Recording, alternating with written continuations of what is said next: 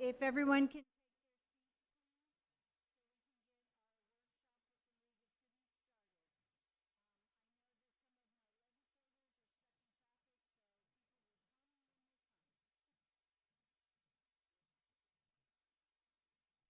Here the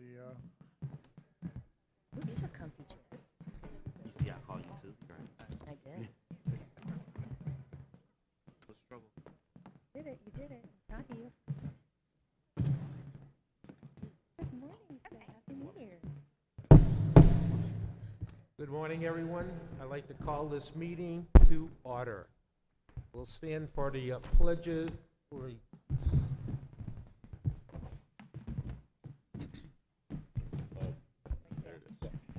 I pledge allegiance to the flag of the United States of America, to the republic which stands one nation, under God, indivisible, liberty, and justice for all. Thank you.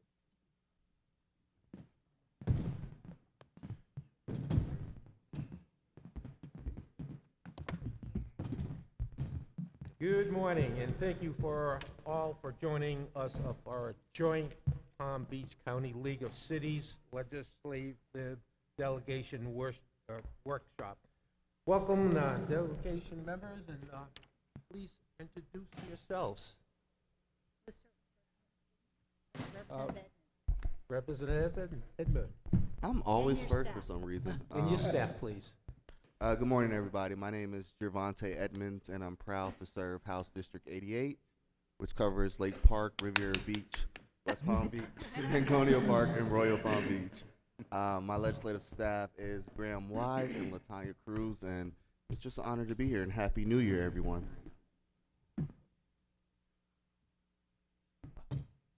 Good morning. I'm Kelly Skidmore, State Representative for District 92, which is unincorporated parts of Palm Beach County in Boca Raton, Delray Beach, and Boynton Beach. So sorry, I have no municipalities. Staff is Amy Chamberlain and Dr. Gwen Gonzalez.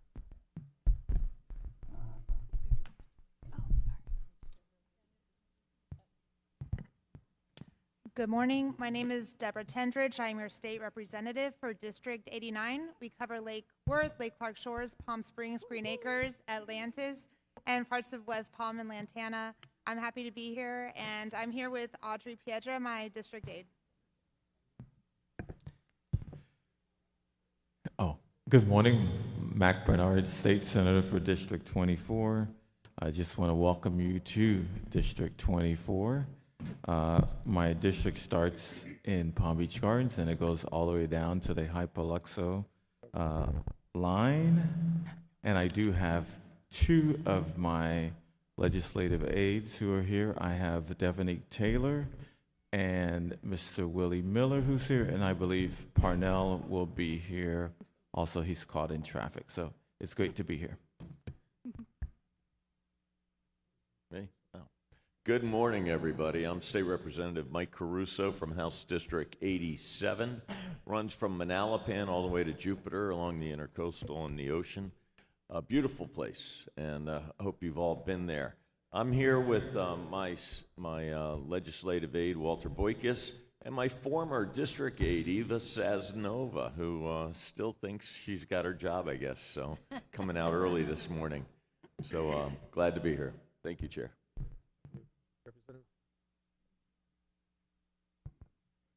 Okay, I guess I'm next. Thank you. My name is Ann Gerwig. I'm the state representative for 93, House District 93, which includes parts of Green Acres and all of Wellington and some unincorporated Palm Beach County in that area.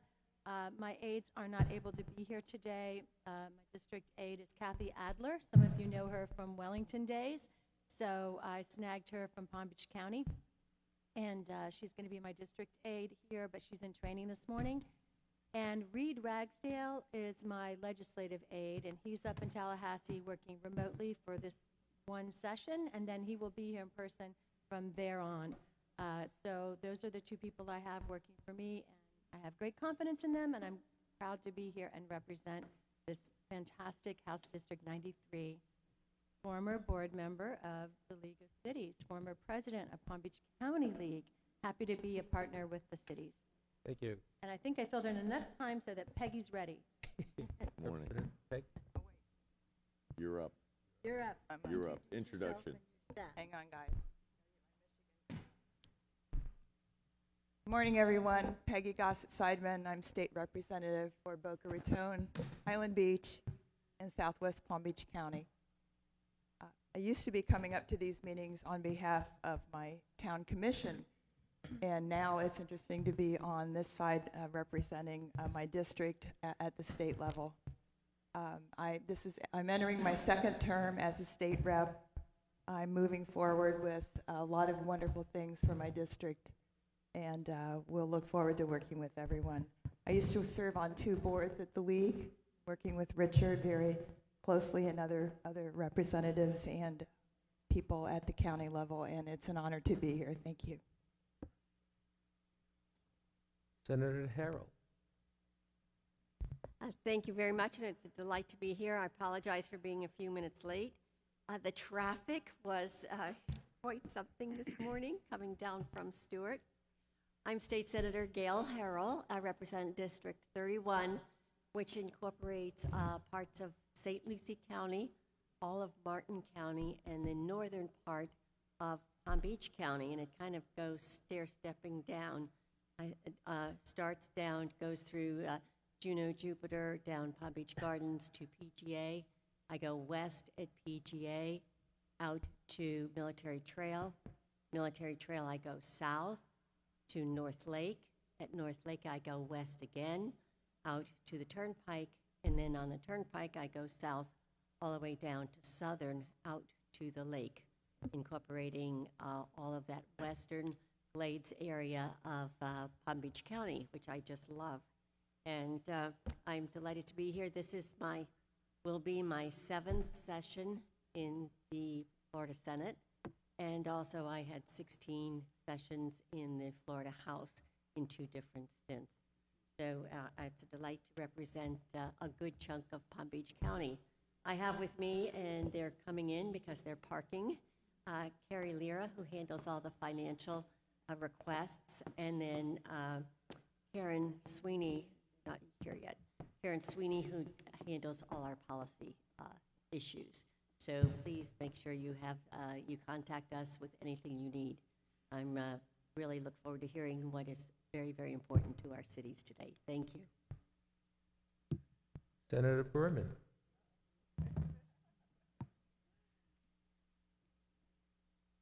Good morning, everyone. So happy to see everyone here. I'm Senator Lori Berman. I represent District 26, which is Boca, part of Boca, Delray, Boynton, and then it flips over and takes in Wellington and Belglade and South Bay. I think my staff should be here today. Yep.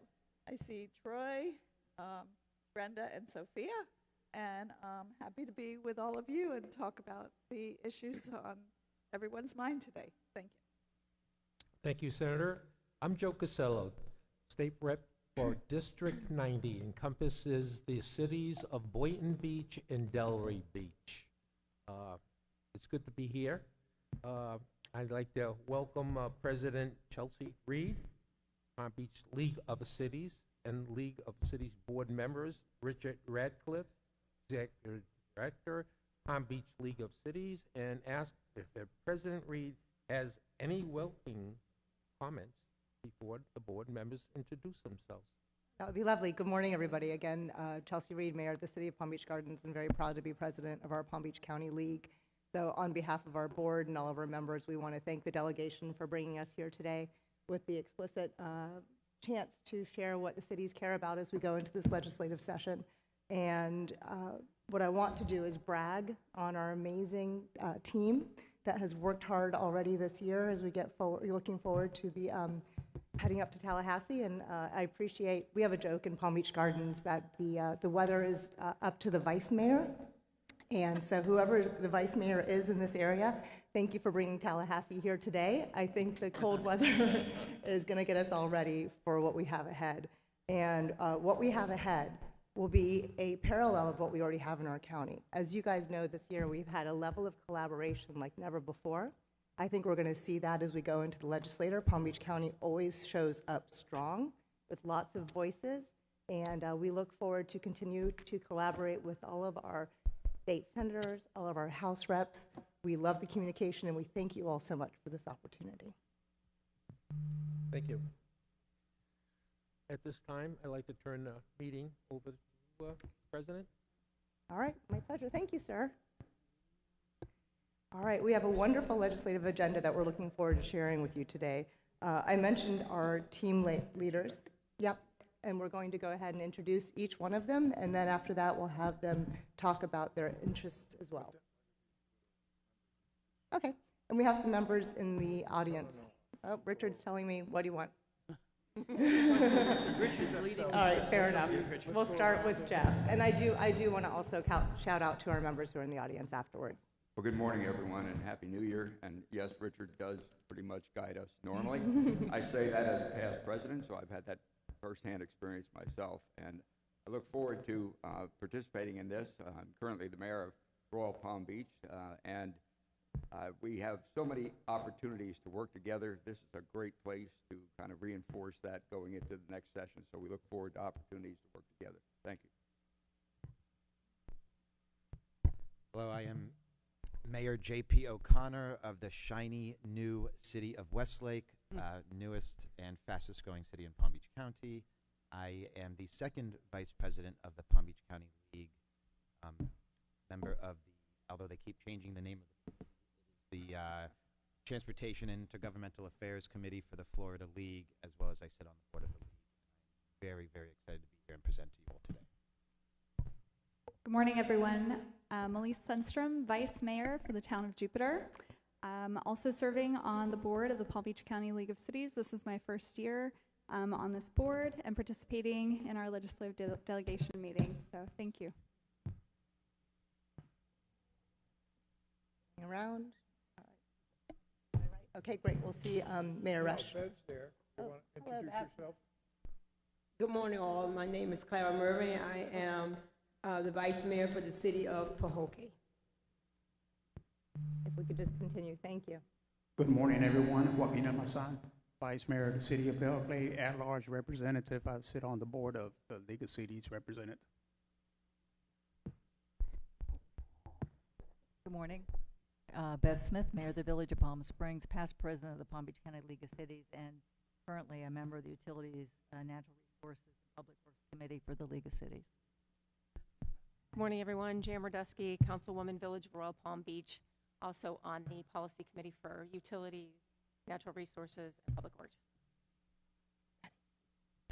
Good morning. Betty Resch. I'm the Mayor of Lake Worth Beach. I don't have staff with me today, but I do have newly elected Mimi May, one of our newest commissioners, and she's very interested in getting involved. I'm on the Land Use and Code Enforcement Legislative Committee. I'm also on the board of the Palm Beach County League of Cities, and thank you all for coming. Leandre Campbell, City Manager for the City of South Bay, Secretary Treasurer for the Palm Beach County League of Cities, and also a member of the Land Use and Code Enforcement through the Florida League of Cities. Good morning, everyone. Susie Diaz, Council Member, City of Green Acres, large city representative on the board for the League of Cities, and I also sit on the Land Use and Code Enforcement Committee. Good morning. I'm Kim Glass Castro, Vice Mayor for the Town of Lake Park. I'm past president of this league. I serve on the Florida League of Cities Board of Directors, and I serve on the Municipal Administration Legislative Policy Committee. Good morning, everyone. Molly Young. I am the mayor of the Village of DeQuesta. I am the first vice president of the Palm Beach County League of Cities, and I also served as the vice chair on the Finance and Taxation Committee this year. I'd also like to recognize our vice mayor, Rick Sartori, in the audience. All right, thank you all so much, and I do also want to thank our other board members who have come. If you want to introduce yourselves, or shall I introduce you? We've got Yvette Drecker from Boca and Shalonda Warren from West Palm. So we always appreciate all of the support from all of our members. As we dig in front of you, you will find our legislative priorities printed out. However, since we are lucky enough to have your audience today, what we're doing is we're asking each of our team leaders to tell you specifically a little bit more about what you'll be hearing from us as we head to the Hill. So I'd like to start with Mayor Betty Resch, who will be talking. I don't want to actually spoil it. You go for it. Tell us what you'll be talking about. Perfect. Oh, perfect. Thank you. I'll set a very low bar. I'm on the, as quite a few of us are on the Committee for Land Use and Code Enforcement, which we never talk about. I want to change that next year, just FYI for all of us. We came up with two agenda items that we think are important. They're a little vague, which is also a little frustrating to me, but it's affordable housing. Obviously, affordable housing is the topic that everyone is talking about, and no one seems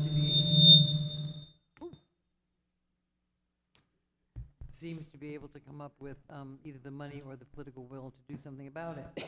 But we one of the things that we really want is the Sadowski Housing Trust Fund to use only for affordable, to limit it to the use only for affordable housing. Over the years, you may be aware it's been gutted and sucked into, and now it needs to maintain where it's supposed to be.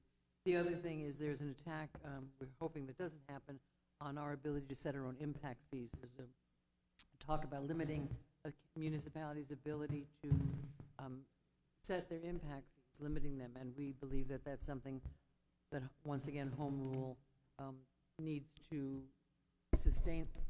Okay. That home rule is very important, and that's another chipping away of the home rule, which seems to be a kind of a topic that we hear a lot about in our meetings, that home rule is always pretty much under attack, and we need to maintain it. Thank you.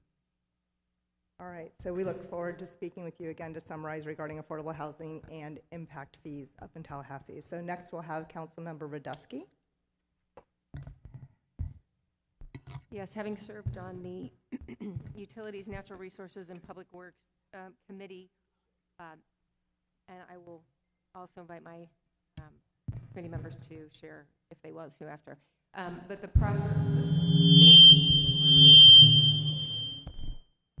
Everybody awake? All right. Priority.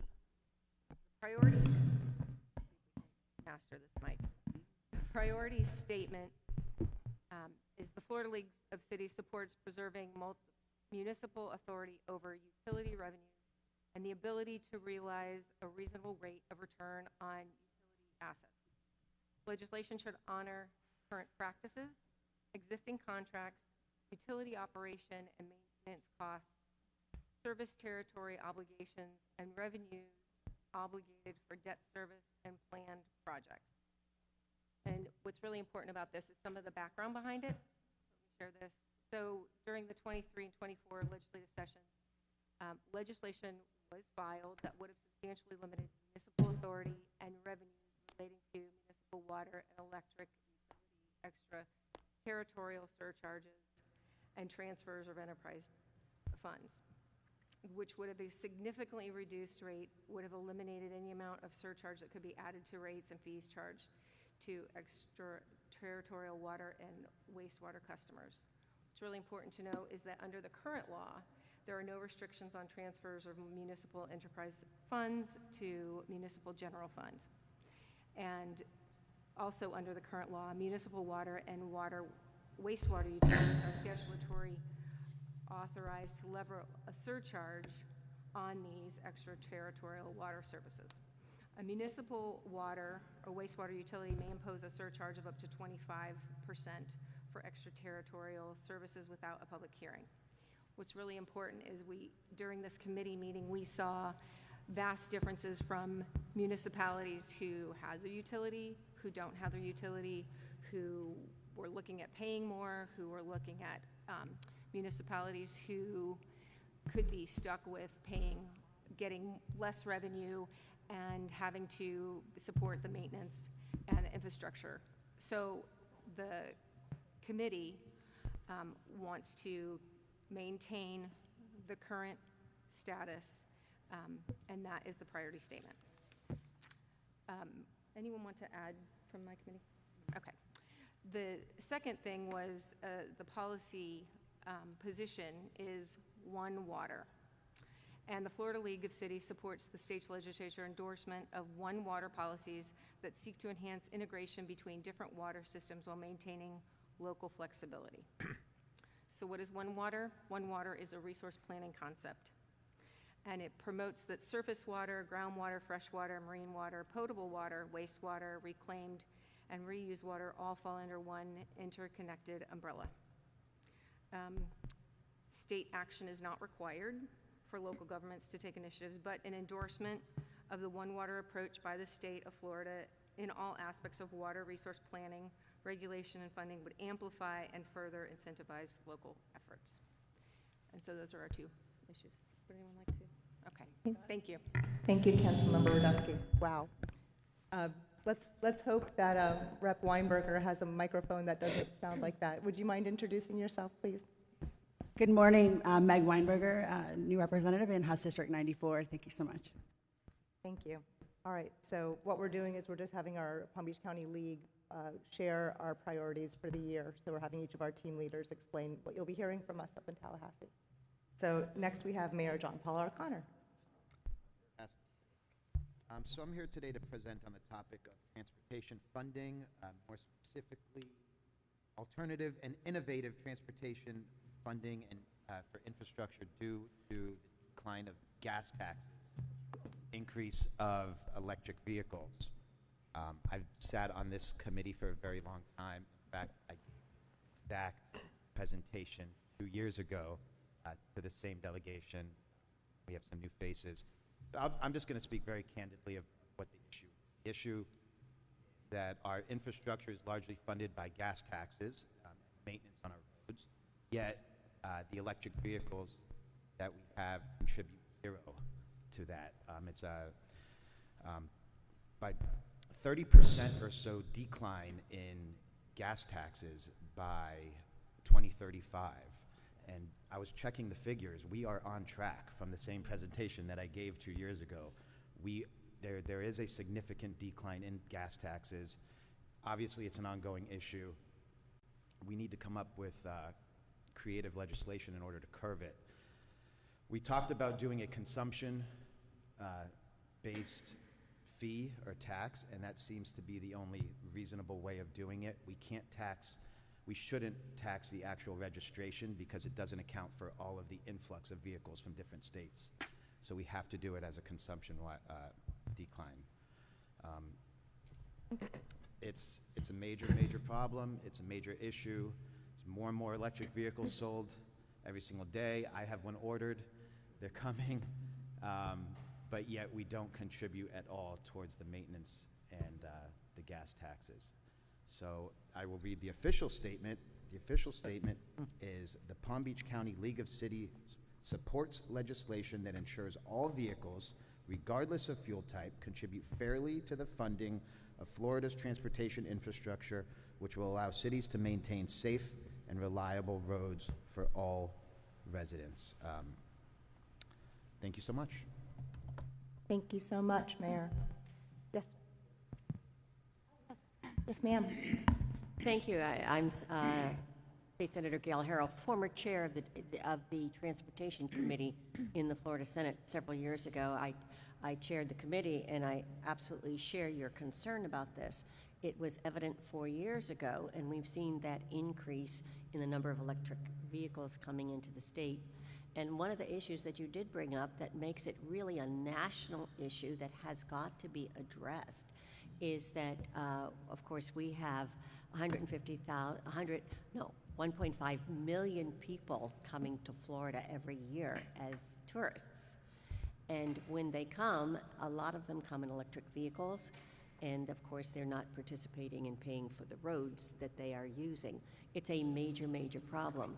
But one of the issues is because of that interstate travel, you've got to address this truly at the federal level.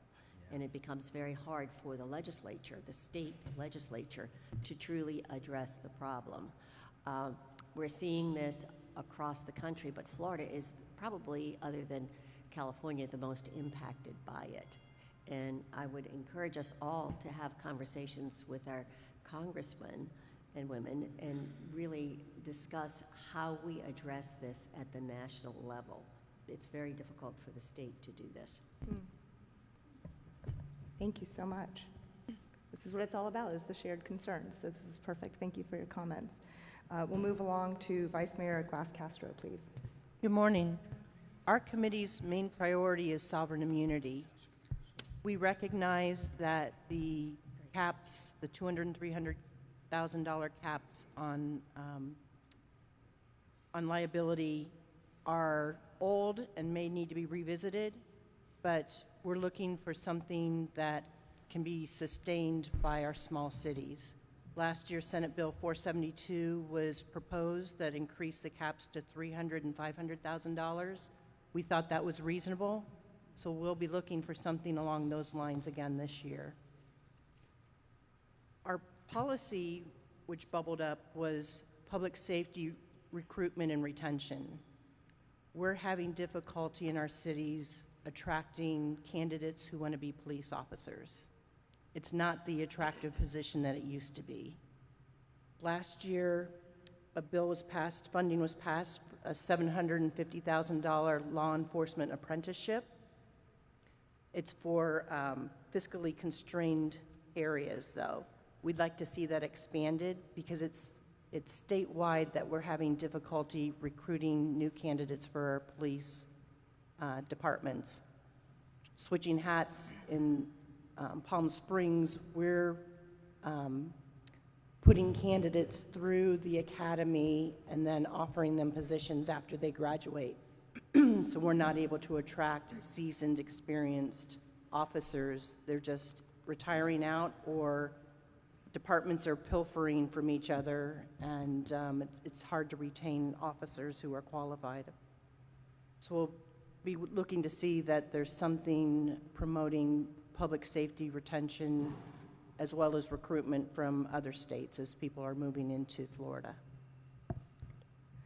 Thank you so much. Well done. Mayor Young. Good morning. Representing the Finance and Taxation Committee, I'll be discussing property taxes. Scared it's gonna yell at me. I know. Yep. Yeah. Sorry. There's like a happy medium, but it's really hard to find. Okay. Property taxes and local business taxes. In regards to property tax, Amendment 5 was just approved by Florida voters in November, and this amendment places an adjustment to the homestead exemptions to account for inflation. The inflationary adjustment can reduce the amount of property taxes being generated to fund general government services such as police, fire, parks, libraries, and more. It's no secret that Florida remains a desirable place to live. Along with the increasing population comes increased demands for municipal services and the cost to provide them. And we also have to realize that inflation is still a challenge in regards to us funding essential projects. Due to the passing of Amendment 5, we would like the legislators to consider giving the program time to be effective before considering further reform of property taxes, whether that's homestead exemption, non-homestead, or tangible personal property. Further changes or exemptions to the property tax system would create inequities and could unfairly shift the tax burden onto families, homeowners, renters, and our most vulnerable populations such as senior citizens. It's worth noting that of the 56 taxing authorities in Palm Beach County, 37 maintain their previous year's millage rate and 11 reduced their millage rate this year, thus showing that municipalities can responsibly manage tax revenue. Moving on to local business tax. So local business tax grants businesses the ability to operate within a specific jurisdiction. It's not to be confused with regulatory fees or license. The tax is a general revenue stream that allows local governments to offset costs associated with managing needs of the business community, such as code enforcement, public safety, infrastructure support.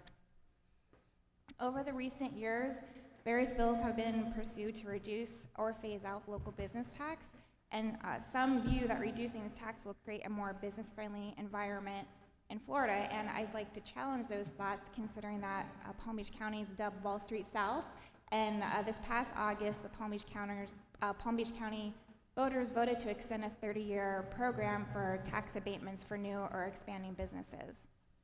And just some quick data, the Village of DeQuesta, we collected about $91,000 in tax receipts last year, and all that goes directly to our code enforcement and also supporting business activities that we offer to our local business community.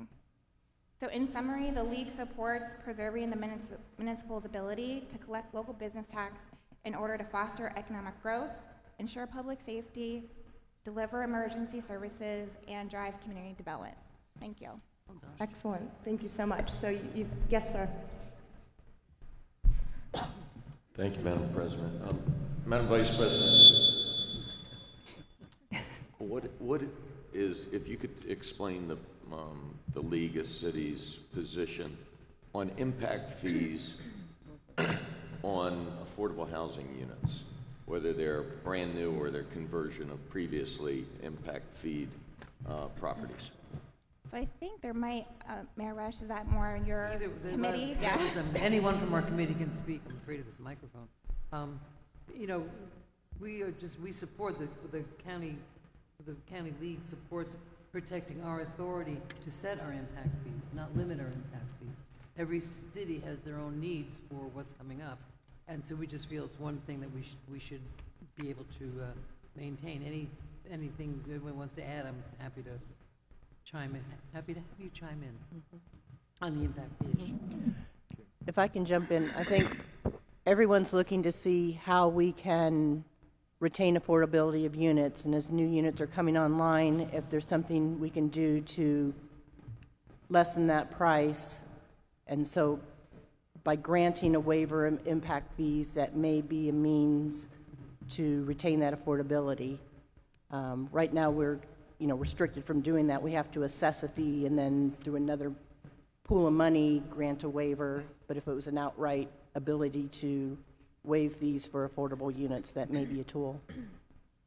And on the other side, though, it's our infrastructures constantly need redoing and maintenance, and so the impact fees often are they have to relate to the new development, and so it's sometimes a challenge to get them to actually meet the needs that we're gonna be seeing with this new development. I mean, we all know the traffic problem, and that's kind of where this comes from. And as far as affordable housing, anybody wants to take that up? I mean, we all talk about it, we all wonder about it. Some of our cities are more challenged with affordable housing than others. Westlake is a new squeaky, as you said, a new squeaky town. We are not a squeaky new town. We are an old, venerable. Shiny, not squeaky. Shiny. Thank you for correcting me, Mayor. There's no squeaking in Westlake. Squeaky clean. We're eclectic, we're seasoned, and we do have a lot of the. I think it's, as I look at the county, it's the East Coast, the older towns that are more affected by this housing crisis. If you're a brand new town, you've done it, but we have a big affordable housing crisis. We have a big homeless issue. We're looking to the state to help us somehow. Everyone talks about it, but I don't see much action doing it. And what's happening to help us face this problem. So, Representative Caruso, for your response, please go ahead, and I have some cards up it'll be after that Senator Berman, and then we'll move on to Senator Bernard. Thank you. Thank you. I think we all know that we have a major crisis when it comes to affordable housing, our affordable housing needs. I look at counties like Osceola County. They just increased their impact fees to almost $33,000 a unit. I know there's some conversion projects of the old motels into apartments and affordable housing unit apartments. Typically, the developer investor cost for the conversion of those, the purchase and the conversion, is approximately $55,000. And the county is imposing a $33,000 impact fee on each unit. On buildings, they've already received the impact fee, granted 40 years ago. And I think that it's atrocious that the primary or the overriding cost of a unit is this county's impact fee on an affordable housing unit versus the construction cost of it. So I'd like the county to, I'd like the cities of our county to take that into consideration and work on ways to really encourage the development of affordable housing units and make them reasonable in price. Thank you. Thank you, sir. Senator Berman, please. Thank you, Madam Chair. So I thought we were going to have our discussion at the end, so I have a... We will. Okay. Are we in discussion now? Actually, almost. Do you want to go ahead and, what I'd love to I'll just... wait till Okay, we get super. into If you don't discussion. mind, that'd be lovely. Thank you so much. Sure. Senator Bernard, is it discussing other things? Okay, what I'd like to do is, before we go into our discussion, there are a few items that are on your legislative priorities list. We did not have our team leaders cover. If you could just take a quick moment, if there is anything on there that we didn't discuss verbally, we're obviously more than happy to have a shared concern conversation about that. Mayor Resch? Yeah, I would like to talk about the Airbnb, the short-term rental. All right, we'll bring that back after the cards have gone through, and that might be something that we wind up having a collaborative conversation on. So I see everyone's taken a look. Whenever you're ready, Senator Berman, we'd love to go ahead and move into our conversation. Thank you so much, Madam Chair. So I want to go over a lot of the issues that we discussed.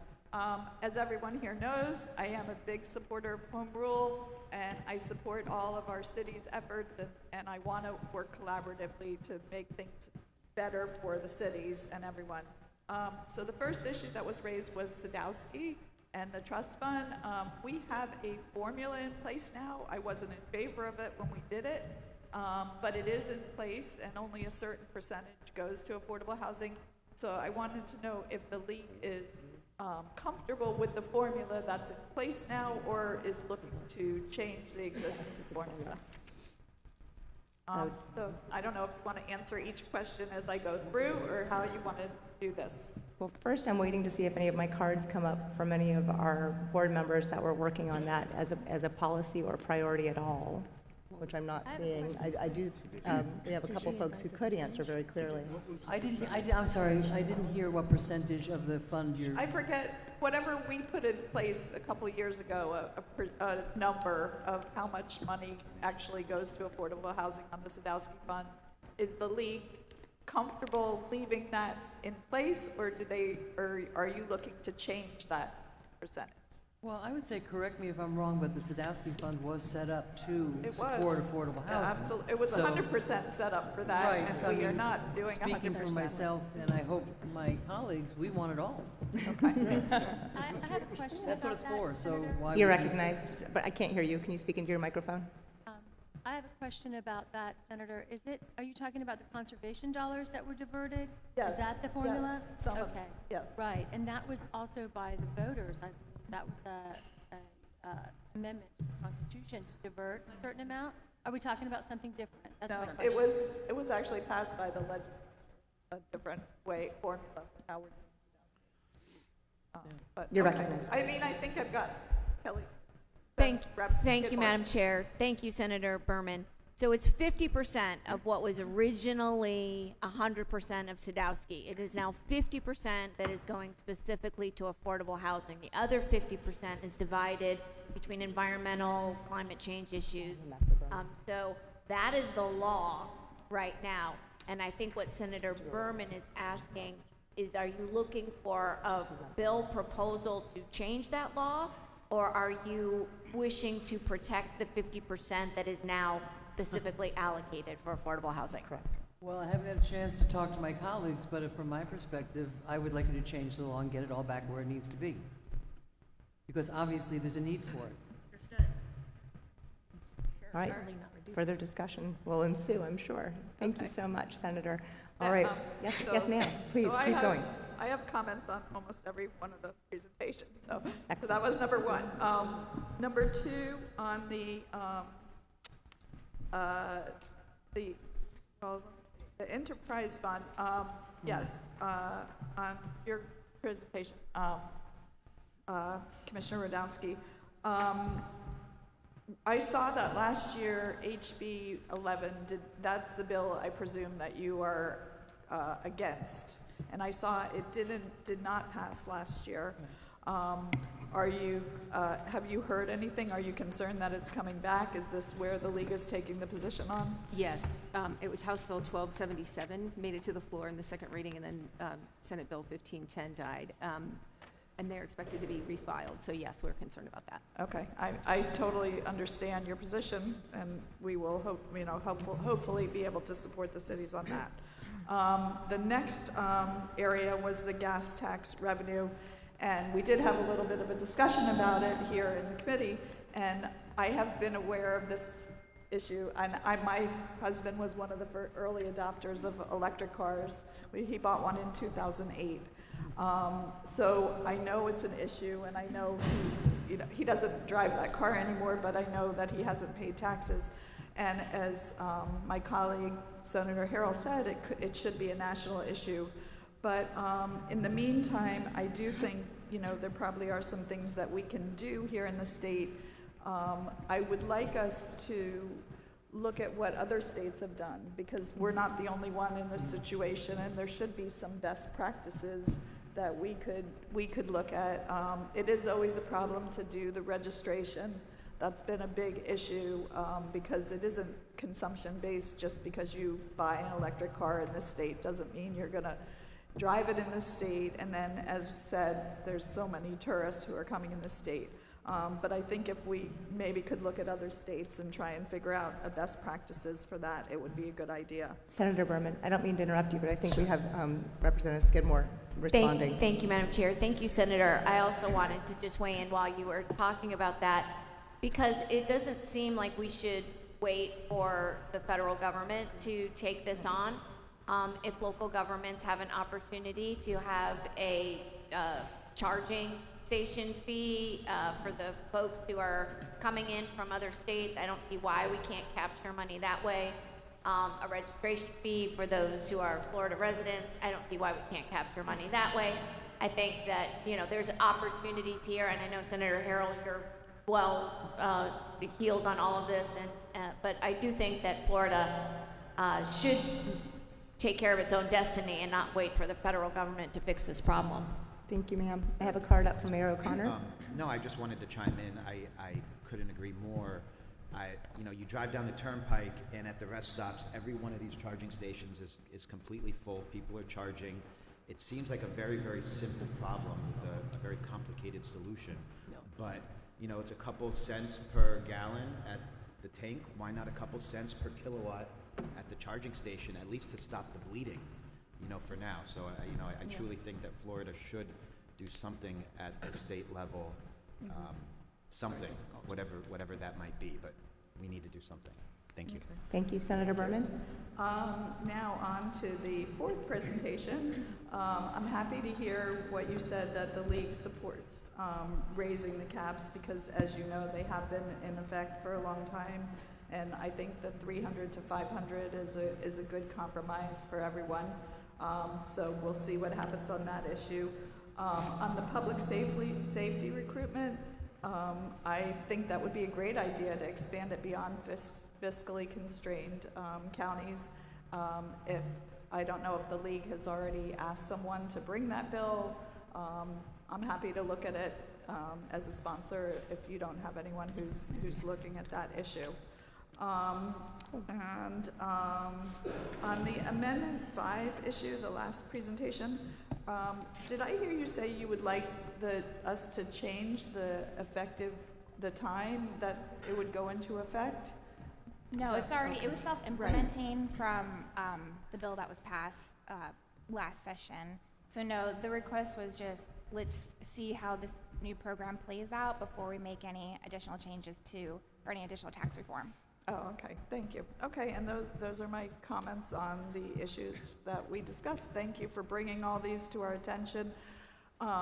You need to be our partners in Tallahassee. We need to see you up there. We need your lobbyists to be advocating for these issues. Sometimes I sit in committee and I look at the lobbyists and they're not standing up, and it's hard for me to stand up when your lobbyists aren't making the points themselves. So happy to always work with you, but we need to have you guys there supporting us on those issues too. Thank you, Senator. Thank you so much.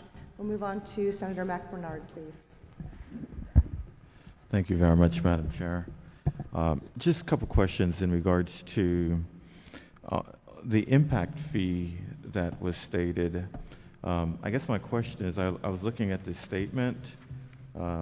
do the municipalities set their own impact fees?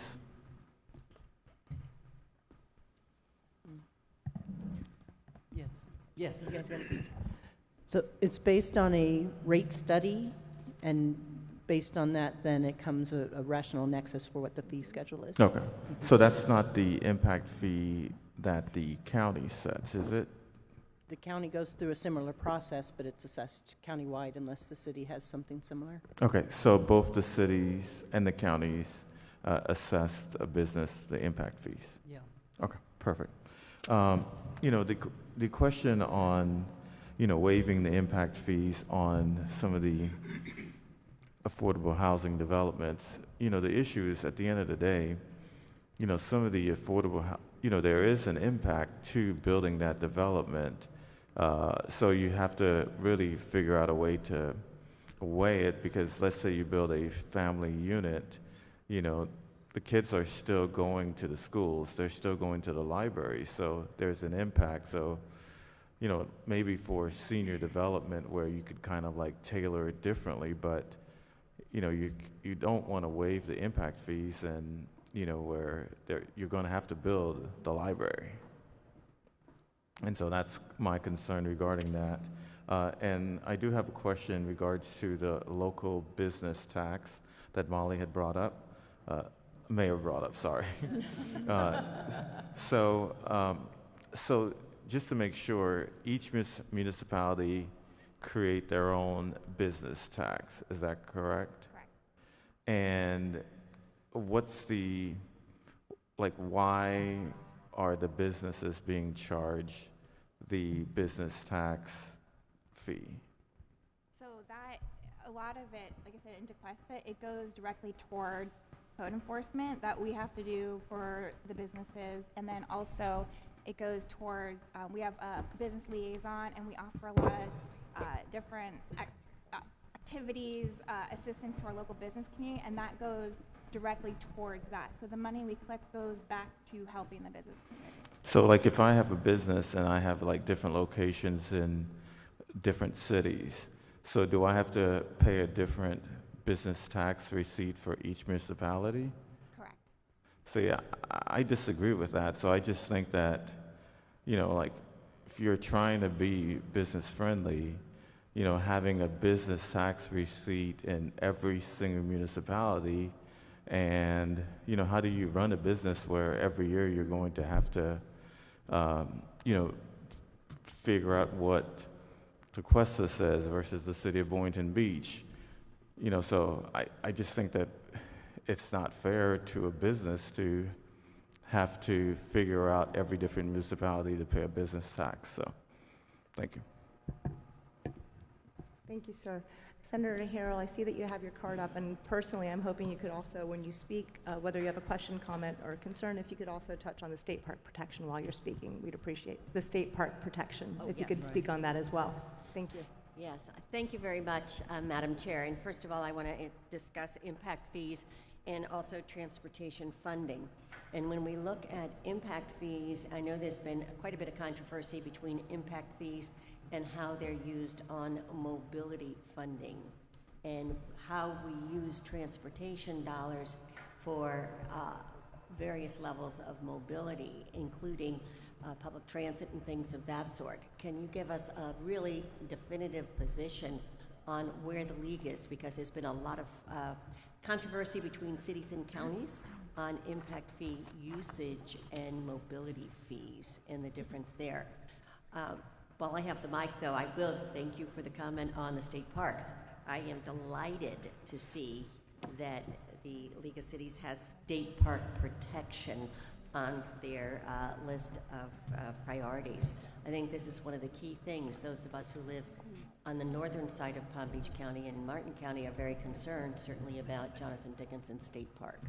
And this has been a big issue, I think, not just for our area, but also statewide. And I have filed Senate Bill 80 that is going to protect our state parks and make sure that they are not used for commercial reasons, that they are used for the enjoyment of the natural habitat and the natural environment, and that they promote things like camping and boating and hiking and things of that sort, and not golf courses and commercial endeavors. So I would ask that if the league would specifically name that and say protection of our parks so that they are not commercialized, that would be, and I would encourage everyone to come and speak at, during the various meetings of the legislature. Hopefully, we will be moving forward quickly and come to the different committee hearings and make very public statements on support of that. Senator Harrell, may I ask you a question regarding that? You have a Yes. Senate bill. Have you received any information about a House bill being filed as well? It is my understanding that Representative Snyder, who represents the district where Jonathan Dickinson is, will be filing that. I'm hoping that that is forthcoming very rapidly. Thank you, ma'am. Vice Mayor Castro, are you available to respond to her question regarding impact fees?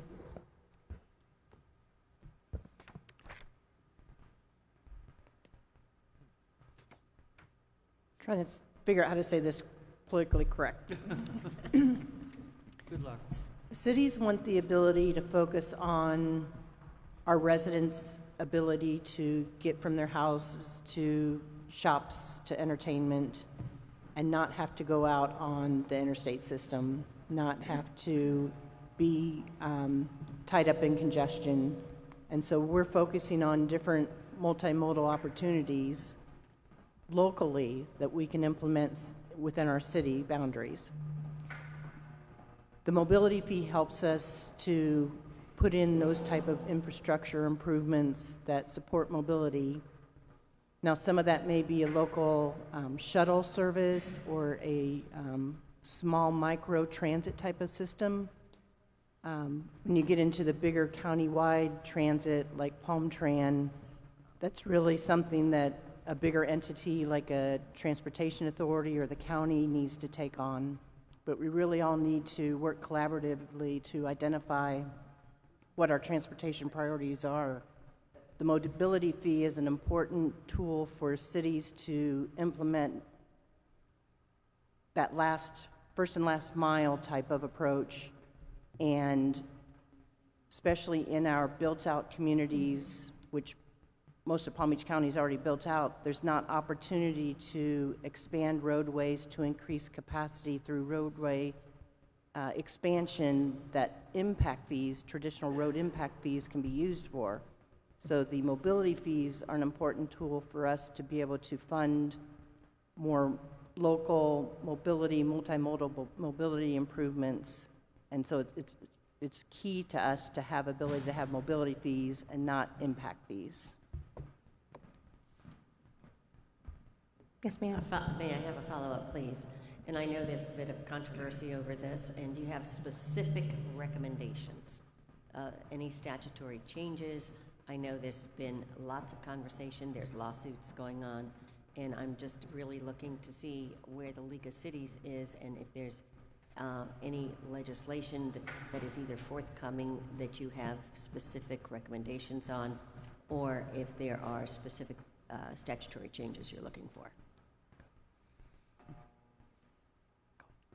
Well, I believe to some extent with House Bill 479 passing, there have not been any concerns regarding glitch bills or changes to it or specificity.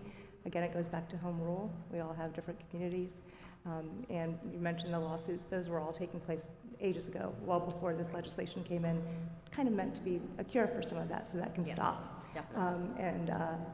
Personally, I would say the collaborative nature of this last year between specifically the League of Cities and these 39 municipalities, the people you see sitting here, and our county commission, our county staff, it's a different world now. And I'd like to think some of that is because we brought that to the table, because our Senate and our legislature heard us and is giving us the opportunity to forge together with interlocals to build the community so that our residents can actually get around, whether they're in Palm Beach County, Martin County. Our residents don't know if they're driving in Juneau Beach or West Palm Beach or unincorporated Palm Beach. They just need to know they can get to the hospital or to school.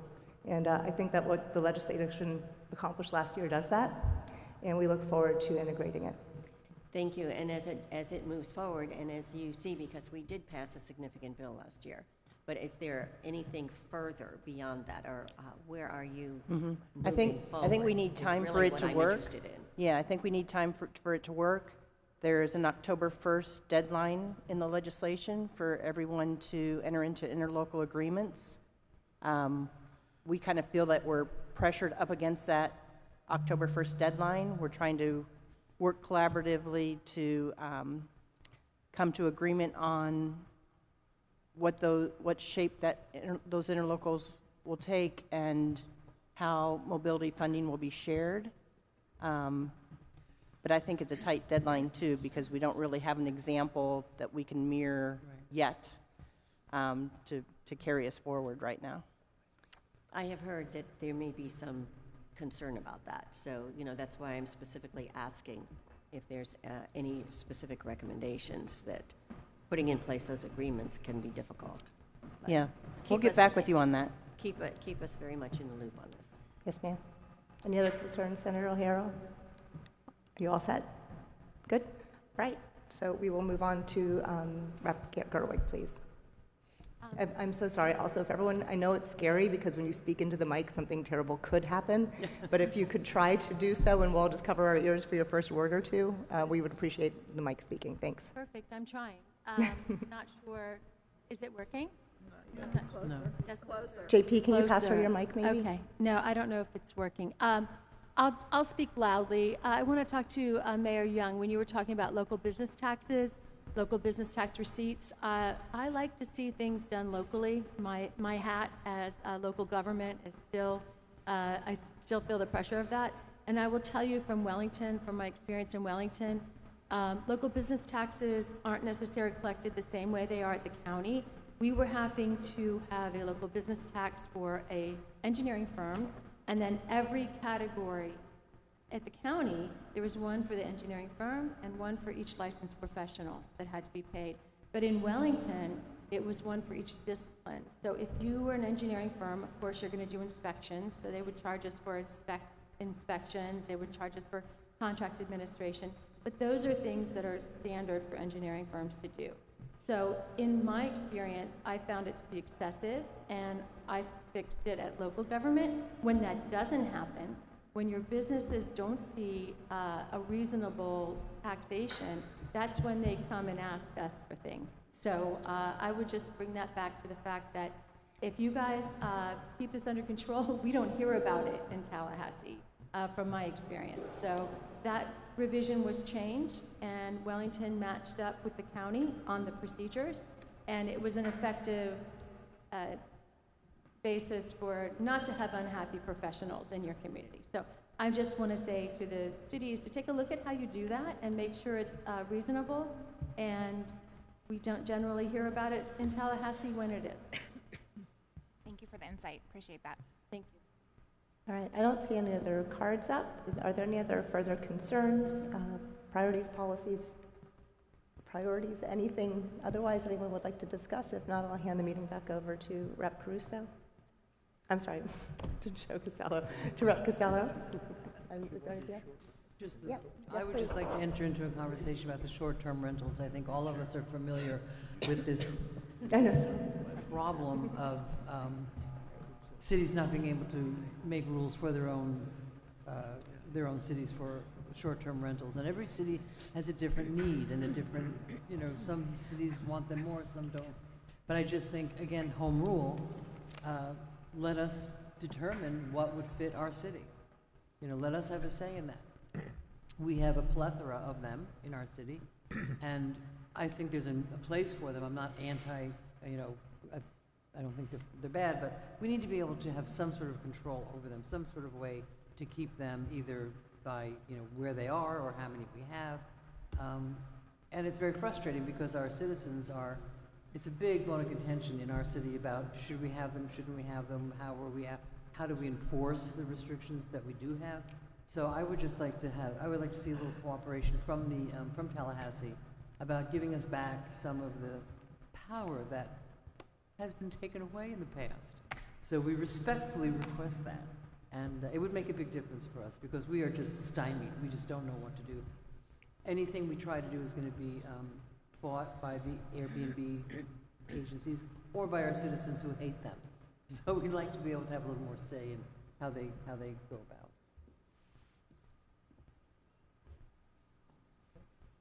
Yes, sir. So Rep. Costello, thank you, sir. I'd just like to say to the league, it was a very informative discussion today.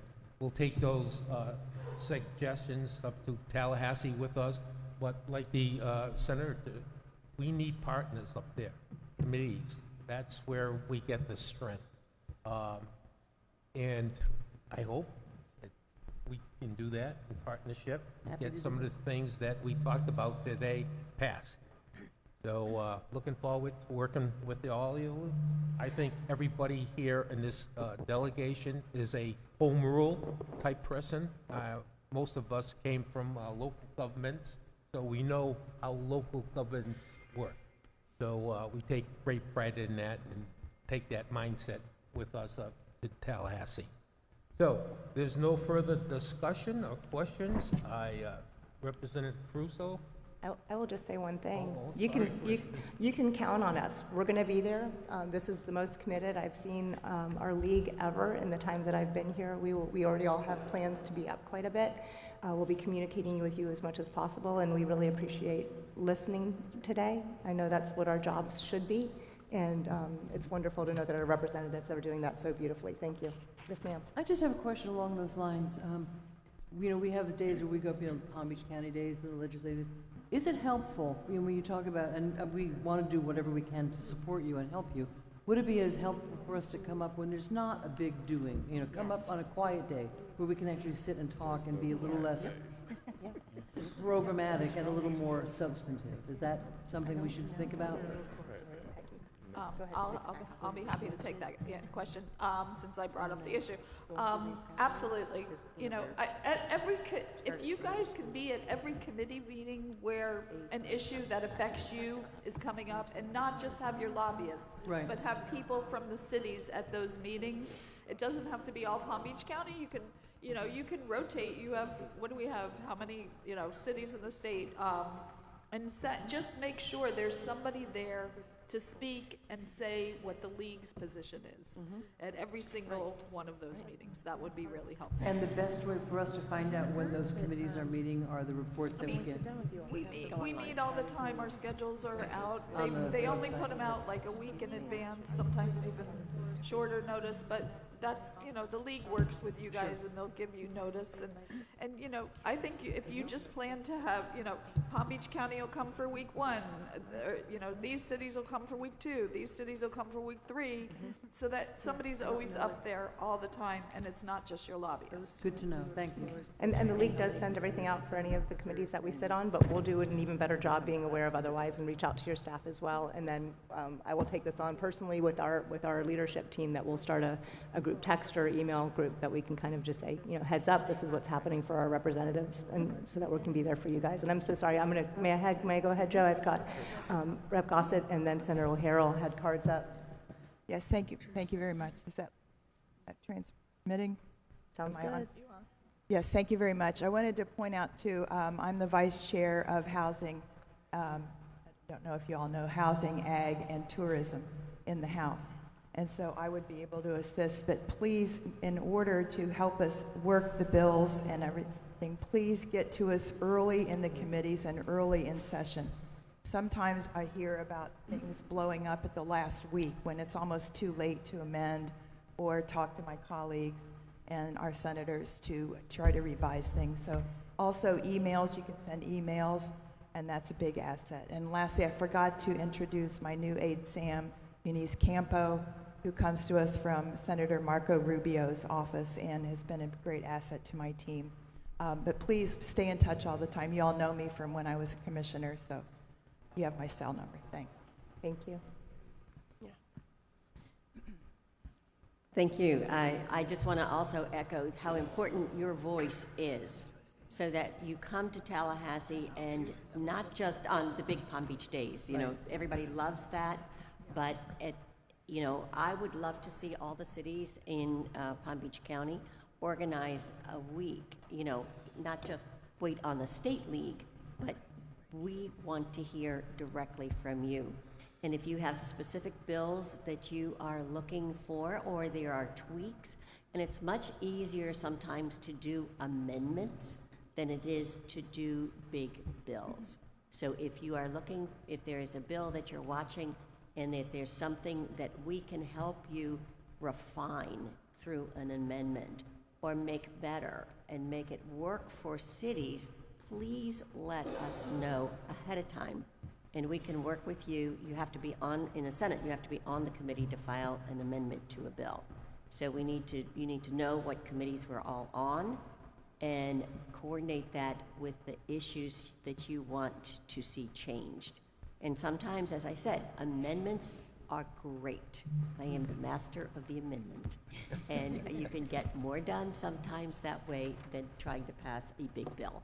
So just a little, keep us in the loop.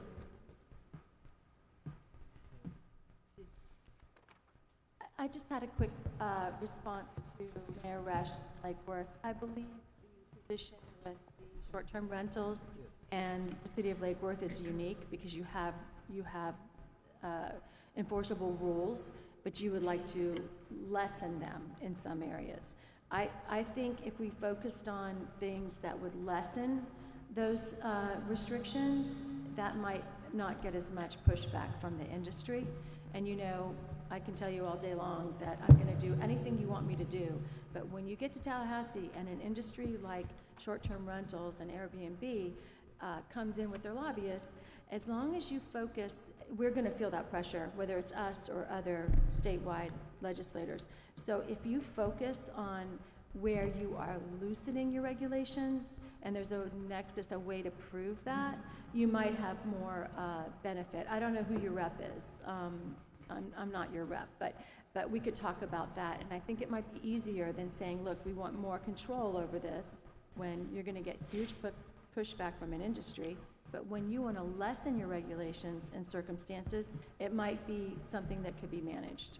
That's just my 2 cents, and I've not been up there yet to operate this way, so I don't really have any experience to bring to you other than I think that might be something to progress with. Which I appreciate, but I mean, we have no ability really to restrict them. That's the problem. Exactly, and that's what I'm saying. If you were to craft your legislation so that it is obvious that you're not trying to increase your regulations, you're trying to say, okay, we agree that it is a benefit, we need to loosen it, because if you loosen it, you can't open any of it, or it's all out, it's all considered unenforceable. So I would look for that niche, a way that you can do what you want to do without, bringing those big red flags up to everyone. Yeah, we'll talk about it. I'll talk with you about it's it. a challenge to loosen regulations that we're not allowed to have in the first place. Well, is you the are problem. allowed because they predated the state, Well, my very- understanding. And again, Very my limited. understanding is limited, and most cities didn't have anything in place. Wellington did not have anything in place, so we couldn't do a darn thing about it. But I think you guys did have some things in place, but yet if you open them and change them, you're bringing red flags. So that's just a little bit of information Thank I you. think might help. Thank you. No further questions? Discussion? Representative Weinberg, you'd like to introduce your staff?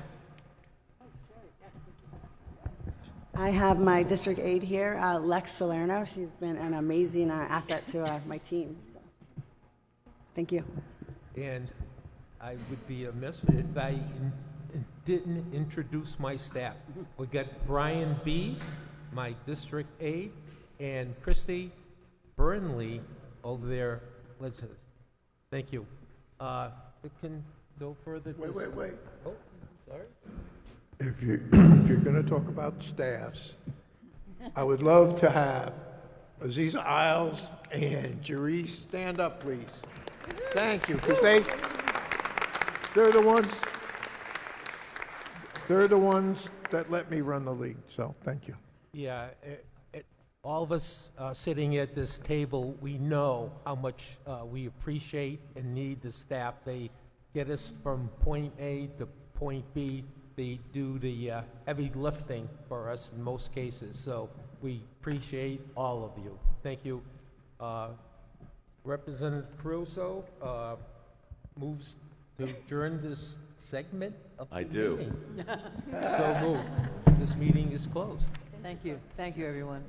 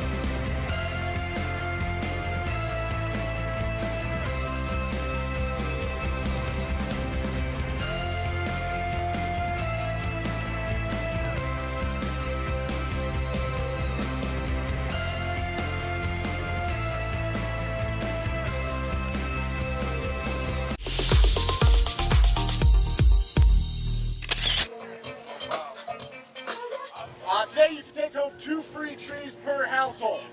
So we are passing out free trees to Glades community members, which they can take home and plant in their yard. We're out here because about a year and a half ago, we had a workshop out in the Glades region, and we got feedback from the community to see how they were being impacted by climate change. One of the biggest things they were saying is that there's a lot of extreme heat out here, there's not enough shade. So we have these maps showing where there's extreme heat in the Glades, and we want to put in some pins to show where we're planting trees and reducing heat. Can you show us about where you live? And they really wanted to see more trees in their backyards and in the county parks. So one of the ways that we look at trees in the urban forestry community is something called tree canopy, and that just basically means how much area are trees covering, and that gives you a really good basis of all the benefits that trees provide. And unfortunately, the Glades community has the lowest tree canopy of anywhere in Palm Beach County, and possibly even in the state. So we're out here trying to change that today. Trees help in a lot of different ways. The biggest thing that people think of is that they help sequester carbon and reduce greenhouse gases, but they also provide shade. If you're standing under a tree, it's about 10 degrees cooler than if you're just out standing on the sidewalk in the pavement. They also help clean our air. They take in a lot of different air pollutants, and they help absorb water, so it might help reduce some localized flooding. Florida is losing lots of trees, and we need more of them for all those benefits that that trees provide.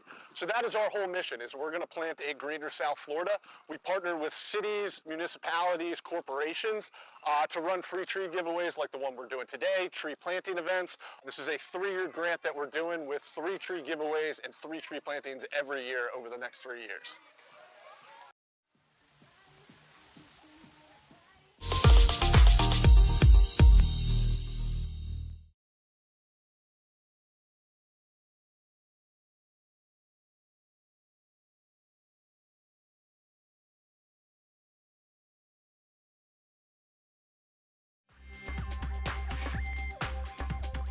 This is PBC TV, your channel for county programs and services. Join us as we celebrate improvements to communities throughout Palm Beach County, including groundbreakings, ribbon cuttings, new services, dedications, and more. This is PBC TV Presents.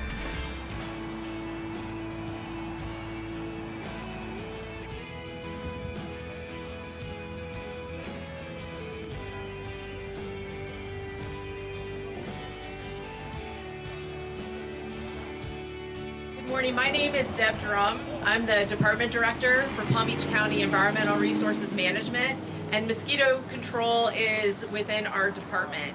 And I'm so pleased to be here today on this very important groundbreaking event. So thank you for being here to celebrate this amazing groundbreaking for Palm Beach County's new Mosquito Control Division headquarters.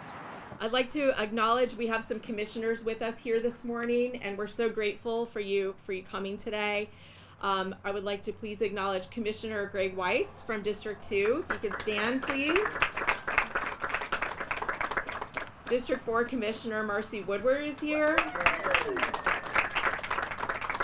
And District 3 Commissioner Barnett is making a grand entrance, coming right out the door right now. Thank you for being here, commissioners. And we also have from Commissioner Bernard's office in District 7, Wilnita Emanuel is here. Thank you for being here. And also we have some really special attendees today.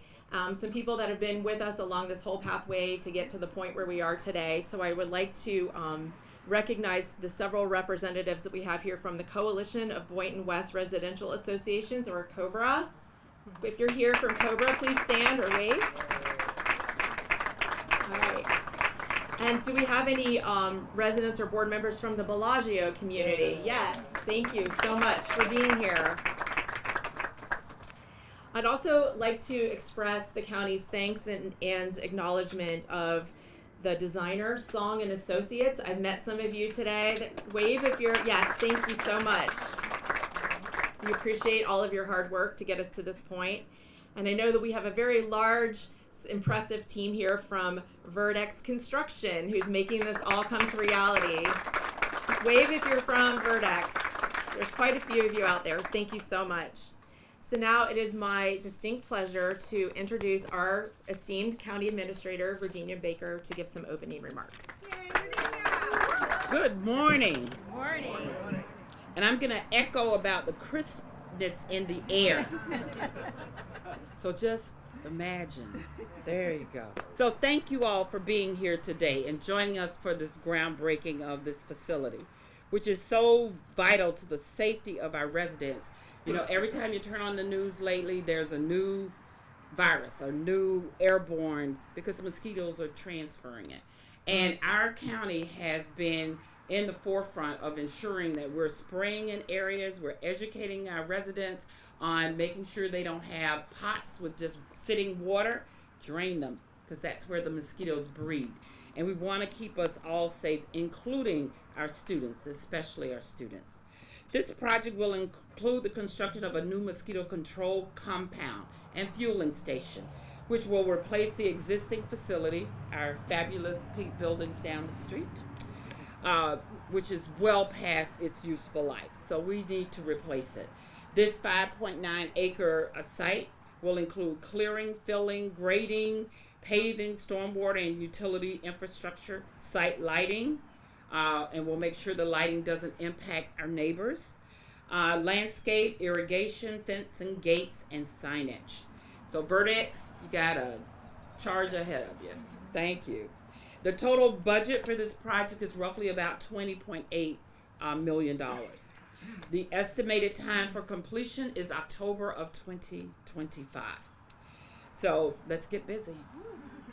The Palm Beach County Capital Improvement Division is overseeing the design and construction, and I'm telling you, that department is like a one-arm paper hanger. They've got projects all throughout the county. We've got a significant number of rehab projects going, as well as new projects. So let's give capital improvement a major hand. The design firm is Song and Associates. Thank you for being here. We just finished one job with you. Now we're on another one. Thank you. Art in Public Places component called The Droplet. And it's by artist Ronaldo Carrera. So we're looking at 26,000 square feet, and the buildings will be what we need to bring us into the 21st century. And I am quite sure we will have some AI in the building. All right. That was for Commissioner Weiss, who's dragging us along with AI. But he's also educating us as well. So again, thank you for being here today, and we welcome you. Enjoy the crisp air. Before I make some comments about the project and the need for it and what we do in mosquito control, it's unusual for an environmental resources department in the state of Florida to house mosquito control. It's not necessarily a really common organization, but we are very, very pleased and honored to have mosquito control because there are so many aspects of what they do that involves an extreme amount of professionalism and technical know-how, and they're doing the work every day to protect the public. And the more quietly they do it, the better off everybody is, because that means they're doing their job. So they don't often get recognized. But there's quite a few of them here today. So I want to give special recognition today to the team that we have here, the mosquito control team. If everybody will just look towards the back, because of course they're not sitting here, some of them are sitting here. Please wave if you're with our mosquito control division. We appreciate you all so much for the job that you do every single day to keep the residents of Palm Beach County safe from mosquito-borne illnesses, so thank you. So for about 40 years prior to the creation of Environmental Resources Management Department in 1987, 40 years prior to 87, our mosquito control employees have been out on the front line to protect the public from mosquito-borne illnesses, as well as making life in Florida more comfortable. We have been long overdue to provide a modern, safe, and efficient division facility from which to stage this crucial county service. There are so many benefits that are going to result from this new facility, including advancing the division's goal of formalizing research as a practical application of science through the construction of a fully equipped laboratory, increasing the safety and durability of chemical and equipment storage, reducing the wear and tear on expensive spray equipment through creation of weather-secure storage, reducing our mechanics' staff exposure to the elements with a sheltered and covered workspace, realizing improved daily workflow efficiencies with properly planned workspaces, and elevating staff participation in the technical aspects of the work through greater availability of computer workstations. This all may sound like what a lot of us take for granted as basic kind of workplace amenities, but in our case, it hasn't been the case, and this is going to be a much needed facility, and we're going to be very proud to take care of it going into the future. All of these benefits collectively support the suppression of mosquito-borne illness and nuisance mosquitoes in Palm Beach County. And finally, it is very important to the county that we're a good neighbor to local residents by exhibiting a modern and aesthetically pleasing face for county services, and we are very grateful for your involvement in this project to get it planned and come to fruition. Thank you again for being here to celebrate our progress to ensure that county facilities support our needs in both a cost-effective and beautiful way. So thank you again for coming today. I'm going to invite our commissioners and Esme and Virginia, please to come. Gary, I would like for you to come up here. Mike, I would like for you to come up here to come, let's move some dirt. Let's shovel it. Let's get it going. Thank you so much for being here.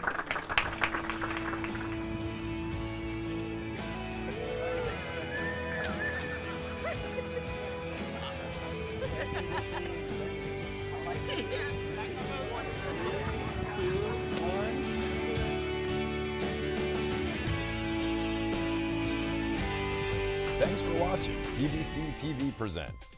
For more information on county programs and services, please visit pbcgov.com.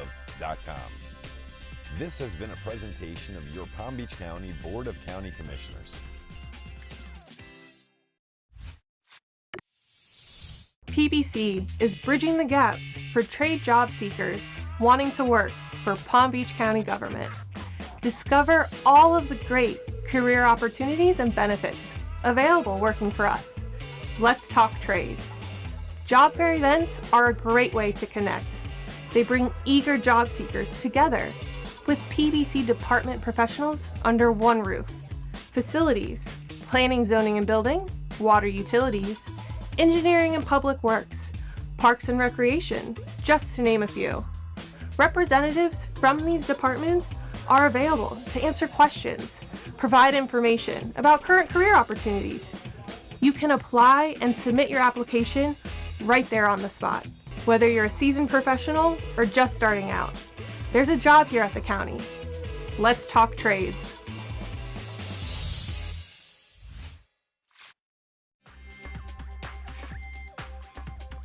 This is PBC TV, your channel for county programs and services. Join us as we celebrate improvements to communities throughout Palm Beach County, including groundbreakings, ribbon cuttings, new services, dedications, and more. This is PBC TV Presents.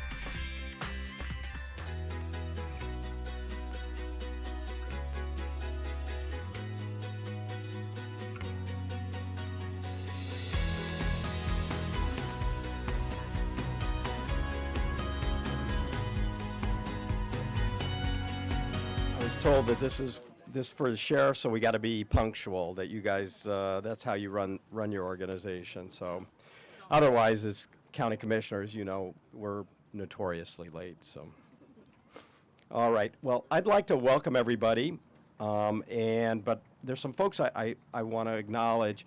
We have State Representative Tay Edmonds here with us this morning. Tay, thanks for being with us.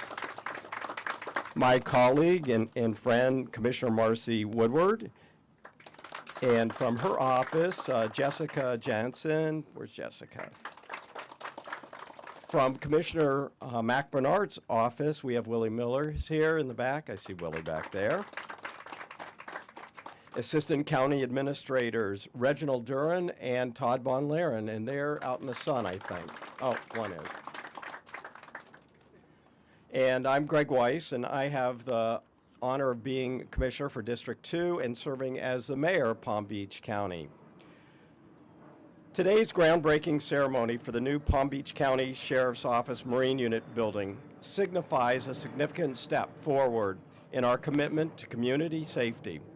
This 27,000 square foot, one-story facility on 5.75 acre parcel will house PBSO's District 1 and the crucial Marine Unit, embodying our comprehensive approach to public safety. The facility boasts amenities including a fitness room, locker and shower rooms, training room, break room, evidence room, and open workspace. With an emergency generator, we ensure operational continuity under all circumstances. It will provide 98 vehicle stalls and 22 boat and trailer parking stalls. Can I get a place here? I mean, this sounds really nice. The Marine Unit, comprised of 16 sworn officers and 7 certified pavilions, plays a pivotal role in patrolling the 48 miles of coastline that we call Palm Beach County, Lake Okeechobee, and our county waterways. They are instrumental in migrant and narcotics interdictions, collaborating closely with federal partners such as the Coast Guard, HSI, which is Homeland Security, Air Marine Operation, and the DEA. But beyond enforcing waterway laws, conducting dive operations, and participating in dignitary assignments, the Marine Unit is staffed 24/7.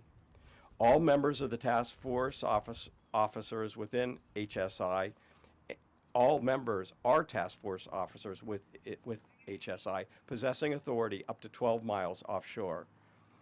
So as we break ground today, we celebrate the dedication of the Palm Beach County Sheriff's Office, especially the Marine Unit.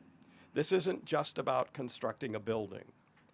It's about building a safer future for our community. We eagerly anticipate the completion of this facility in 2025 and the continued protection it's going to provide the residents of Palm Beach County. So with that, I'd like to ask that Captain Joel Rossi come forward, and he's got some remarks regarding this project. But before I step aside, I do want to acknowledge from our facilities operations, Isami, who is Colazo Ayala. Did I get that right?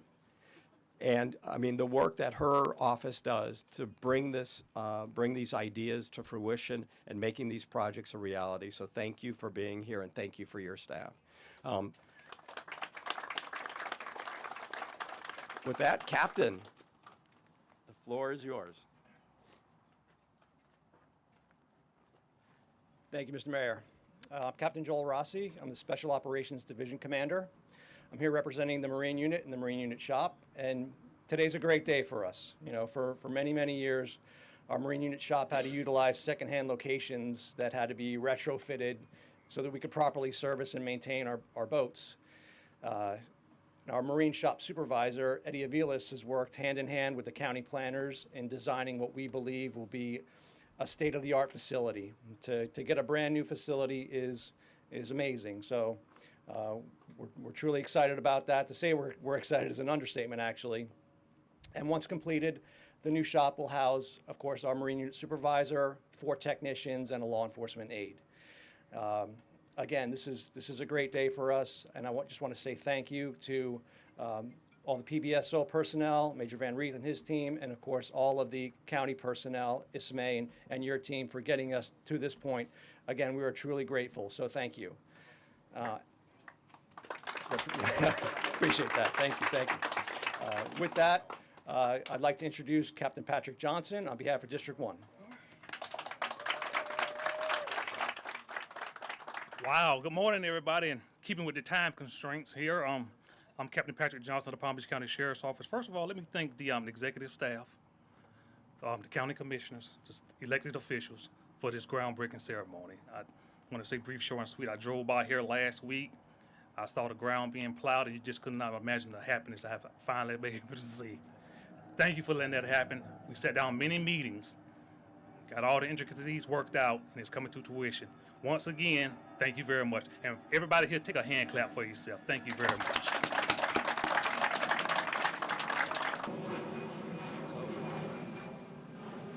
You guys get me back now. So before we go over to our groundbreaking, I want to make sure that we give special thanks, because this is not possible without so many other members of our community that are bringing this to fruition. So Kaufman Lynn Construction, Michael Kaufman, Chris Long, Derek Wolfhoff, Matt Hurley, Matt Holloway, Walter Wharton, and then Ann McNeil. I saw you here as well with MCO Constructions. Thank you for being here. Of course, the architects, Song and Associates, Jezerinak Group Structural Engineers, OCI Associates Mechanical, Electrical, and Plumbing, MEP Engineers, Ingenuity Group Civil Engineers, Urban Design Studio doing the landscape architecture, and Parker Yannette Irrigation Engineers. So it's really, we're thankful for having these great partners that will allow us to construct this amazing facility. But now the fun is ready to be had. So why don't we step over, we'll put on our helmets, shovel up some dirt, and let's get this groundbreaking breaking. 1, 2, 3, turn. Thanks for watching PBC TV Presents. For more information on county programs and services, please visit pbcgov.com. This has been a presentation of your Palm Beach County Board of County Commissioners. Lithium batteries and products containing them need to be disposed of properly. When a battery enters the waste stream, it can become damaged, and the lithium inside can then be exposed to liquids and high temperatures, causing it to become highly flammable. We've even seen these fires in recycling and garbage facilities here in Palm Beach County. Please don't throw your lithium batteries into the garbage, and definitely don't put them into your recycle bins. Do your part and a fire won't start. For proper disposal locations, visit us at swa.org/LIB.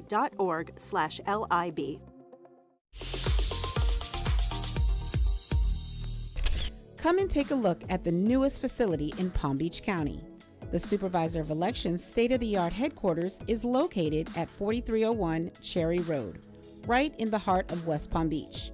This two-story, 150,000 square foot building serves as the main office and voting equipment center.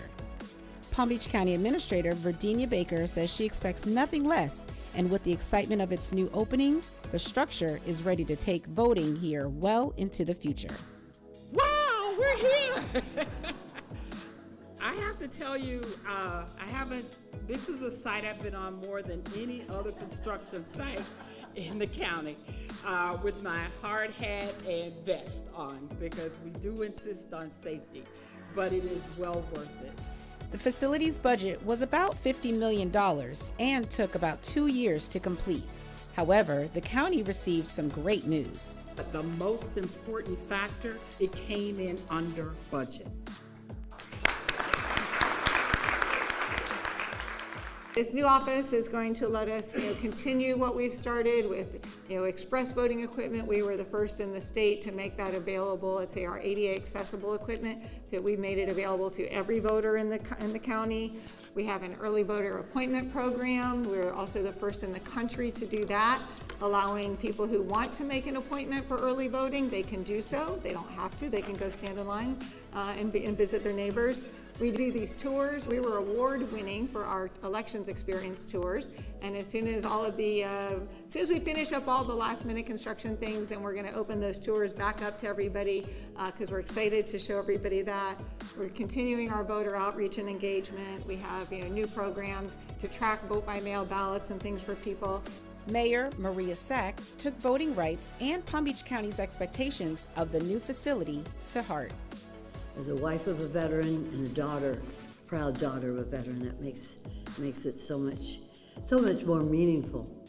Because more than anything else, our right to vote gives us a say-so in our government. And I have represented people here in Palm Beach County and Broward County too. And when they complain, show me your voter registration card. Don't complain unless you voted. All of us today, we are here to celebrate this wonderful facility that will help everybody in our county exercise their right to vote. We're going to put it to the test this November. And we will pass with flying colors because we know how to do it here in Palm Beach County. I love the windows, I love the transparency, and I love the fact that you have all the parking and that we have PBSO real close by too. So we do it upright.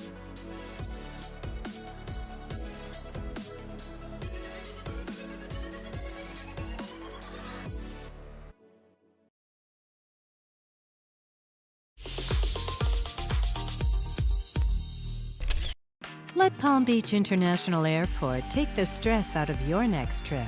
Arrive at PBI and find the lowest cost parking of any major South Florida airport. Featuring a putting green, device charging stations, and an escape lounge, PBI offers a relaxing atmosphere while remaining budget-friendly. With roughly 200 daily flights, why not make your business trip or vacation simple and easy? Palm Beach International Airport, your close and convenient airport.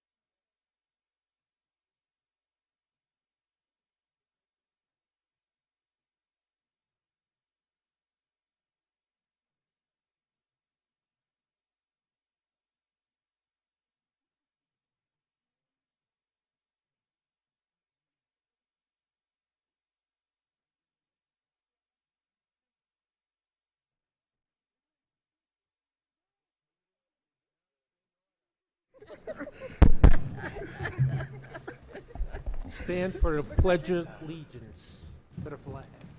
What was it? It was a juice. Oh, it's my purse. Okay. I pledge allegiance to To the flag of the United States of America and to the republic for which it stands, one nation, under God, indivisible, with liberty and justice for all.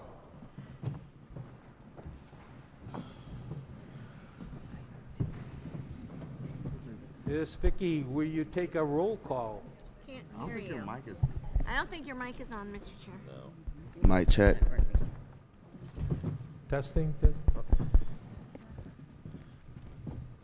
Senator Berman. Here. Senator Bernard. Here. Senator Harrell. Here. Senator Polsky. Representative Caruso. Here. Representative Casello. Here. Representative Edmonds. Present. Representative Gerwig. Here. Representative Gossett-Seidman. Here. Representative Skidmore. Here. Representative Snyder. Representative Tendridge. Here. Representative Weinberger. Here. We have a quorum, Mr. Chair. Thank you, Vicky. I'd like to welcome you all here to the Palm Beach County Legislative Delegation local bill and public hearing, and thank Kaiser University for allowing us to use the facility. I would like to introduce and come up and say opening remarks. Our newly elected County Commission, District 7, Commissioner Bobby Powell.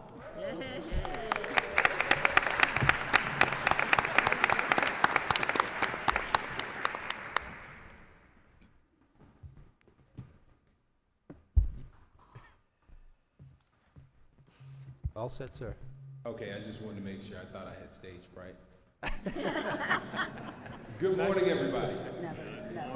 Of course, I am Bobby Powell Jr., the current County Commissioner for District 7 here in Palm Beach County.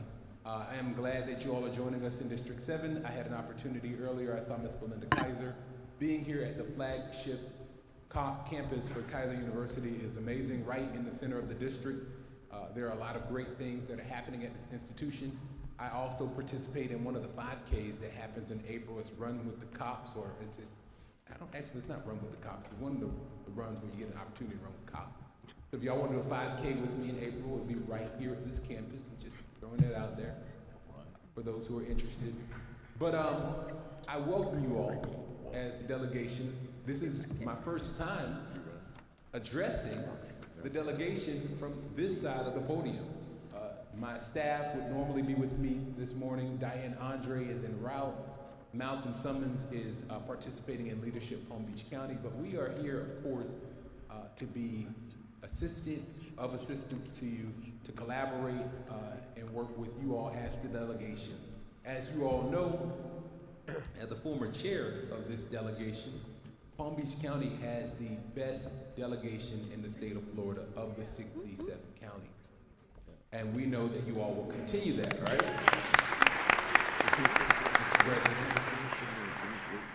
With that being said, I want to leave you all with this reminder that when you go to Tallahassee, you are there to get involved, to serve, to work hard, to work with each other for Palm Beach County, to bring back the goods for Palm Beach County with our awesome delegation team that goes with you.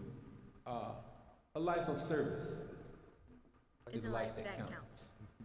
When you serve the people, you're serving the world. Welcome to County Commission District 7. Thank you, Commissioner Powell. And I might add, following you on Facebook, I see struggles doing those 5K races. So take it easy, sir. Thank you, Representative Casello. As you know, with life, if there's no struggle, there's no reward. It's not supposed to be easy, but at the end of the day, you're gonna get the job done. Life is a series of hills and valleys. Sometimes you're on the hill, sometimes you're in the valley, and on those 5Ks, on that downside, on that backside, that's what we call the valley. come join me in the valley. Representative Crusoe. Commissioner, you're not getting away that early, that easy. So what church do you attend? Because I want to come hear you preach. Thank you for asking. I attend Grace Temple, CME, where the pastor is Reverend Aaron L. Moss, right in the city of West Palm Beach, which is also in District 7. You're more than welcome to come. We will have a Family and Friends Day. I will invite the entire delegation. I'm looking forward to you all coming, and I recognize you all as my colleagues. You know, this is my first time being on this side. So We're family. We're family, I miss Commissioner. you. We're family. We miss you. It was good seeing you yesterday. Thank you for your fight with regard to mental health. That's a big issue for us at the county. Mental health, mental illness, mental wellness, health care, of course, economic development, housing. Those are some issues that are near and dear to us. We have to fight to make sure that we have housing that's workforce, housing that's affordable, housing that is for home ownership as well. So you all will go there and get it done. I want to recognize as well my colleague who actually replaced me. You all may know this. Mac Bernard, county commissioner he was a county commissioner. I'm his county commissioner replacement. But he was a state representative way back when I was a young man. Story goes, I had no gray hairs, full head of hair. I might even had an afro. And I had the opportunity to work for a young Mac Bernard. And he went on to become a county commissioner and now a state senator serving in the upper chamber. And as you all know, when you cross the threshold from the House to the Senate, the air changes. True story, true story. The air changes. It's gassier. You walk a little bit different. And that's why they call it the upper chamber. All the fun ends in the fun Senate. Ends in the Senate. Thank you all. Thank you, Bobby. Love you.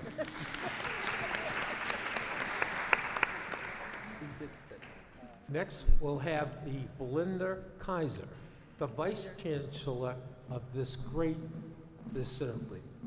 Belinda? So, ladies and gentlemen, Dr. Vonk and I will welcome you this morning to our flagship campus in DeKaiser University. It's truly an honor. And Senator and Commissioner Bobby Powell, very well said. And sir, do you run as well? Hi, everybody. I'm Gary Vonk here. I'm the president. I recognize some of you because we've been blessed with the opportunity for you to share with us your thoughts during our graduations, and hopefully many more of you would come to our graduations here on campus. We have about 1,500 students here on campus. Half of them come from Palm Beach County. The other third of them come from all over the world, 42 countries. We have 46 states in the state of the U.S. that come to this campus. And with one goal in mind, and that's graduation. We really, truly focus on that. You'll see banners of national championships all over this country. We've got the largest number of national championships in the United States for college. We just finished national championships in football and finished second this year.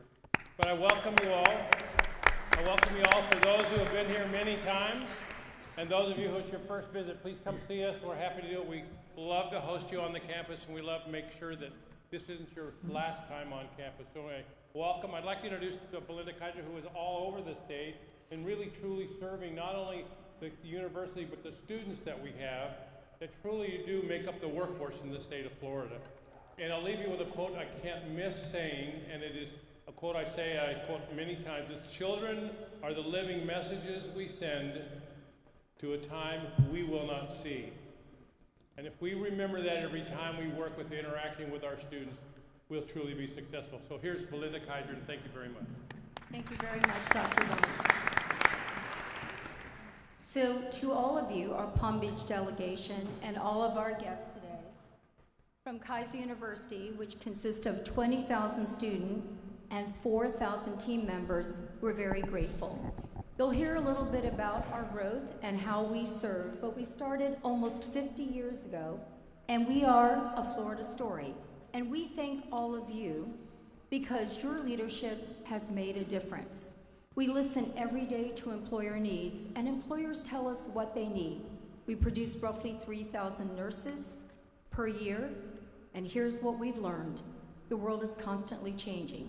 So when the community tells us what they need, our 19 campuses respond based on their input. But we also know that's only possible because our leadership is strong. And we also have seen that Florida, in so many ways, is the envy of other states. And they're certainly moving to Florida at record numbers. We see them in the restaurants. We certainly see them on the on I-95 and the Turnpike. So without further delay, let me also say we had the honor of serving the Senate. So we have nursing and IT and cyber and many in criminal justice, 100 different degrees, all the way to the PhD level. But we also have 3 culinary schools. And I want you to know that Senator Harrell, I've heard, is an excellent cook and even a more effective legislator. So please join me in enjoying the video of Kaiser University. And remember, we do much more Founded than cook. in Thank you. 1977, we've grown to 19 campuses in Florida. We proudly serve over 20,000 students and 100,000 alumni. Today, Kaiser University is Florida's largest private, nonprofit university. We're accredited by the Southern Association of Colleges and Schools. We have over 100 different programs from associate to doctoral degrees.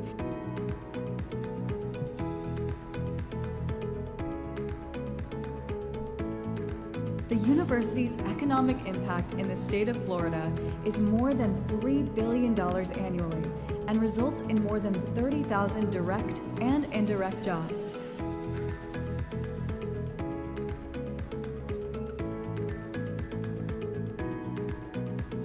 Kaiser University has been ranked #1 in the U.S. for social mobility by U.S. News and World Report and is one of the largest producers of nurses in Florida. The university is a designated Hispanics Serving Institution and a member of the Hispanic Association of Colleges and Universities. In 2022, Kaiser University was named to Forbes' list of the most financially sustainable universities in America. And it's a 7-time winner of the Catalyst Award for online education. Since 1977, inherent in our mission is service to the community. The university's philosophy has always been students first. In just the last 2 years, Kaiser University has awarded more than $76 million in scholarships to military needs-based and academic deserving students. Kaiser University.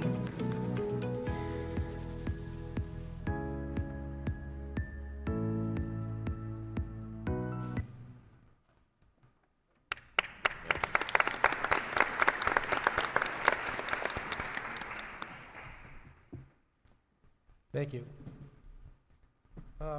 Now we're going to have, excuse me, a little presentation. As you all know, been a couple of months now, we lost 3 brave men, deputies, on a highway, tragic accident. So we're going to pay tribute. These tributes are presented to the families of Corporal Piaz, Deputies Waller and Diaz, from the legislators of Palm Beach County Legislative Delegation. We honor them in recognition of their brave service to our community.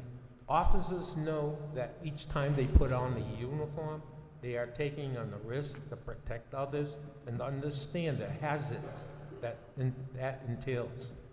These deputies are modern-day heroes, and these tributes are a delegation way of recognizing our fallen heroes. I might add, I know the deputies, the police service, the pain you're feeling. I was a firefighter for over 30 years, first responder. We lost a group of men in a fire, and I know that pain never goes away, but the memories will stay with us forever. So at this time, I'd like the deputies to come up, and we'd like to present them with the tributes.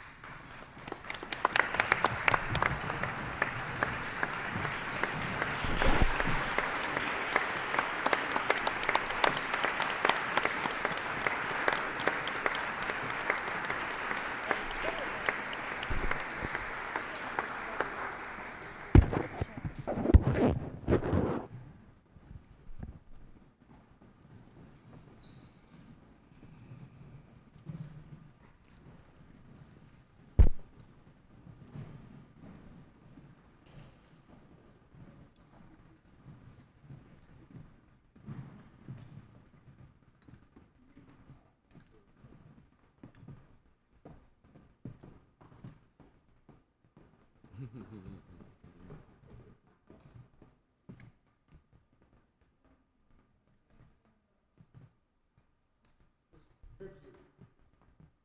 Whereas Corporal Louis Diaz started his law enforcement career in January of 1988 as a corrections deputy in the Palm Beach County Sheriff's Office.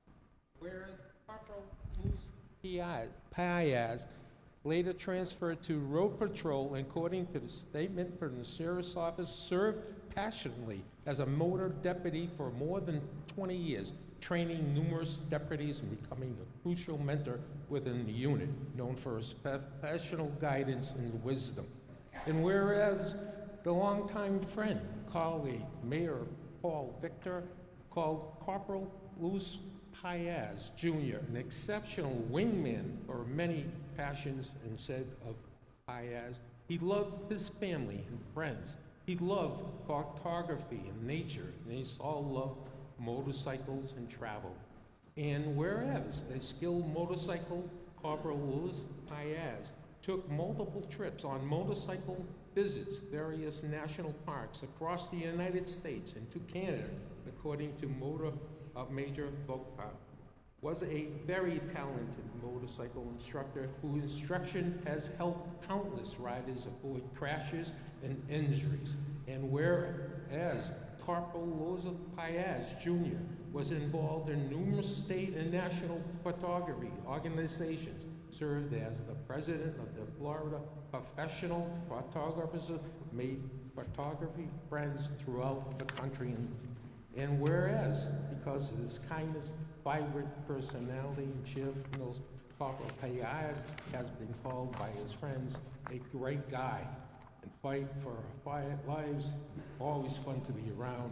Now therefore, be it respectfully proclaimed that Corporal Louis Diaz Jr. is remembered for his love, for his family and friends, for his lasting legacy in his 36 years of law enforcement, exemplary dedication and service to his community.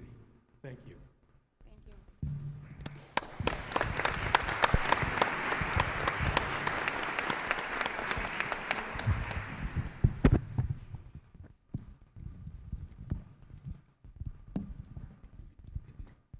This is for Deputy Sheriff Ignacio Diaz. Whereas in 2004, Deputy Sheriff Ignacio Dan Diaz began his law enforcement career at the Palm Beach County Sheriff's Office, showcasing exceptional service throughout his tenure. And whereas Deputy Sheriff Diaz served in multiple districts during the course of his public service career, demonstrating a deep understanding of the needs of each community. And whereas in 2008, Deputy Sheriff Diaz joined the DUI unit, where his significant contributions to combating drunk driving earned numerous accolades. And whereas in 2014, Deputy Sheriff Diaz transferred to the Palm Beach County Sheriff's Office Motor Unit, where he excelled as a motorcycle deputy with unmatched tenacity and skill. And whereas Deputy Sheriff Diaz, known for his laugh, kindness, and dedication, has had a lasting impact on the communities in which he has served and his fellow colleagues, earning a legacy marked by profound commitment to public service and duty. Now, therefore, be it respectfully proclaimed that Deputy Sheriff Ignacio Diaz is honored for his commitment to public service and dedication to public safety and the rule of law.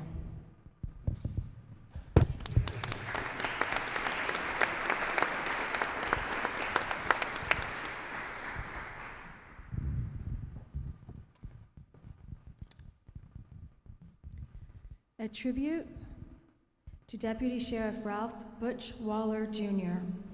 Whereas Deputy Waller was born in 1970 in Lakeland, and whereas Ralph Waller graduated from Lakeland Senior High School, studied at Hillsborough Community College, and attended the Law Enforcement Academy, and whereas in 1998, Ralph Waller started his law enforcement career at the Royal Palm Beach Police Department, and later served in that department's 1st Motor Unit.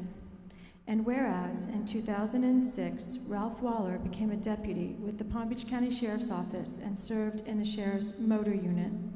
And whereas Deputy Waller was known for his love of motorcycle duty and his infectious smile, a friend to everyone and always ready to assist those in need. And whereas on November 21st, 2024, Deputy Waller was one of 3 Palm Beach County Sheriff's Office deputies fatally struck by a vehicle along a highway while conducting traffic enforcement on Southern Boulevard. Now therefore, be it respectfully proclaimed that Deputy Sheriff Ralph Butch Waller Jr. is honored for his life and his exemplary service to the community. Signed by Chair Casello.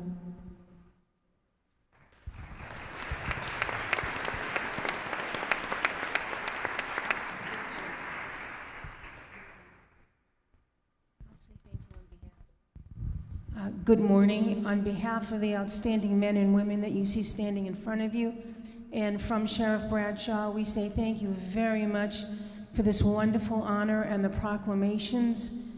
These are 3 men who are still desperately missed from the Sheriff's Office, and we thank you all for being here, and this is a wonderful honor.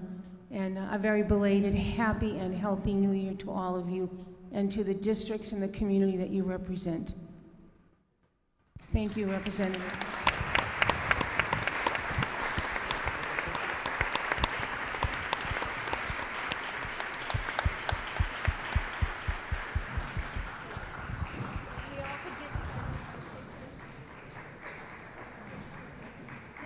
If we all could come out for a picture, please.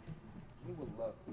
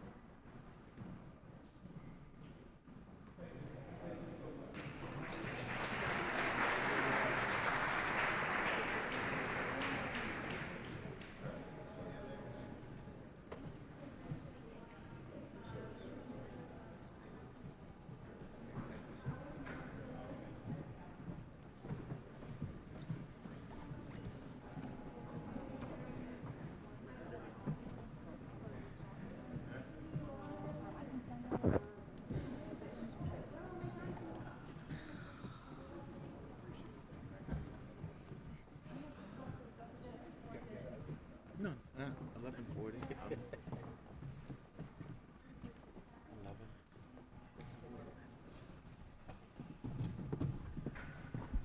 Okay.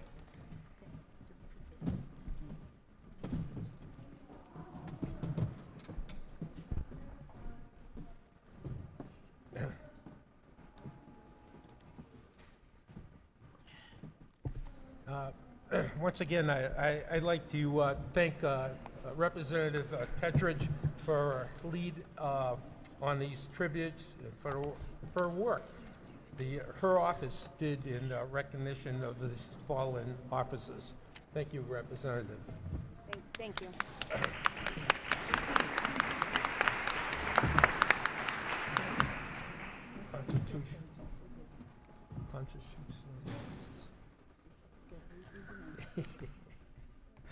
Well, thank you for attending our final public hearing today. Those who wish to speak to the local bill being heard today or would like to speak during public comments need to fill out with a public comment request form and turn it into Carrie Anna Ingram, Delegation Aid. Carrie Anna? Right here. Thank you.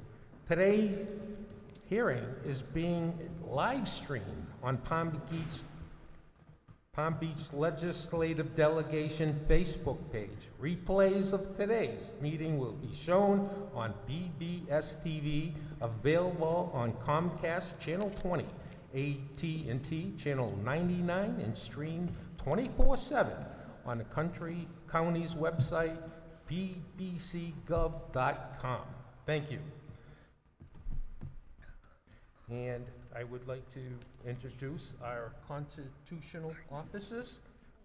We got property appraiser here with us, Miss Dorothy Jacks.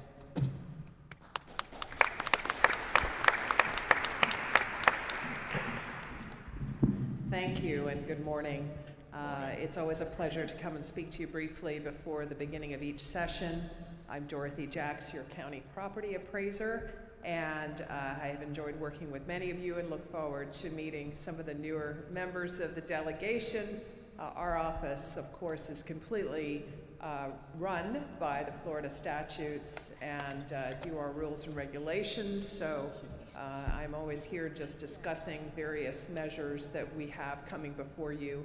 And I will be with you personally in February and plan to come and see you in your offices in Tallahassee, and I can happily answer some more questions. I did just want to begin.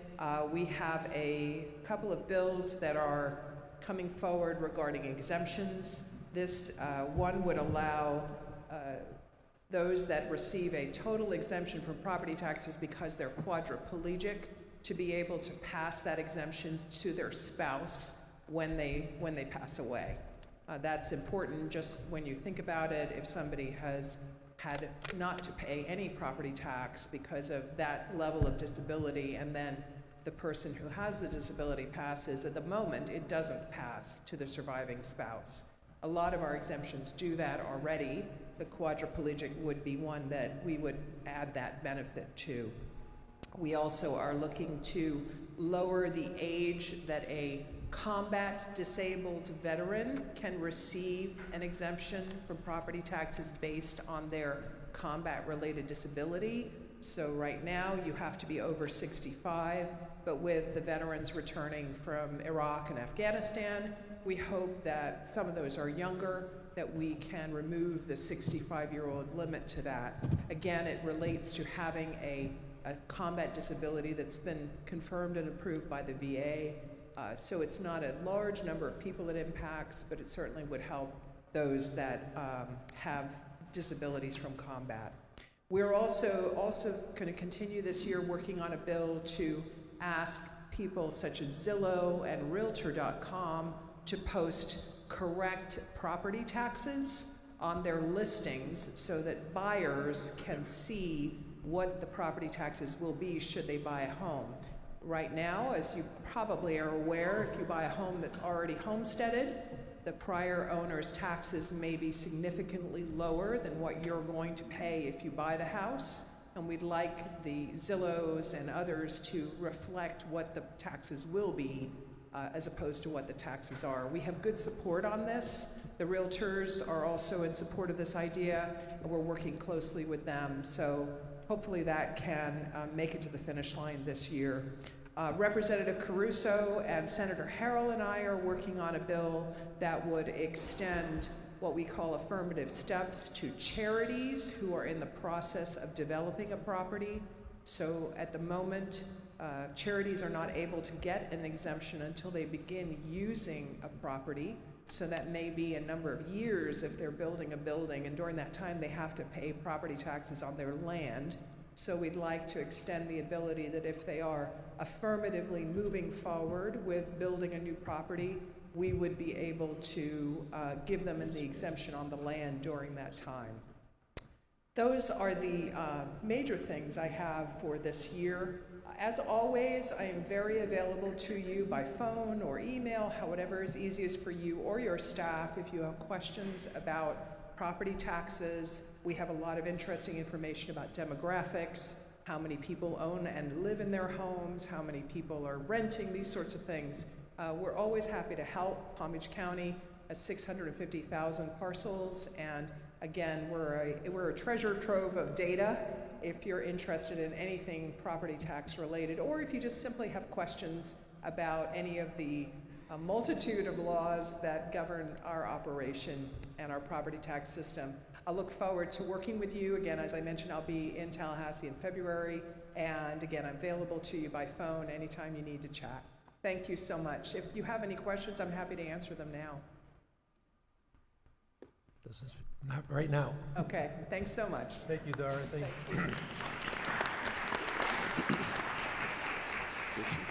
And after you get the appraisals, you'll see this individual, our own Ann Gannon, Palm Beach County tax collector.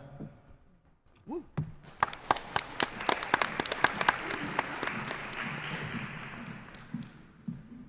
Good morning.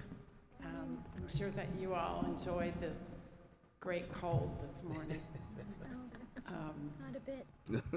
I'm Ann Gannon, the Palm Beach County tax collector. I've been tax collector for 24 years. Can you believe that? No.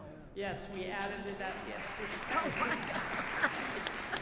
Wow. And my office is responsible for issuing driver's licenses, titles and registrations, birth certificates. We do TSA in our Delray Beach office, payment of property taxes, tax certificate sale, bed tax collections, which in case the newer members don't understand, that's a critical component of what we collect. We collect about $85 million in Palm Beach County.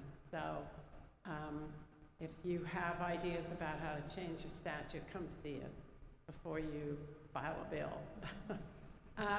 We also are willing and able to do tours of our office, whether it would be one of our operational offices or our administrative offices, so that you could understand how our operation operates, actually.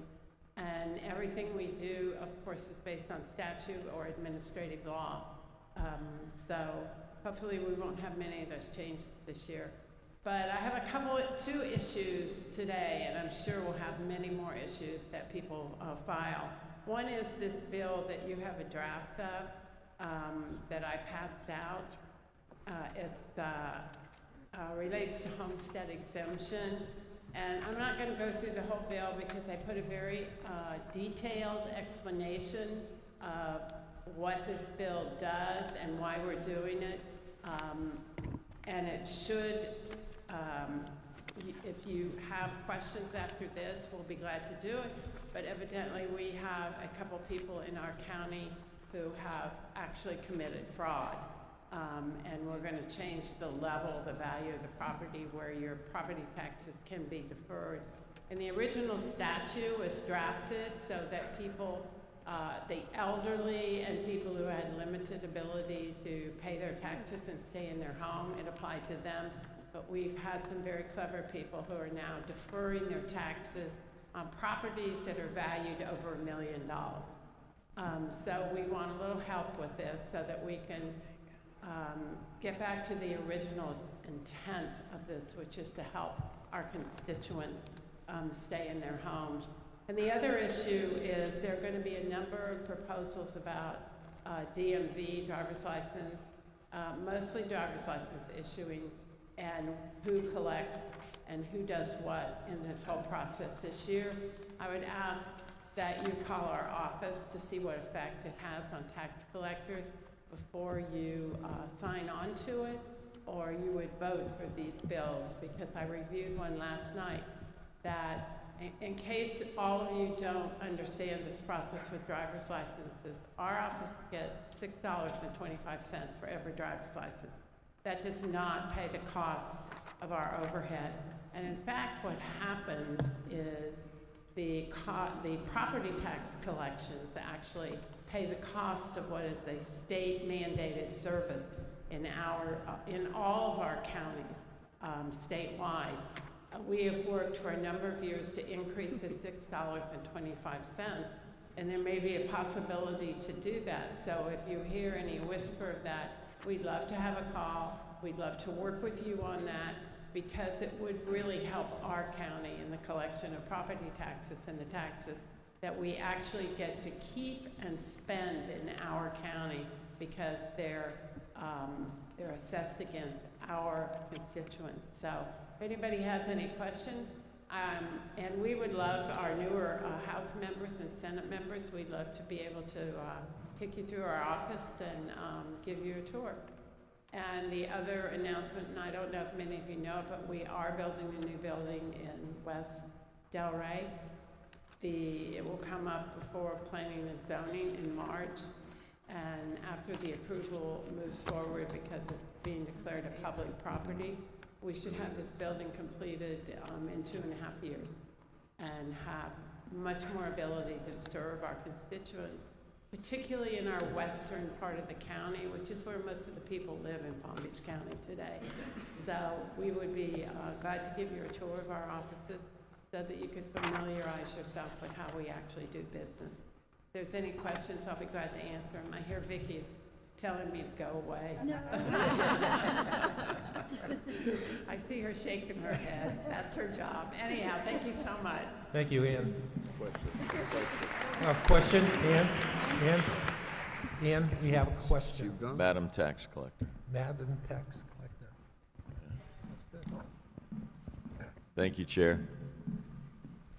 The $1 million limit on assessed value for these exemptions, is there any adjustment factor for inflation as we go on in time? There is nothing in statute. We would not be the person who dealt with that. The property appraiser would probably deal with that, and then it would move to us. We don't adjust property for inflation. We merely send you a tax bill. Okay. I'm referring to the statute that's being proposed. But The bill. It's an assessment of the just value of $1 million. Currently, hold on a minute and I'll tell you what it is today.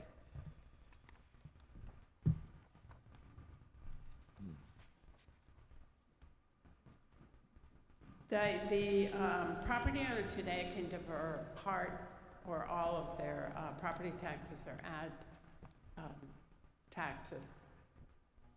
And this is raising the limit to, I'm not sure what the limit is today. Doesn't sound like there is one. I don't think there is a limit today, and that's why they're imposing this limit of $1 million. Because the intent of the statute was not to give a person who had just purchased a property for $1 million from the state of California a deferment of their taxes until a certain age. Thank you. Next up, we'll have Joseph Ambruzzo, Clerk of Circuit Court and Controller for Palm Beach County. Joe?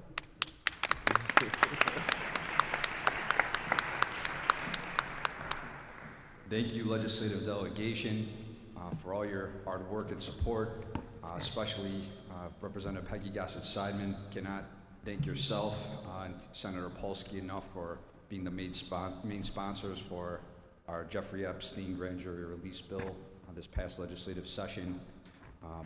I know many come in front of you, and of course it's always funding, funding, funding. I will tell you this from the clerks. We are operating on the same budget that we have since 2007, even with our population increase. As you see in this year's legislative session, Palm Beach County is set to get 4 new judges, yet we have no increase in funding. We have to staff those courtrooms. So always, of course, with the clerks, it's funding, funding, funding. We do not have a set dedicated bill at the present time because the Clerks Association has decided to move forward with a parity bill for pay raises, similar to obviously the sheriffs and the tax collectors coming forward. I will tell you this, every time I hear about pay raise bills, and if I could have a moment of privilege, Mr. Chairman, I think about you all. I've sat in your seats, House and Senate. The fact that you make $29,000 a year, which is titled a part-time job, which quite frankly, I'm going to speak direct as a joke, When you add together your committee weeks, along with the legislative session, you're talking about almost half the year up in Tallahassee. And then when you come home, it's not like you just go to your day job. Every night you're away from your friends and family, going to legislative updates, meeting with constituents, writing your bills, getting set for the next legislative session. And by the way, I'm leaving elections out of it. You have a beyond full-time job. Now, I just want to add some context to that. When I came in the mid-2000s, Representative Skidmore here, first go around in the State House, we were together. We were the last to serve with those who were there prior to term limits. And I remember sitting with a legendary Senate president, name was Jim King, and we were discussing the pay raises. And he said, that's on you, the Democrats, when you control the House and the Senate. The leadership at that time did not want to make it a living wage, to make it harder for people to run for public office, where what type of jobs would allow you to leave half the year, and then you had to live on this below living wage income. So it was set up in a way that it would preclude people from running for public office. It wasn't good fiscal stewardship, it was to eliminate the competition. And yes, it was my party that did that, way before, obviously, I served. So I submit to you, every time I hear this, you are due for a pay raise. You need to be able to serve in your seats and have a living wage. You make less than every employee in the Florida House and the Florida Senate. It's not right, and I just have to put it out there, because I apologize, but as these bills come forward, not that the constitutional officers aren't deserving, they are, but you are as well. I wanted to speak briefly about our national debt. Mr. Chairman, as you mentioned, I'm the comptroller of the county, so that means I'm the CFO and treasurer of Palm Beach County. I manage billions of our constituents' taxpayer dollars. We have to look, and we do it all in-house, by the way. We have to look at all national indicators when we make our investments and how we actively move the money, because as I mentioned, we're doing it in-house. We are sitting at over a $36 trillion national deficit. That is the most per capita in world history. When I stood in front of the delegation when I first took office, I mentioned that inflation was about to spike at that time. The Biden White House Chief of Staff Ron Klain tweeted out that inflation was nothing but a high-class problem. I ridiculed that in front of this board, that was wrong, that I saw inflation coming. We moved our investments to mirror what may happen, and thank God we did, because we have had some outstanding record-breaking income that I'm about to mention. But that said, we are running at over a $2 trillion budget deficit every year. So we have a $36.5 trillion credit card bill. And if America was a business, we're in the red over $2 trillion a year adding to that debt. We're paying over, for the first time in history, $1 trillion interest-only payment on our national debt, which is the second highest line item in the entire budget, above defense.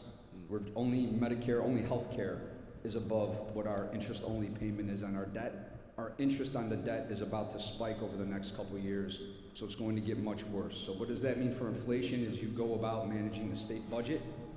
It is not going to go down. We're just going to see little peaks and valleys, but a trickle that's going to keep going up, likely for the rest of our life. So I want to keep that in mind. Now the good news. When I took office, one of my main jobs is investing our income, as I'm saying, to earn extra income for our residents in Palm Beach County. We were averaging $27 million a year when I first took office. I reported to the County Commission. Thank you, Commissioner Bernard. I saw Commissioner Baxter here. We turned over a record-breaking income of $173 million last year. I'm about to report to the Commission over $220 million for this incoming year.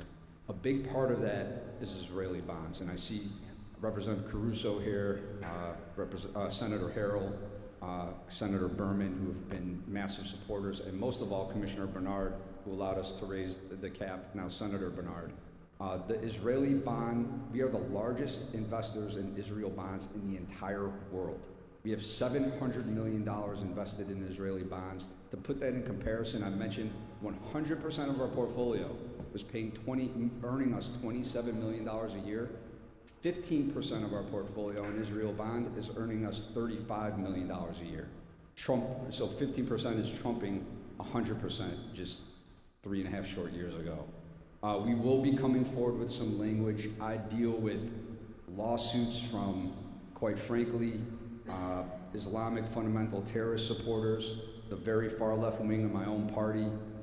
It is taxing on our office. It goes through. So I'm going to be coming forward with some language. We are okay. Florida has its own carved out statute that local governments are allowed to invest in Israeli bonds, but we're going to tighten some things up.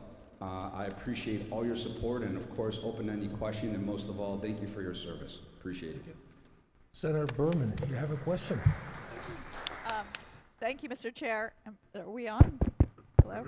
I just wanted to say thank you for your investment in Israeli bonds.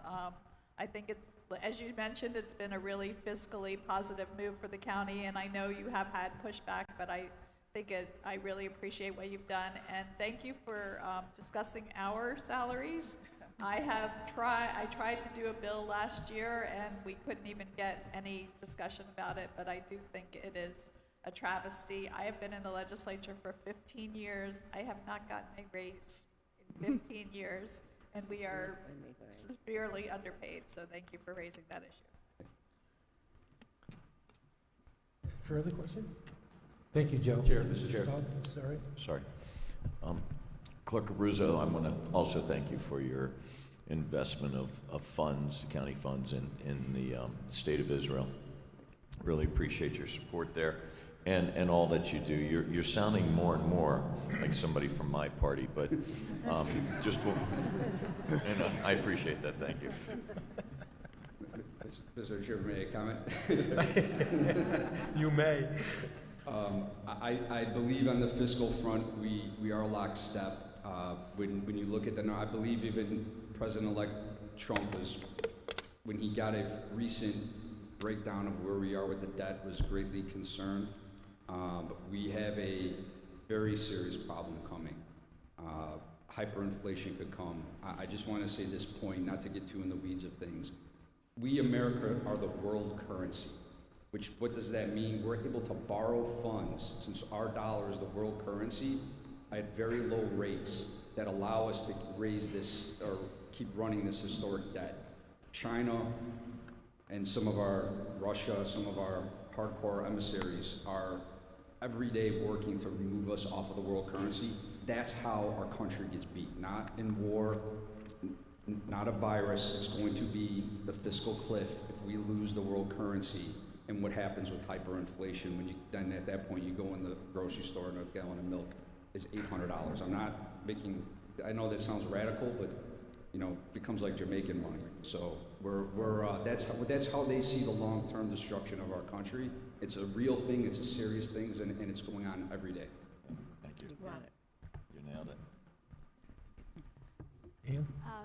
Thank you so much, Mr. Abruzzo. You've been a fantastic member of this community and serving us in all kinds of capacities. I have a quick question.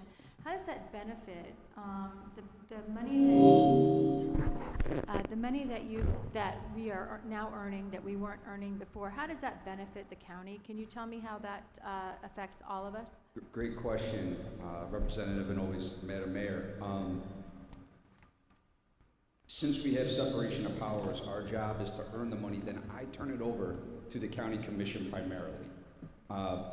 What Commissioner Bernard and Commissioner Baxter, I actually remember Commissioner Baxter saying they lowered property taxes for the first time in many, many years last time. Part of the reason that was done was because of the investment income, but it's really the county commission's overall discretion of what those funds are used for, whether it's building new parks, building new roads, lowering our debt. And by the way, we have one of the best managed county governments in America. There's actually a way to get to zero debt, which if you look at other large counties and other large municipalities, cities, there's no way out. But here in Palm Beach County, all our county commissions going back 30, 40, 50 years, up until today, have managed our funds so well that we have an incredible bond rating and a way out of debt. But to answer your question, it's the county commission's discretion. I just earn the money and give it to them. Thank you. No further questions? Thank you, Joe. Mr. Chairman. Thank you. Appreciate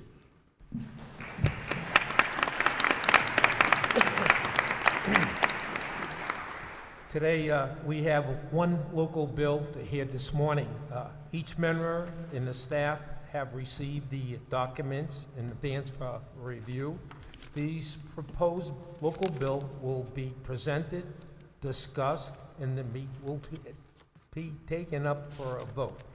Following the full presentation from the local bill presenter, we will allow for public comment from those in the audience who wish to speak on to the bill being presented and offer remarks prior to the final vote on a local bill.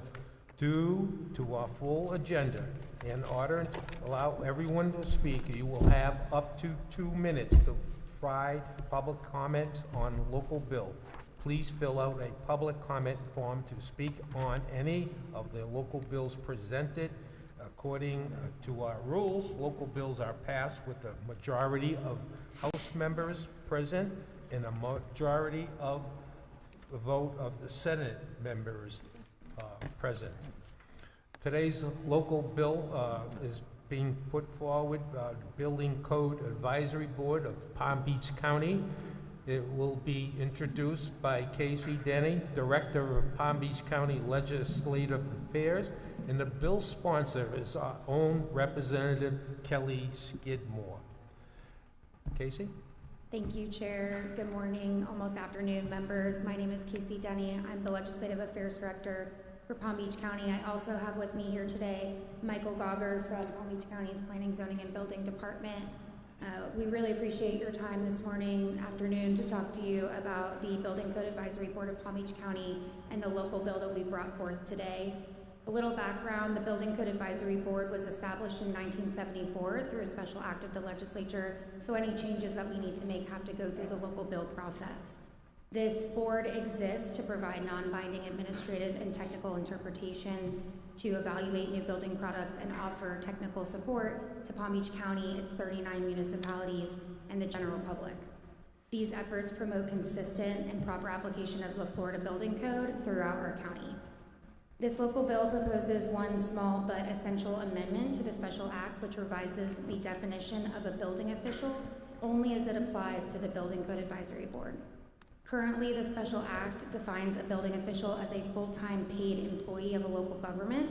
However, the industry landscape has shifted significantly since the board's inception, and now local governments are increasingly using part-time contracted staff and private providers to fulfill these roles.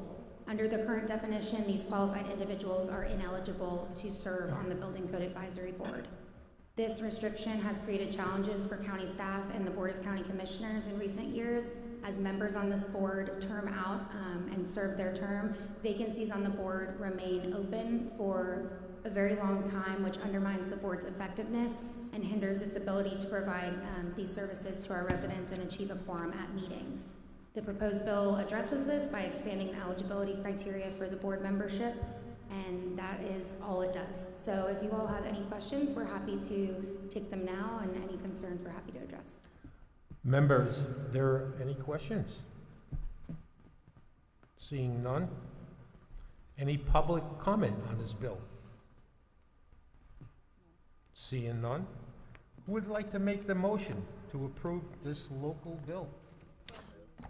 Senator Berman? I'll second. Second by Fay. Is there a member debate? Seeing none.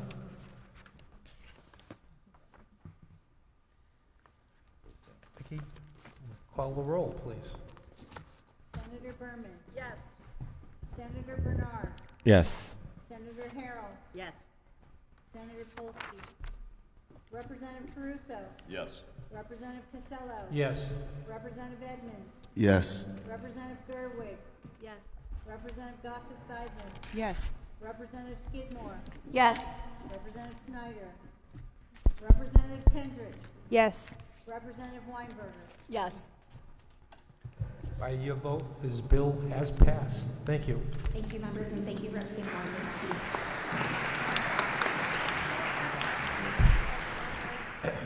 We'll now have the portion where we have a series of presenters. You will have 3 minutes to complete your presentation. If members have questions, they will ask them after your comments have been completed.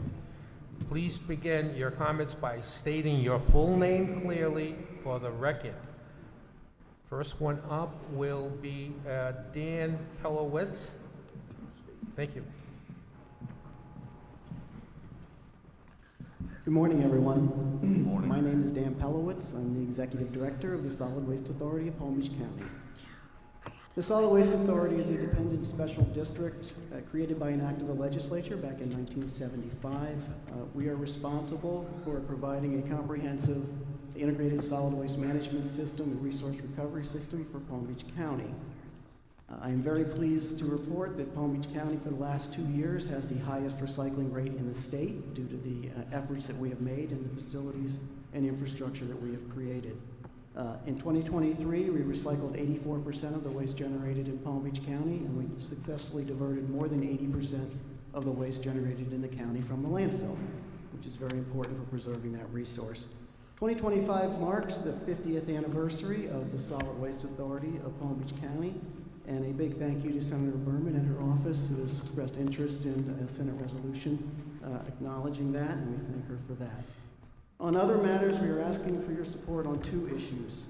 The first issue is the state is desperately in need of a new recycling goal. We've been pursuing this for the past couple of years. While Palm Beach County is able to achieve the 75% rate, nearly every other county is not. So it does need to be addressed. We thank you, Representative Casello, for sponsoring it last year, and hopefully we can get some movement on it this year and finally get that done. The big ask I have, though, is related to lithium-ion batteries and the desperate need to remove these from the waste stream. Lithium-ion batteries are a threat to our facilities and to solid waste workers throughout the state. These batteries that are found in toys and tools and greeting cards, when they get ruptured and they get wet, they're exposed to liquids, they catch on fire, they burn very hot, and they burn for a very long time. They're very, very difficult to put out. They have caused fires in our recycling facilities, they've caused fires in garbage trucks, and they've caused fires in waste energy plants as well. They've also caused fires in people's homes and garages. We are working and have partnered with Palm Beach County Fire Rescue to get the message out in Palm Beach County, but we are in desperate need of statewide legislation in order to get these products out of the waste stream and into the recycling stream. So again, I thank you, Senator Berman, for your interest in supporting and working with us on a bill that was developed with Keena Corey, and also potentially on a more comprehensive bill. And I'd also like to thank Representative Caruso for coming out this week, and I know that you have expressed some interest in this as well. So we'd like to get something done. With that, as with all matters solid waste and recycling, we are always here to support you and to answer any questions you have. As an authority, we are unique in the state, and legislation can affect us differently than other counties that don't have the investment in infrastructure that we have. And with that, I thank you for your support. Thank you. Any questions? Representative Caruso. Thank you, Mr. Chair. I just want to thank Executive Director Pelowitz for the great tour that we took on this week. It was very eye-opening. When I pulled into the facility, I thought the facility was shut down and wasn't working. There was nothing coming out of the smokestacks, and but they were fully operational. And you know what you've done there in terms of filtering and everything for the environment is a model for the state of Florida. And the fact that you convert 90 to 95% of the trash that goes out there, the solid waste, into either energy or recycled is amazing. And so my hat's off to the great work you're doing out there. And I think a tour needs to be done with all the other solid waste authorities throughout the state to come see the model that we have here in Palm Beach County. Thank you. Thank you. Seidman? Yes, thank you, sir. Is this on? Just okay. Thank you very much for your information, and I want to add that we had a very serious garbage truck fire a few years ago in my district, and the effects are not just that the truck is damaged, the garbage has to be dumped and recollected. I'm not telling you anything, but for the audience to know, The pavement is melted. It caught fire to a school bus stop and vegetation and a park bench. It's a very, very serious and dramatic issue, so I would be fully behind something to make some corrections and educate the public. I don't think people realize in my district and perhaps throughout the county that it's so easy to have one bin in your house and go drop it off at the recyclables on Linton Boulevard, for example, in Southeast County. And aerosol cans, paint, there's so many things that could be dropped off there, and if whatever we can do to educate the public, I'm fully behind. Anybody else? Thank you all. Thank you. Next speaker will be Milton Segarra.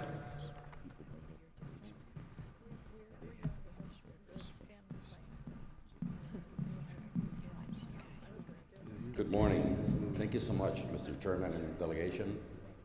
Milton Segarra, President and CEO of Discover the Palm Beaches. Since the 80s, we've been the destination marketing organization for the beautiful Palm Beaches. Our main role is to promote this beautiful place to the world.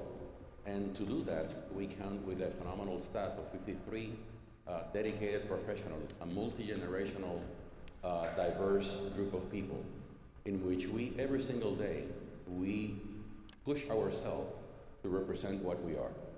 We do that in conjunction with the TDC, Tourist Development Council from the county, and the other agencies, the Cultural Council, the Film and TV Commission, the Sports Commission, and in conjunction with the Convention Center, the ERM, the airport, and some other agencies as well.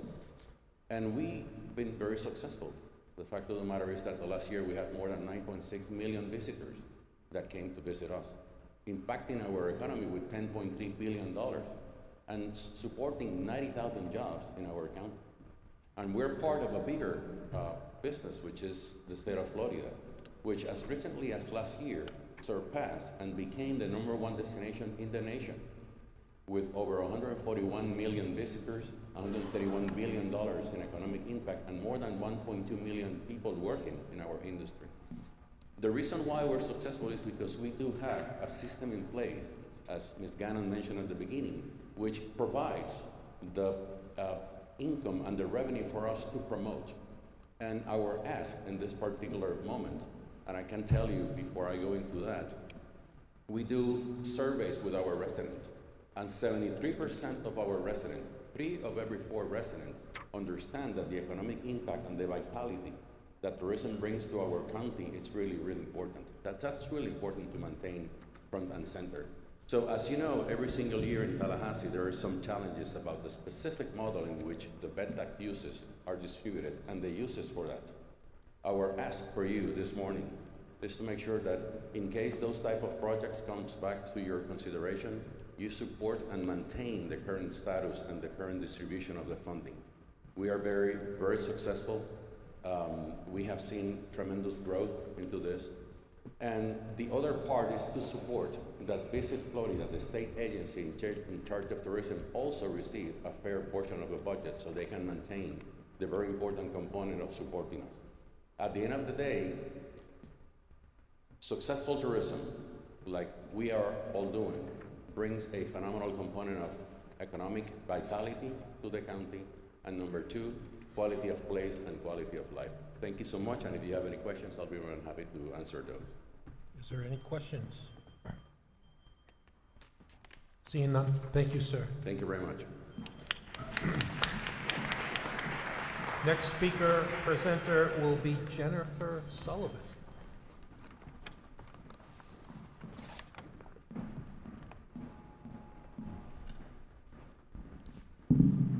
Good morning. Happy Morning. New Year. I'm Jennifer Sullivan, Senior Vice President of the Cultural Council for Palm Beach County. We are the designated local arts agency for the county and provide support services to cultural organizations and professional artists in our communities. This is a very important year for our sector. We received quite a shock in June when the governor vetoed $32 million in arts and cultural grant funding for 640 organizations across the state. This had a $3.1 million impact on Palm Beach County, 50 organizations received no matching operating support from the state. Many of these are small businesses, including Ballet Palm Beach, the Symphonia in Boca Raton, the Lake Worth Playhouse, Resource Depot, and the Spady Cultural Heritage Museum, to name a few. The veto had an immediate effect on communities across the state. Here in Palm Beach County, some organizations eliminated staff, canceled public events, and some cut programs. The highest percentage of cuts going to arts education program for children and seniors. Just as devastating as the funding reductions were to the organizations was the statement that the veto sent across the country that arts and culture are not valued in the state of Florida. We know that's not the case. Legislators on both sides of the aisle supported the funding recommendation in last year's budget, and we are especially grateful to the Palm Beach County Legislative Delegation. You know the value of arts and culture in our economy, on education, quality of life, and mental and physical wellness. We need your help to restore the funding, restore the grant funding next year, especially Senator Polsky as Vice Chair and Senator Bernard as a member of the Subcommittee on Transportation, Tourism, and Economic Development, as they will be making the initial recommendations on funding levels in the Senate, and to Delegation Chair Casello and Vice Chair Snyder. We also hope you will help us reach out to your colleagues on the House side, including Representatives Schoaf and Stark, Chairs and Vice Chair of the Transportation and Economic Development Budget Subcommittee. Not only does the arts sector generate $5.7 billion in economic impact and attract $63 million annual visitors to the state of Florida, 87% of Americans across the country agree that arts and culture is important to their community's quality of life and livability. Please help us send a message that Florida supports the arts. We look forward to working with you and your staff to restore the critical division of arts and cultural grant funding next year, and we will see you up in Tallahassee for Palm Beach County Days. Thank you. Any questions? Senator Berman? Thank you, Mr. Chair. Just a brief comment. Thank you so much for the tour that we had of the cultural arts facility, some of the facilities here in Palm Beach County. And I'm sure you know that many of us were distraught about the governor's veto also, and we will go back and many of us on this delegation are strong supporters of the arts, and we will continue to do so and urge the governor to reinstate the funding. Thank you. Appreciate it. Thank you. Thank you, Ms. Sowell. Next presenter will be Sharon Baheru.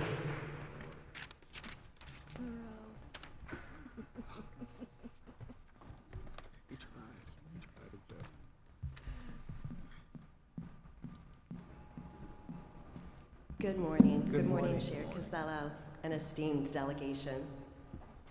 I'm Sharon LaRue, the President and CEO of 211 Palm Beach Treasure Coast. I want to take just a moment to thank all of you for your unwavering support in addressing the growing need for mental health services in the community, and a special thank you to Senator Harrell, who has had ongoing advocacy over the years and sponsored the appropriations and shepherded that through. Thank you so much. I'm thrilled to share that with that $2 million in funding from the state of Florida, along with federal and private sources, we've successfully reached our funding goal of $12 million, and construction on our two-story, 12,000 square foot hurricane-rated facility in Lantana will begin soon.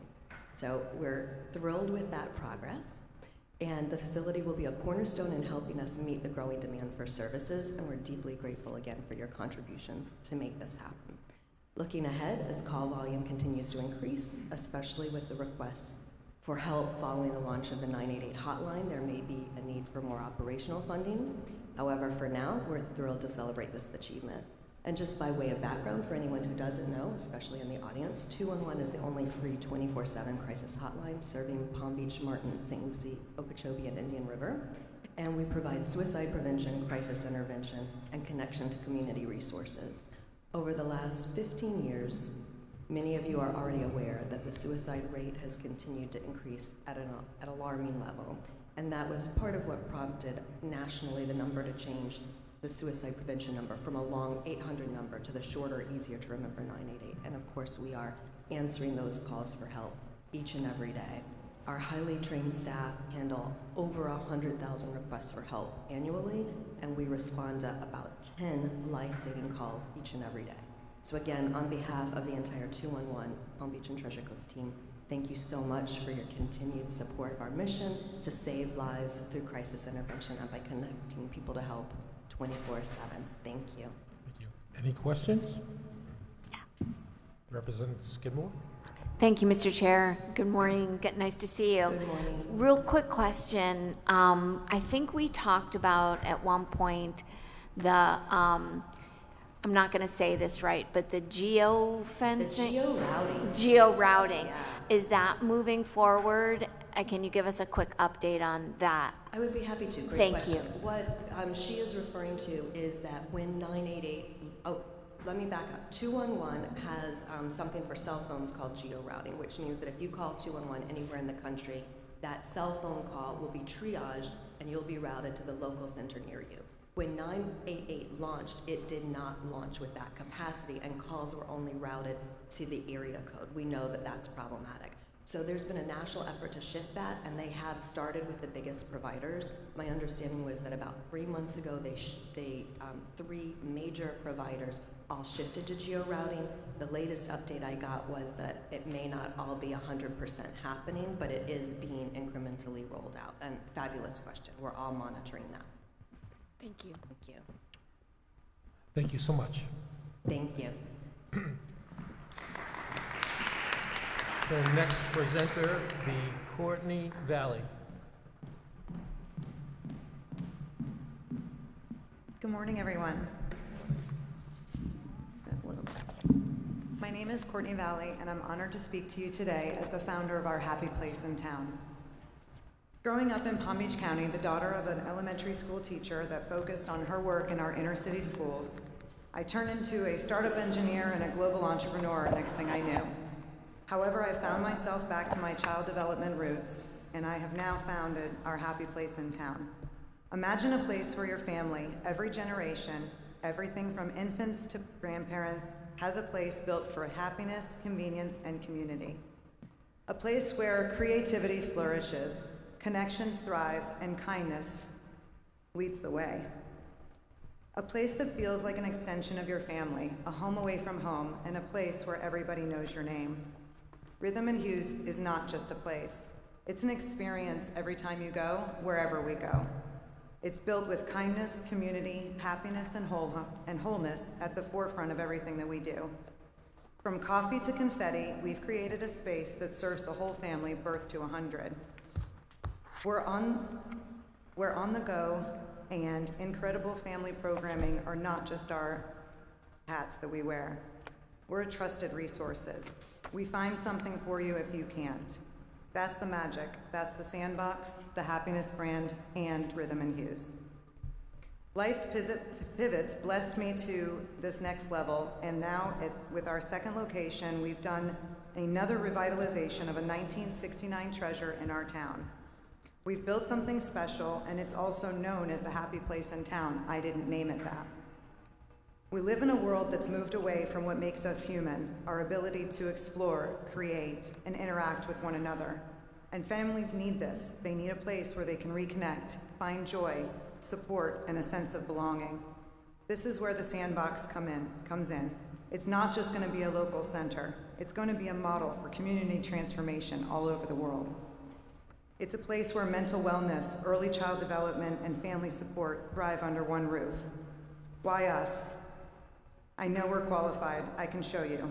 I know we're ready, I can show you. And I know we're needed, I can show you. We've proven our impact with nearly 2 million diapers donated through our community-driven diaper bank that started in our walls, events like Rainbow Palooza that unite thousands in celebration of kindness, community, and joy, and partnerships with both private and public sectors serving as a trusted engagement partner since 2015. Now more than ever, we need strong partnerships to bring this vision to life and amplify the importance of a thriving family for our society, not just for Palm Beach County, but for our world. We can be the Sunshine State and lead as an example. This is our time. This isn't about corporate America or private funding that I can have. This is about public funds that truly serve the public. By becoming a leading sponsor of the Sandbox, you're investing in the legacy that will serve everyone. Imagine a world where happiness and support aren't just luxuries, but they're cornerstones of every community. Thank you. Any questions, members? Seeing none, thank you so much. Thank you so much. The next presenter will be Kaylee Turpak.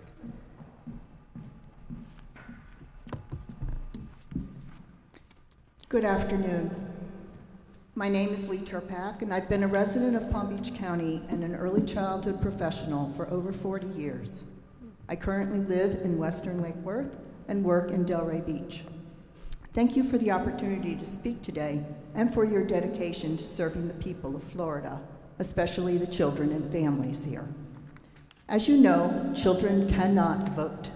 That's why I'm here, to ask you to keep Florida's children, especially our youngest learners, at the forefront of your decisions as you draft and adjust laws and budgets this session. Florida has made remarkable strides over the past 35 years. A career pathway for early educators has been built for career and advancement and professional development for early childhood educators. In Palm Beach County, the Children's Services Council funds degrees in early childhood education and youth development, setting a strong example for the state. The School Readiness Plus legislation that you all passed last session expanded public funding, helping families who make less than the state's median income maintain child care scholarships when income increases are offered at work. Florida established and enforces developmental accountability standards to prioritize young children's learning outcomes through licensing, school readiness, and VPK programs.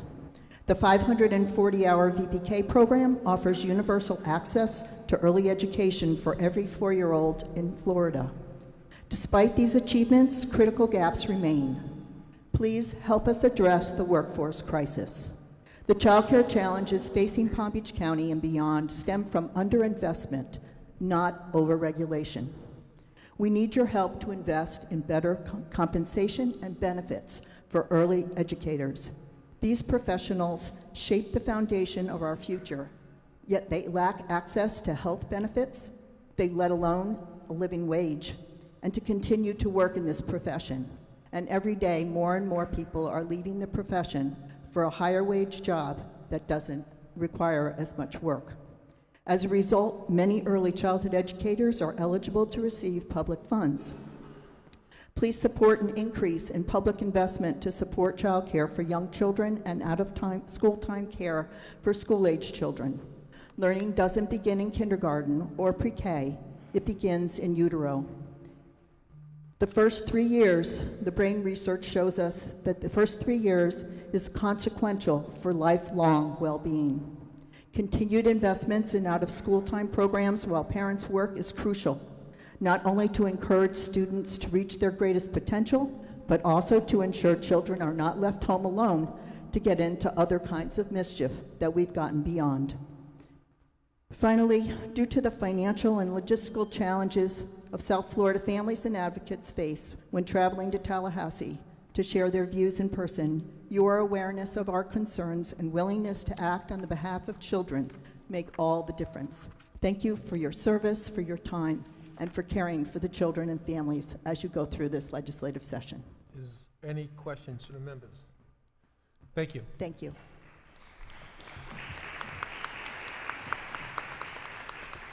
The next presenter will be Joy Feiner. Joy? I don't have her. Did you skip something? Joy who? Joy who? We have the last name. Good morning, and thank you for allowing me to speak today. My name is Joy Feiner, and I'm a volunteer for the American Cancer Society Cancer Action Network, or ACS-CAN, the nonpartisan, nonprofit advocacy affiliate of the American Cancer Society. We work on behalf of the nearly 161 Floridians who will be diagnosed with cancer this year, to promote policies that will reduce the cancer burden and ultimately save lives. I'm here today to talk to you about a few of our important priorities going into the 2025 legislation session. Before that, I just would like to let you know that in 1981, I was diagnosed with early stage breast cancer. At the time, I was a young, white, middle class female, employed and had great health insurance. That's why I'm standing here before you, 43 years later, cancer-free. But not everybody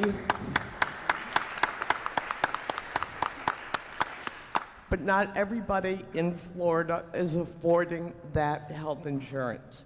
So I am coming here to talk to you about funding the Mary Brogan Breast and Cervical Cancer Early Detection Program. First of all, I'm grateful that the legislature allocated more money last session for the Mary Brogan program. More than 23,000 Floridian women will be diagnosed with breast cancer in 2025. The Mary Brogan program covers breast and cervical cancer screenings for medically underserved and underinsured women in these communities. This means more are up to date on screenings and more cancers will be diagnosed and cures will come. We know that treatment is much more likely to be successful when cancer is caught early. Historically, this program has reached less than 10% of the eligible population. However, we expect this reach to expand with the state's investment of $3 million this year, up from the $1.83 million in past years. We encourage you to continue funding this critical program at $3 million in next year's budget so that we can continue to serve more eligible Floridians and save more lives. Also, it's not just breast cancer and cervical cancer, it's all cancers. Closing the coverage gap, Medicaid expansion. We know that having health insurance is the top indicator of whether someone survives cancer. Reliable, affordable health insurance means a patient has access to preventive care, screening, has access to comprehensive, affordable care, has access to follow-up scans and service treatment. Thank you. Next session, we encourage you to continue your funding, and I thank you for your past funding. Any questions, members? Seeing none? Thank you so much. Next presenter, Jennifer Dana.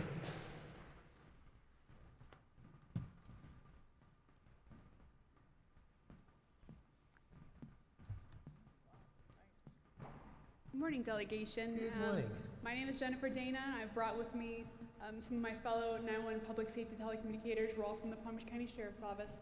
And we're actually here today because we're here to implore you to help us get reclassified as first responders. Currently, the state of Florida's definition of first responder includes the traditional occupations. So your police officer, your firefighter, your paramedic. But the way that they're classified actually gives them mental health and retirement benefits. 911 public safety telecommunicators have their own definition, and we don't receive any of these benefits. For those of you who may not know, Florida actually has a statute that specifically designates first responder peer support. And they actually include 911 public safety telecommunicators in that definition because it says that first responders are supporting first responders because they know what it's like to be a first responder. So the state of Florida essentially is acknowledging we know what it feels like to be a first responder, yet we're still excluded from any of the benefits that the traditional first responders are given. Florida as a whole is already struggling to keep people working in their 911 centers. Excluding us from many first responder benefits only exacerbates the turnover and burnout. 25 other states across the nation have already reclassified their 911 telecommunicators as first responders. 4 of them right now have legislation in the works. And most of those who've already been reclassified as first responders, they've included mental health and retirement benefits with that. We've heard pushback in years past that this is too expensive, can't afford it. Last year, the governor's office actually did an actuarial study that says it's feasible to include mental health benefits and retirement benefits and reclassify us as first responders. Representative Casello, you're a former firefighter. You know what it means to be a first responder. You've seen colleagues diagnosed with PTSD. You know how important it is for your fellow public safety members to get the mental health and resources that they need. We endure similar traumatic exposure daily. You know, the one thing people don't always realize is that when someone calls 911, the very first person they're talking to is not a firefighter, it's not a paramedic, it's not a police officer, it's us. And in November, you guys already saw our colleagues up here recognizing the 3 that we lost. We fielded those calls. We answered the calls when witnesses saw our deputies get hit. We were the ones that coordinated with fire rescue and coordinated with road patrol, but we're still excluded from all of the trauma that comes with being a first responder. We're making life and death decisions every single day, yet as I said, we're excluded from the very benefits designed to support the mental health for those who are in public safety. Reclassifying us as first responders will provide the mental health benefits, including those for PTSD, which would in turn improve retention and recruitment. Thank you for your time and consideration today. Our ask is we need help getting sponsored. We need to get on a bill. We need to be finally reclassified as first responders. Thank you. Members, any questions? Representative Skidmore. Thank you, Mr. Chair. Thank you for your presentation today. Quick question. You answered my first question is, do you have a bill sponsor? Has this legislation been filed in the past in Florida, and what is the track record that you've had so far? In the past, as far as I understand, it doesn't get past any, I don't even think it goes onto anybody's agendas when it gets up to the different groups. But we have had bills that we've been attached to. I don't think, I've got a list of it. I can actually email you guys if you want. I've got all the past ones. I don't know that we've ever had one that was dedicated to just us. We've always been kind of just a tail along with everybody else's. We've had some interest in some people sponsoring us. We'd like to see both sides of the political aisle get jumped on there, but that's what's holding us up. And in the past, like I said, we've had pushback because of cost. But now we actually got the actuarial study from the governor last year, and it's showing that it's feasible for us to get reclassified. Follow up? Like you said earlier, being a first responder, your voices, they're the first voices we hear as we roll out of the stations. The information you pass on to us saves lives. And you go through the same thing mentally. You hear the calls going back and forth, what we deal with. We shopped that around a couple sessions in a row. Like you said, we didn't get much traction, but I will sponsor a bill this year. I will tell you this. I will sponsor the bill this year, and I think we'll get support, especially with the governor's actuarial study? Yeah, and so hopefully we can get some traction on it. So this year could be the year. I appreciate it. A big supporter of that. Thank you. We really appreciate it. Representative Skidmore. Thank you, Mr. Chair. Well, there you go. You got a sponsor. Happy to co-sponsor, happy to request that all members of the Palm Beach County Legislative Delegation co-sponsor legislation in the House, and that you get a Senate sponsor. Happy to do whatever that we can, but also recommend that your association, I'm assuming you have a statewide association, that your other organizations, other counties also get on board to help come to Tallahassee and advocate on behalf of the legislation. Even if it were just as an amendment, which is also a possibility, as Senator Harrell talked about earlier today, whatever we can do to be helpful, I think that it is past time. So thank you for your presentation today. Thank you, everybody. Before you leave the building, see my legislative aide over there, Christy, and give your information, okay? And we'll be in contact. Yes, Senator Berman. Thank you, Mr. Chair. I'm happy to be the Senate sponsor, so if you need a That'd Senate be amazing. Yeah, I'm really excited. Thank you, guys. We appreciate it. Yes.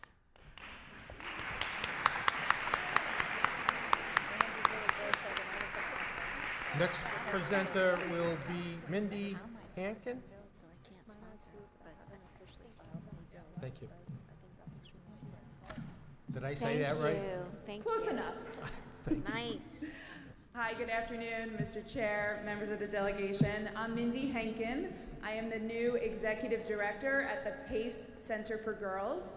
I may be new to the PACE Center for Girls, but I'm not new to Palm Beach County. I have proudly served in nonprofits, most recently at the Jewish Federation of Palm Beach County for the last 22 years. I live in Jupiter, and the PACE Center for Girls is located in Palm Springs. Just yesterday, the PACE Center for Girls celebrated 40 years in the state of Florida. It started in Jacksonville in 1985. It came to Palm Beach County in 1996. So soon, PACE Palm Beach will celebrate 30 years. There are over 20 locations throughout the state of Florida, and we are the only alternative education program exclusively for girls. You probably know that there are 13 alternative education programs in Palm Beach County. All the others are either co-ed or exclusively for boys. We have two signature programs. One is our day program, which provides academic and counseling services for middle school and high school girls. These are girls that are at risk of dropping out of public school. Typically, girls come to us 2 years behind academically, and we work with them year-round to get them caught up and get them back into their home school. We are gender specific. We're only for girls. We're trauma informed. We understand that when girls are not doing well, when anyone's not doing well in school, academically, there's other things going on underneath the surface, and so we deal with that trauma that they may be facing. And we are strength-based. We don't look at any of our girls and say, what's wrong with you? We work with them and discover their strengths and build upon that. We are non-residential, free and voluntary. We have an incredible staff, and I invite you to come and see our school. It's a beautiful program. I'd love to give you a tour and show you all about our facility and our program. Our other program, our second signature program, is called REACH, which is a team of therapists that go out into the community and offer therapeutic services to adolescent girls throughout Palm Beach County.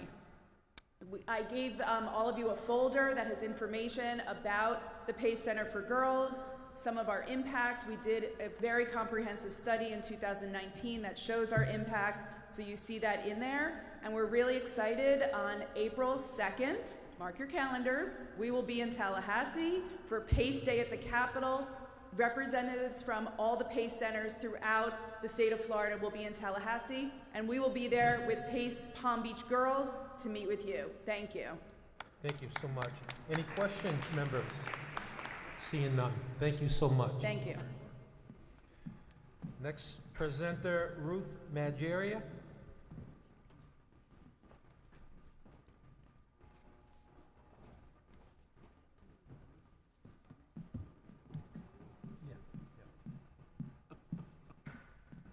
Good afternoon. Good afternoon.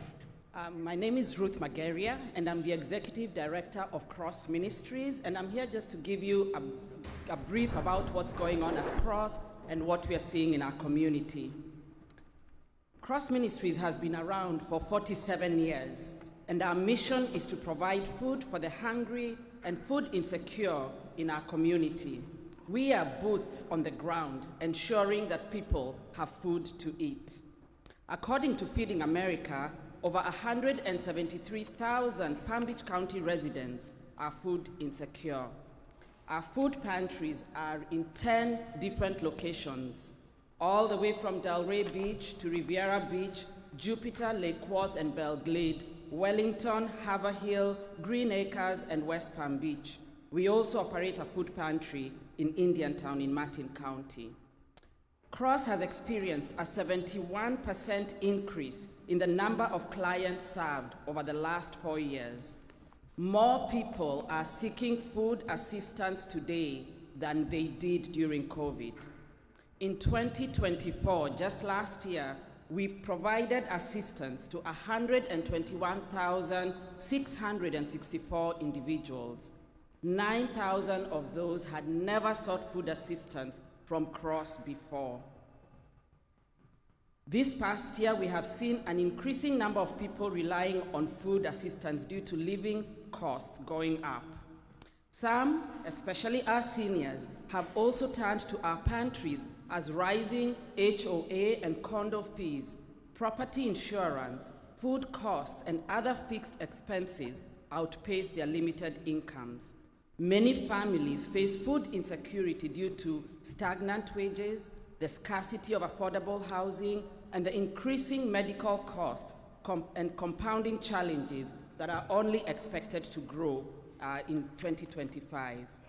Our Caring Kitchen program provides food and meals, hot lunches, as well as food to those who are homebound in Delray Beach.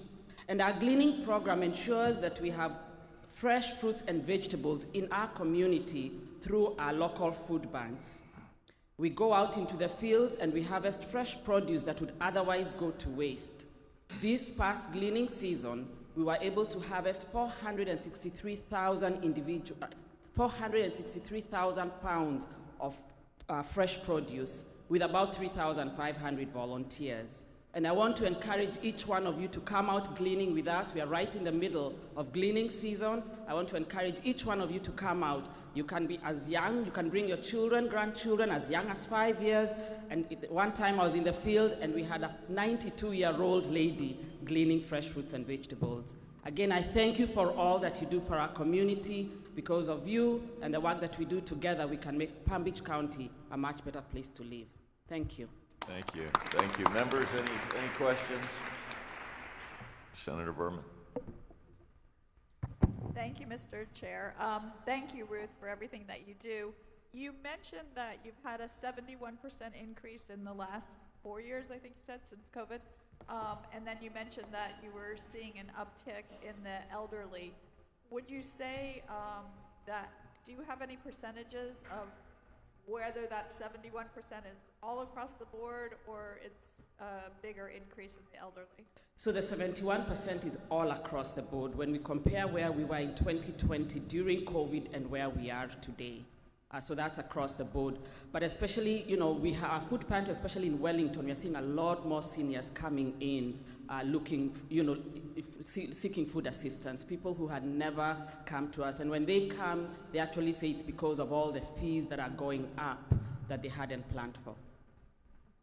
Thank you so much for that information, and thank you for everything that you and Cross Ministries do. Thank you. Representative Gerwig. I just want to tag on. I believe you have a relationship with the Village of Wellington. Yes, we do. So you're a provider with them yes. for this at their own facility. So I want to thank you for that. You've been a great partner. Thank you. Thank you very much. Yes, our mobile food pantry is at the Village of Wellington every Friday morning. And we are seeing close to sometimes 80 to 90 households every single Friday morning. Thank you, Executive Director Majera. Thank you. And for all the work that Cross Ministries does. Thank you very much. Thank you. Okay, next up, Dennis Miles, Executive Director of Children's Home Society of Florida. You are recognized. Good afternoon. I'm Dennis Miles. I'm the new, and when I say new, I mean brand new, Executive Director for Children's Home Society in Palm Beach, Broward, and Dade County. I come to CHS after a 20-year career with the Department of Children and Families. I recently retired and was introduced to some concepts that CHS is putting out there now as their new strategic plan. And I couldn't be more excited about it. I wanted to bring with us today, because I'm so new, I'm not sure I could speak to it in depth, but I have Dr. Muriel Pamphil, who is one of our directors for the Community Partnership Schools. And this is the concept more than anything that brought me back to child welfare. I'm just so excited about this. So, Dr. Pamphil. Thank you. Thank you for the opportunity to speak today. As Dennis said, I am the Senior Director of Community Partnership, where I would like to come out. School. I oversee the community partnership schools in Palm Beach and Miami region. Along with me, I have a few of our directors. First is Javaris Yarns. He's the director at John F. Kennedy Middle School. He oversees the operations there. And then we have Rebecca, the director at Lake Worth High School.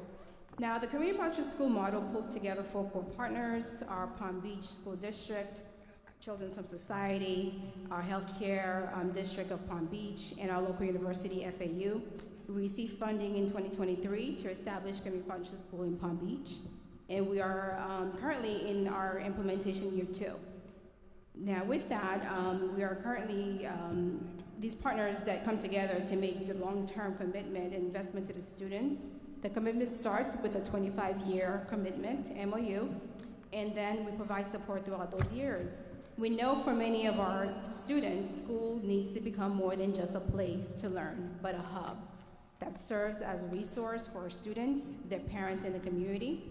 We provide opportunities for expanded learning, family and community engagement, and wellness supports, which addresses access to healthcare, increasingly the mental health services that we now provide ongoingly to all of our schools. We are proud of the impact that we've provided across the state. We have currently 50 schools, where 31 of those are community partnership schools for Children's Home Society. We are requesting the legislature to increase funding at the 2025 session to continue to implement the model across the state, and specifically in Palm Beach. We thank you for your time and all the support you've provided in the past, and we will see you in CPS Capitol Day in Tallahassee in March. Thank you. Thank you. Thank you very much. Any questions, members? Thank you very much. Thank you. And thank you for stepping out of retirement and back into service. I had some friends tell me, this is the second time I came out of retirement. They said, I don't think retirement means what you think it means. So. Okay, moving on. CEO and President Larry Rain, ChildNet. Good afternoon. Afternoon, Mr. You look sharp. Thank you very much. I've been thinking about retirement, and every time I think of doing it, Dennis comes back. So I'm here as the CEO of the lead agency for community-based care in Palm Beach County, ChildNet. Every year I come and give you an update on the status of foster care in Palm Beach County and the state of Florida. Today's report is mixed. The good news in Palm Beach County is the number of children in foster care is the lowest it has been in the 12 years that ChildNet has been here. On Friday, we went below 1,000 children in care, a number we probably thought we could never get to. Performance in Palm Beach County has also been excellent. On the 13 measures that the Department of Children and Families reviews our performance in Palm Beach County, it's not just ChildNet. It's the judiciary, it's the attorneys, it's the behavioral health care system, Children's Services Council, County Human Services. But in Palm Beach, we exceed the state's target on 12 of the 13 measures. And we exceed the state average on 11 of those measures. So we are doing well. The not so good news is on the fiscal side. For the third consecutive year, ChildNet is projecting a deficit, an operating deficit of $1.5 million. This is almost entirely a function of the increased costs of residential group care throughout the state of Florida. This is not unique to ChildNet. It is not unique to Palm Beach. Currently, 7 community-based care lead agencies out of 15 have applications to the risk pool to resolve some of their deficit. Those total applications are over $20 million. ChildNet's is for $4.5 million. Regrettably, the risk pool only contains $3 million. The good side of this potentially is that this session may offer a unique opportunity for the legislature to implement a different form or method of allocating funding from the Department of Children and Families to the lead agencies. There is a model.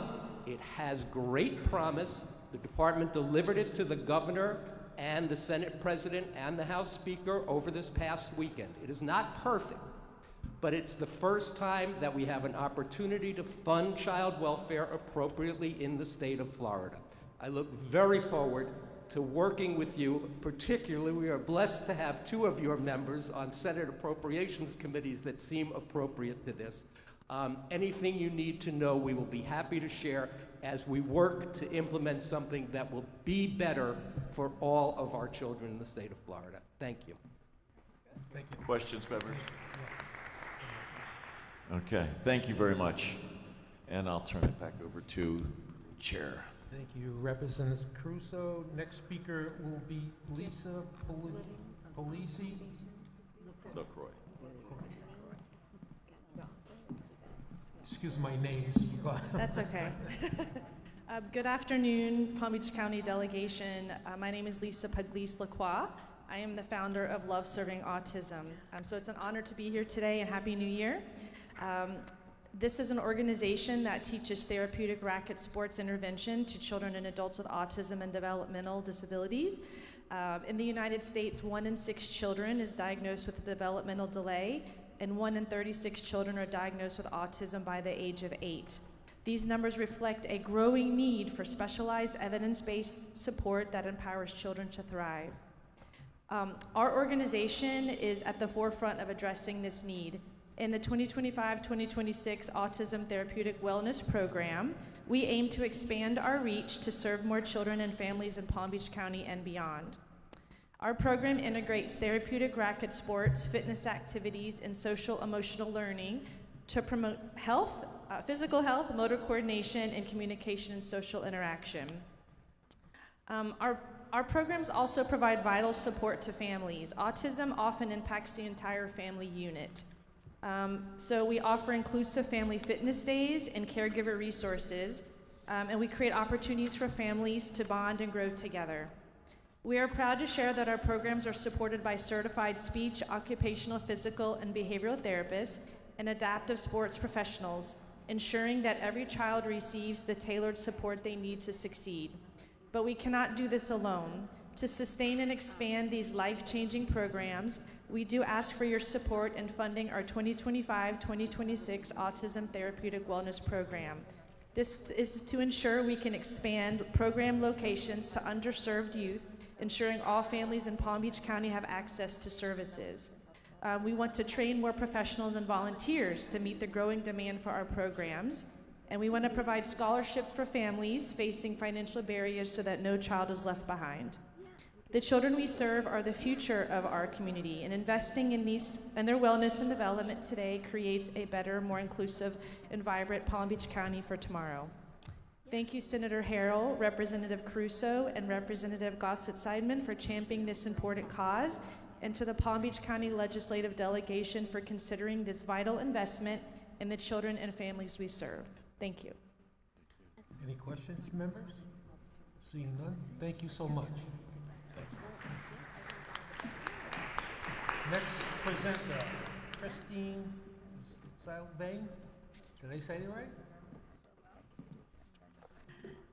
Good morning, esteemed legislation. My name is Christine Sylvain. I am the CEO and founder of Path to College. We are a local nonprofit, and we help low-income students increase their competitiveness and prepare for college and career.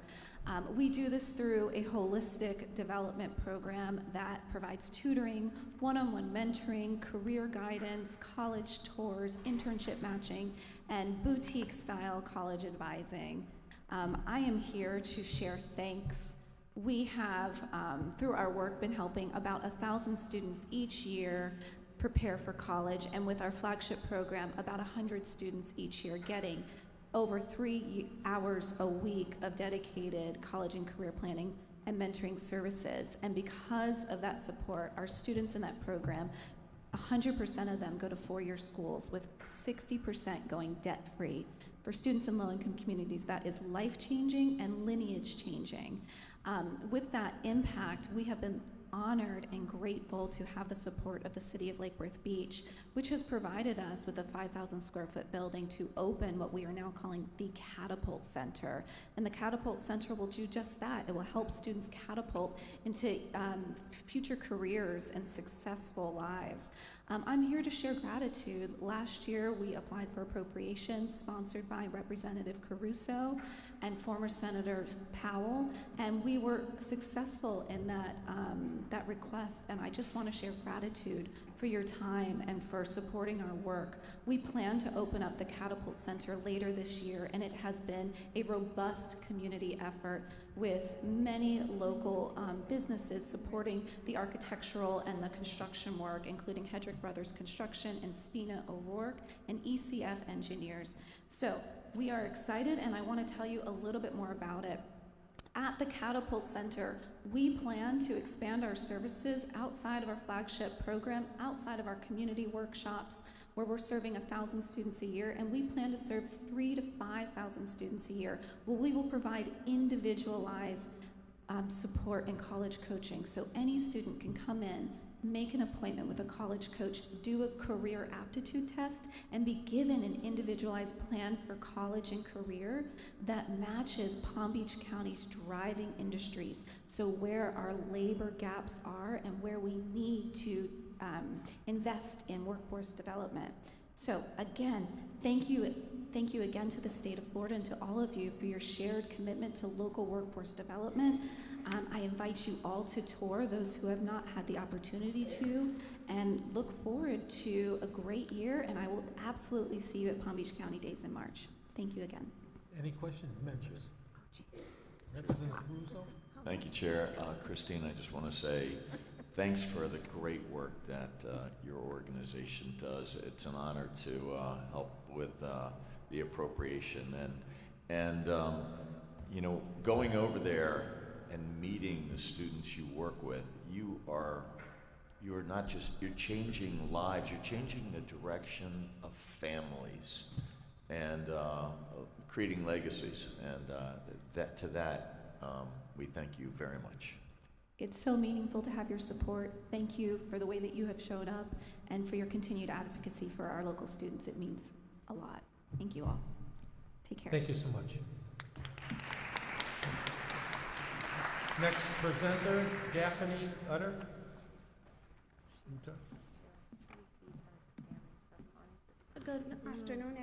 Good afternoon, everyone. My name is Daphne Utter. I am the CEO and founder of One Life to Live Foundation. We are a veteran-based organization. Our mission is to support, inspire, and educate women veterans, spouses, and caregivers of wounded veterans by offering a day of respite and retreat dedicated to their personal wellness and well-being. I just want to say that Florida is the third largest veteran population in the United States. And out of the third largest, we have 8.4% of the women veterans living in South Florida. Okay. We are one of the fastest growing population in Florida. Our mission stands with women veterans and caregivers. We know that caregivers in general tend to neglect their health and their well-being to support the loved ones that they are caring for. And our organization would like to give them a day where they can focus on themselves and put their health first. So we would like the support of the delegates today to make sure that caregivers and women veterans are honored and taken care of when it comes to being at the forefront of caring for their loved ones or caring for disabled veterans. Thank you. Any questions, members? Thank you so much. Thank you. The next presenter, Christina Casanade. I skipped one, I was told. No. She was wrong, I was right. Yeah. McCarthy, go ahead. Thank you. My name is Christina Casanov McCarthy. I am the Executive Director for the National Association of Social Workers. and I am here today with the Palm Beach Unit leadership, Andres Torres and Patricia Goodrich. Together, our association represents over 4,000 social workers statewide and 456 social workers here in Palm Beach County. Today, we are here to discuss House Bill 27, the Social Work Interstate Licensing Compact, sponsored by Representative Homchowski, who is excited to work with all of you, and she gives you her well wishes because I saw her yesterday. And of course, its companion bill that has been filed and sponsored by the esteemed Senator Harrell. Senator Harrell, we want to publicly thank you for your support. Expanding mental health services is a known priority, particularly in our rural areas in our state, but we also know that expanding any type of mental health services is needed. We are here to serve and we are here to do that work, but we need your help, and Andres will explain why. Thank you, Christina. As she already said, I'm the chair of the Palm Beach unit of the National Association of Social Workers. I'm standing here also with Patricia Goodrich, who is our legislative chair for the Palm Beach unit. We would like to thank you for giving us the opportunity to tell you a little bit more about House Bill 27, the Social Work Interstate Compact. This compact, which has already been passed in several states, would afford many benefits to your constituents. For one, it would afford the opportunity to hire seasoned and licensed clinicians from other states who are considering relocating to Palm Beach County and the state of Florida. Currently, without this compact in place, clinicians from other states would have to go through the laborious licensing process here in the state of Florida because we do not currently have reciprocity with any other states. Another benefit involved providing vital mental health supportive services to individuals and families across state lines. Currently, I am the grief care manager for Trustbridge Hospice of Palm Beach County.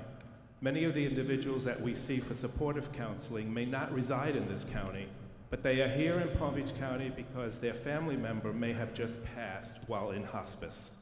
Although we provide services to these family members while they are here in our county, once they leave, we can no longer provide supportive counseling to them and must refer them out.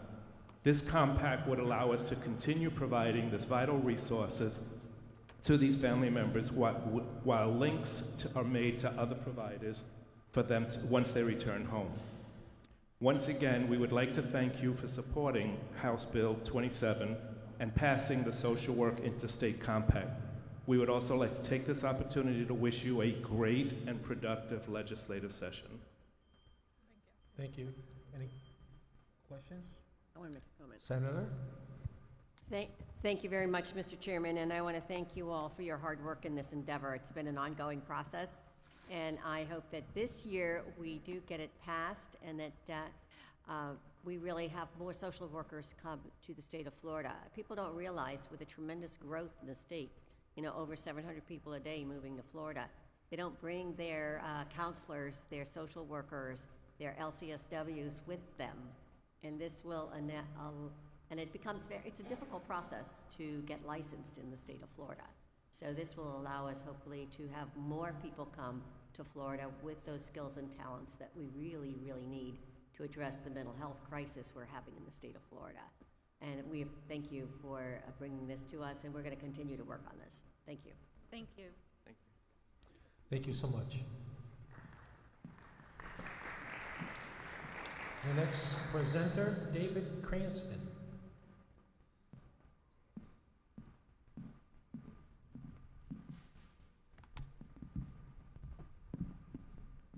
Got to bring this up a little bit for myself. Good morning, all. My name is David Cranston. I am the Florida Energy Policy Manager with the Environmental Defense Fund. For those of you who are unfamiliar with EDF, we are a global nonprofit that is focused on science-based and economically sound solutions to environmental challenges. In Florida, we have more than 285,000 members and supporters who motivate our efforts on coastal resilience, transportation, insurance, and energy toward a cleaner, safer, and more affordable Sunshine State. First, our thanks to those of you who voted in support of the flood disclosure bill last session. Multiple hurricanes made 2024 a particularly difficult year for many residents. We look forward to continuing work on flooding solutions, including renewing the Resilient Florida Trust Fund, and increasing its funding to address needs for stormwater and extreme weather flood prevention. Florida is about 75% reliant on imported natural gas for our electricity. The good news is that utility-scale solar is now about 15% cheaper than building new natural gas plants and does not put Florida families and businesses' electric bills at the mercy of global market fluctuations. EDF is working to strengthen Florida's energy security through diversified local energy sources, improved energy efficiency, and comprehensive electric grid planning. And we look for your support to advance these efforts. Florida also has the second highest number of registered EVs in the country, now close to 400,000. We appreciate the Florida Department of Agriculture and Consumer Services' new rule to ensure safe and efficient deployment of public EV charging infrastructure statewide. Likewise, we are pleased to see the state leveraging its $200 million in federal NEVI funding to add EV charging station projects. And we ask for your continued support to ensure that we provide this infrastructure that's needed to address the future of transportation. Florida will benefit significantly from investing its NEVI funds to strengthen our transportation network and improve emergency evacuation routes. This has been a tough year for Floridians, and we expect that affordability and resilience against natural disasters will be top of mind for the legislature in 2025. There's overwhelming bipartisan support in Florida for implementing new solutions that protect our future. EDF stands ready to assist you in evaluating these challenges and crafting policy solutions that create cost savings for residents, more resilient and adaptable infrastructure, and a more robust economy. So I thank you for your attention and your service to this great state of ours. Thank you. Any questions? Thank you, David. Thank you. The next presenter, Marilyn Ricci. Did I say that right? I hope.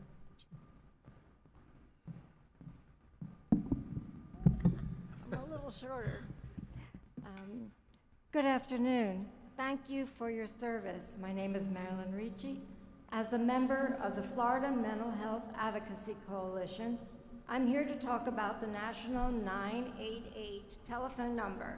It is critical that funding is continued and increased to support this life-saving and cost-saving number.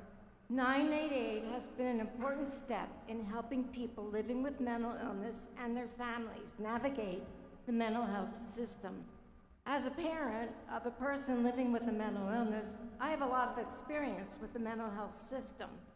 There are no other illnesses that can isolate a family quite like mental illness. Finding that your wonderful, high-achieving young adult has a mental illness is terrifying and filled with grief. Our mental health system often compounds the terror and grief by not having an easy way for families to get compassionate, competent help. People with a mental illness and their families are usually not treated in the same manner by healthcare or society as those with other illnesses. Often, instead of help, you end up alone with no treatment plan, or possibly jail, or an unnecessary hospitalization. There are no other illnesses that have those dire consequences. 988 is groundbreaking because now there is a number that those struggling with mental illness can call and receive compassionate care and actual help for their issues. To me, it is amazing. What should happen when you dial 988? You should get an immediate response. You're in a crisis.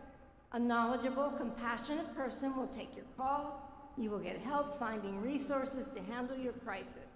It means that there are mobile crisis teams and centralized receiving facilities available. You will be able to stay on the phone with the person as long as you need. 988 means you are not alone trying to figure out a complex mental health system. But we have to make sure that the systems are in place so that the promise of 988 is filled. As of May 2024, our 988 answer statewide rate was 78%. The national average was 88%. Our goal is 90%. An estimated 164 more crisis counselors in the state are needed to reach 90%.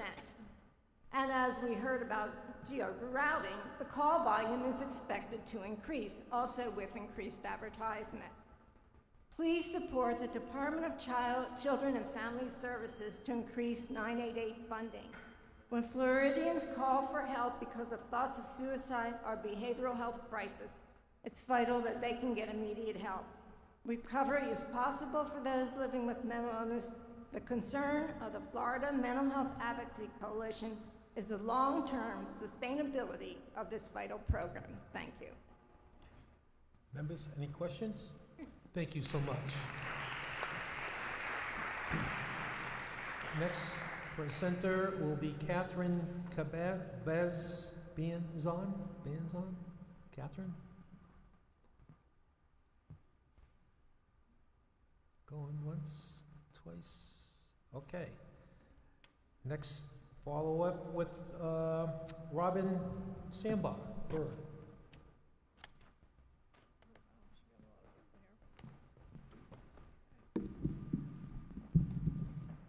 Thank you.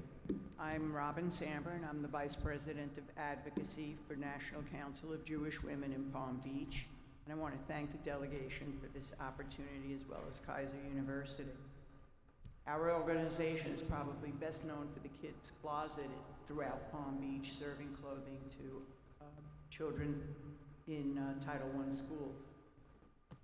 We are an organization that's dedicated to improving the lives of women and children, and accordingly, we stand for a woman's right to choose in a society where the government does not interfere with private medical decisions. Today, we're here solely to address the issue of ensuring a pregnant woman's right to timely emergency medical care when experiencing natural complications of pregnancy. Under our present statute, Florida has an urgent issue that affects women, families, and the very essence of compassionate health care. Pregnancy is one of the most vulnerable times in a woman's life. Yet the current legal barrier, which exists in Section 1A, causes the delay of critical emergency medical care when a complication arises. Imagine an individual entering a doctor's office or an emergency room with the onset of a heart attack or stroke and being denied the necessary emergency care to stop that event. No one here would tolerate that. We are making the analogy today and assert that the inhumane delay in care for women suffering miscarriage that was caused by our statute can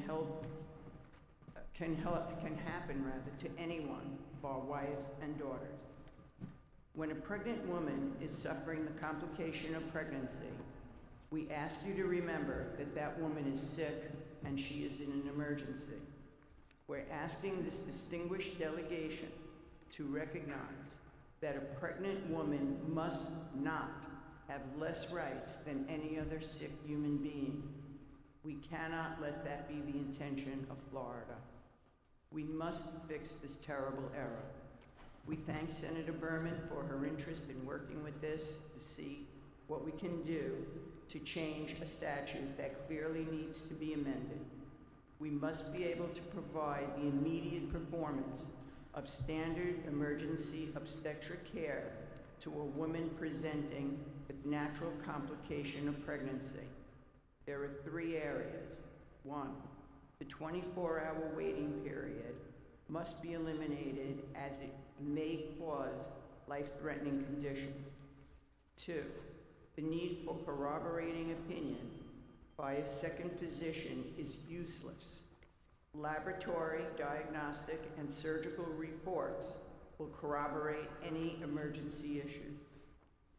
3, a physician must not feel the chill of the threat of criminal or civil penalty when acting in good faith to preserve a patient's health or life. Ladies and gentlemen, this proposed fix is not about politics. It's about guaranteeing women the same standard of care as any patient in a medical emergency.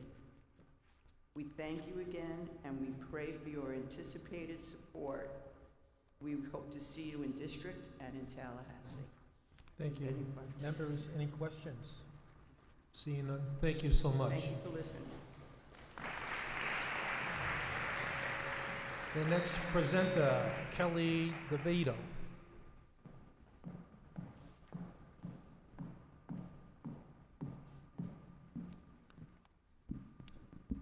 Good afternoon. My name is Kelly DeVito, and I'm a volunteer with Moms Demand Action for Gun Sense in America. We are a grassroots organization whose mission is to reduce gun violence of all types. We have chapters in 50 states across the country and have 10 million supporters and volunteers. On behalf of our Palm Beach County volunteers, I would like to thank you for the opportunity to speak with you today. Gun violence is a public health crisis. Over 3,000 Floridians are killed by guns each year. It is the leading cause of death for children and teens. 3 years ago, I stood before you advocating and imploring our lawmakers to strengthen Florida's gun safety laws. Instead, we saw them weakened by the passing of permitless carry. For most of 2024, Florida has led the nation in the number of mass shootings. While the numbers decreased across the country, our state saw an increase. By the end of the year, Florida had 32 mass shootings. Only 2 states had more. We owe it to our children and the citizens of this state to do better, to pass laws to make our neighborhoods and communities safer. This will not be accomplished by passing legislation such as open carry of firearms or allowing college students to carry weapons on campus, including the one where we have gathered here today. House Bill 31 would do so if passed. And we will not accomplish safety for our citizens by lowering the age to purchase rifles from 21 to 18. For this reason, we also object Senate Bill 94. Instead, we ask you to focus on life-saving bills, like Senator Polsky's, which would strengthen Florida's gun storage laws. Approximately 80% of school shooters obtain the weapon used to commit their crime from their own home or the home of a relative or friend. We must stop the easy access of weapons to those who wish to do harm. Sadly, the latest statistics tell us teen suicide has been on the rise. Approximately 2 million teens will attempt suicide this year. Research shows that secure storage of weapons is associated with a decrease of risk to children. Passing secure storage laws and increasing the penalties to those who break the law will save lives. Sorry about that. Okay, so the last thing I just want to mention is gun violence prevention and intervention programs and the funding that was put in the budget. Last year was $2.5 million, and we would support that and an increase of those funds as well. And thank you so much for your time to address you today. Thank you. Thank you. Members, any questions? Thank you. Thank you so much. The next presenter will be Dr. Connie Sagowski. I'm getting better. Good afternoon, and thank you for your service and for the opportunity to be here today. When I was a CNN hero, a major takeaway was that no child in our country should have to drop out of school because of family caregiving responsibilities. We now know that there are more than 5 million child caregivers in our country and more than 290,000 in public, middle, and high schools in Florida. This number exceeds children of all ages who are homeless or in foster care. Caregiving youth sacrifice their education, health, childhood, and well-being to provide care for a family member with a health condition. It's a growing population, And today, children assist often more than one person. They provide personal care and household management. The life of 12-year-old Anne changed when she and her mom were in a car accident. They were hit by a drunk driver, one with no insurance or assets. Anne was okay, but her mom was not. She was unable to work or walk. Her husband began a second job, so now Anne had to step up to the plate and assist her mom. Her grades fell and her anger mounted. In contrast, Jimmy's single mom went to work early in the morning. His role in caring for his grandmother included dressing, feeding, and giving her medications. Sometimes it took longer, and he would miss the school bus. Another day absent, and his grades also suffered.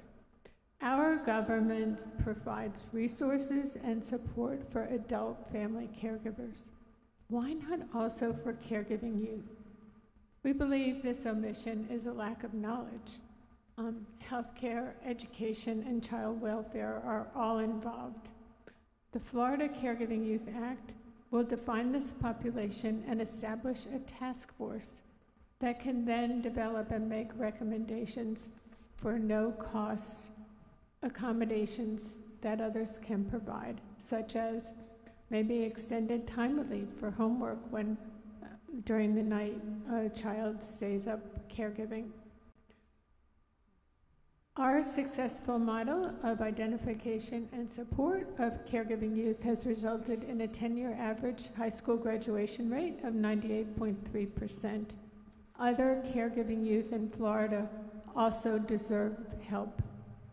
This needed legislation can also is an economic investment. Taxable earnings are higher among high school graduates. Teen pregnancy, crime, and disease, along with ultimate system dependency, are less. We respectfully ask for your support to make 2025 the year of the caregiving youth. They have earned and deserve nothing less. Thank you. Thank you very much, members. Are there any questions? Seeing none, thank you very much for being here. Appreciate it. Next, we will hear from Sheila Jaffe, former president, National Organization of Women.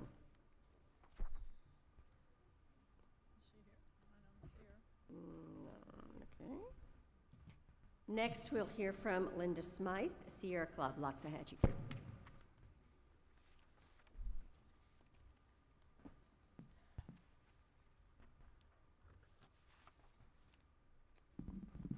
Thank you. Linda Smith, Jupiter, Florida, current Sierra Club Loxahatchee Group Chair. I want to thank again Senator Harrell and co-introducer Bradley for Senate Bill 80, State Park Preservation Act. I am a little distressed when I see on the website that to date there appears to be no companion bill. I sincerely hope that there is one in the wings waiting to be filed. You all remember the August release of the misguided and inappropriate Great Outdoors Initiative, which was opposed by Floridians and lawmakers across the political spectrum. Unfortunately, if we don't get a companion bill, Senator Harrell's good work won't get anywhere. We need a House bill, and we need to make it veto-proof, which is going to be hopefully very easy to do. I have provided some talking points on Sierra Club's intent and issues for this legislative session. We need to protect our state parks into perpetuity. The Save Our Parks handout has some simple, easy to understand talking points about Sierra Club's stance and on the state parks. So now back to talking trash. Last month, I started to speak about the incineration. That burn our waste, yes, it does burn our waste, but leaves 30% as toxic waste. I want to hammer home that the incinerators are not waste-to-energy plants, they are waste-of-energy plants. Our waste is turned to toxic ash and toxic air pollution while creating a very, very small amount of electricity. Building an incinerator is 6 times more costly than building a gas-fired power plant. If burning trash was an alternative way to create electricity, FP&L would already be doing it. The legislature and the governor signed into law SB 1764, allocating hundreds of millions of dollars to incinerator companies to expand, with local taxpayers tasked to match these funds.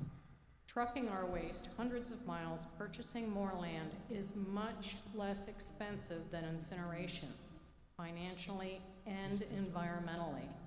There have been many, many worthy organizations here today that deserve taxpayer dollars. Please just don't burn it. And if the Sierra Club believes landfills, recycling, and waste reduction is better than incineration, there must be something really wrong or stinky about incineration. Thank you for your time. Thank you. Members, any questions? Seeing none, thank you so much. The next presenter, Gil Smart. No,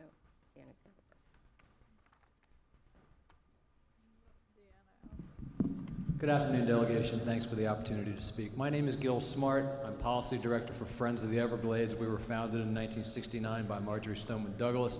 We're headquartered about 45 minutes north of here in Stewart. We are concerned primarily with issues involving clean water, and as the name suggests, the Everglades itself. We're in the process of finalizing our legislative priorities for the year, and we'll make sure all of you get a copy when they are done. But I wanted to highlight two of them in particular today that you're likely to be hearing a lot about in the coming months. The first is our top priority, as it's been for years past, which has to do with the need that we believe the state of Florida needs to begin the process of acquiring additional land south of Lake Okeechobee to store water from the lake, to clean water from the lake, and to send that water south to the Everglades and Florida Bay, which desperately needs it. As you're likely aware, Lake Okeechobee has been deemed too full for too long by the U.S. Army Corps of Engineers. So the coastal estuaries are getting discharges. The St. Lucie, the Caloosahatchee, the Lake Worth Lagoon are all getting hammered by discharges. And just this past week, DEP confirmed a blue-green algae bloom in Port Salerno, Martin County. It's supposed to be too cold for that, but apparently it's not. And I got an email last week from a guy who lives in Jupiter who said he took his grandson with him to his favorite fishing spot in Jupiter, and here came all this black plume of water from the north, and they couldn't go fishing. It's not a local problem, it's a regional problem that affects all of South Florida. The state has been spending a significant amount of money on, they use the term pumps and pipes, existing SERP projects, Comprehensive Everglades Restoration Plan projects like the EAA Reservoir. All this is good and necessary, but we know that even if and when all those projects are finished, it's not going to solve the problem completely. It's not going to eliminate discharges to what we call the northern estuaries. We need to eliminate those discharges. We need to eliminate that harm. It inflicts tremendous harm, not just on the ecological environment, it inflicts tremendous harm on the communities, on the businesses that rely on the water for their viability. This has been going on for decades. It seems we get closer and closer to a solution, and then wham, we get hit again with discharges as we're getting this year. These discharges could last through May. They could have a disastrous effect. Florida needs to do more. We're advocating for that. And just briefly, we're also going to be advocating for Senate Bill 80. I want to thank Senator Harrell again for filing that bill. You all, I'm sure, are well aware of the eruption of anger from the citizens of Florida when the plan to develop the state parks was revealed last year. I don't think I've ever seen anything quite like that. The citizens of Florida are demanding that something be done to prevent that type of development in their state parks. We are very supportive of legislative efforts to do that. I do believe Representative Snyder is supposed to be introducing the House bill, so I was going to reference that. He's not here. But thank you, Senator Harrell, for introducing Senate Bill 80. If we can be of any help in any way on that bill as the process moves forward, we'd certainly like to do that. And we certainly would like to be a resource on Everglades and clean water issues for all of you at any time. Please feel free to reach out to my organization. Thank you. Members, any questions? Senator Berman. Thank you, Mr. Chair. You mentioned about south of the lake, but I keep hearing that a lot of the problems in the lake are coming in from the northern part and the Kissimmee area and Orlando.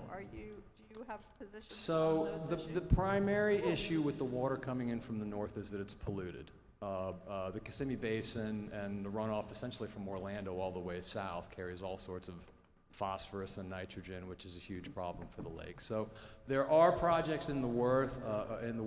The Lake Okeechobee Watershed Restoration Project, or LORP as it's called.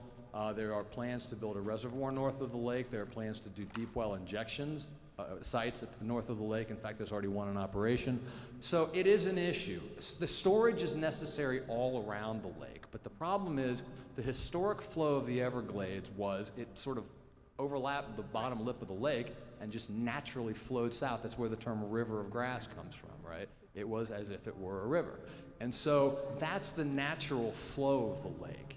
And so while we do need storage all around the lake, and there are plans to do that, we need, Everglades restoration involves, true Everglades restoration involves trying to reestablish the historic flow.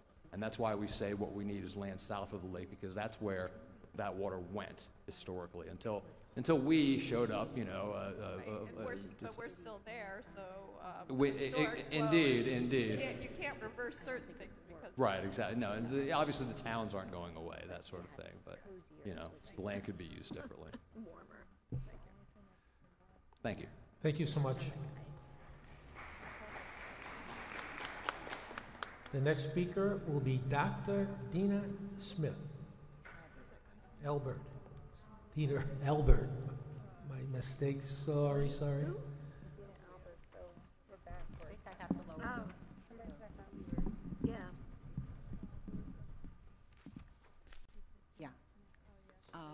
Good afternoon.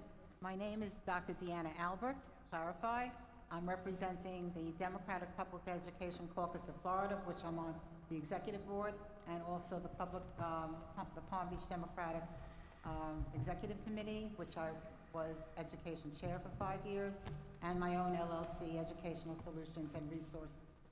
I stand before you as a lifelong career educator of 46 years, across a broad spectrum, having been a teacher, a supervisor, mentor, school administrator, director, university professor, and consultant. I've become a social activist following 2 retirements, as education is critical to the well-being of civil and economic life. Therefore, I am deeply concerned about the onslaught of recent Florida legislation against public education, which has challenged academic freedom regarding how and what teachers can teach and how and what students can learn. Spring 24's legislative session made matters worse by facilitating religion and religious practices into public schools and completely ignoring that our Constitution supports separation of church and state and religious freedom for all. When HB 931 became law in July of 24, allowing public and charter schools to bring in chaplains who are not even formally trained as a form of support service to students, I became even more troubled, as you should be. I do applaud our Palm Beach County District Board members in disallowing this policy in our county schools. However, it is happening across Florida and in other states, and this trend is growing.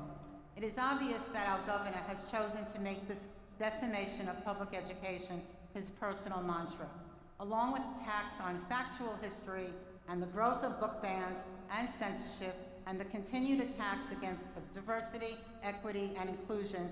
We've seen the substantial rise of universal school vouchers with huge tax dollar funds going to private and charter schools who often teach religious practices as part of their curriculum.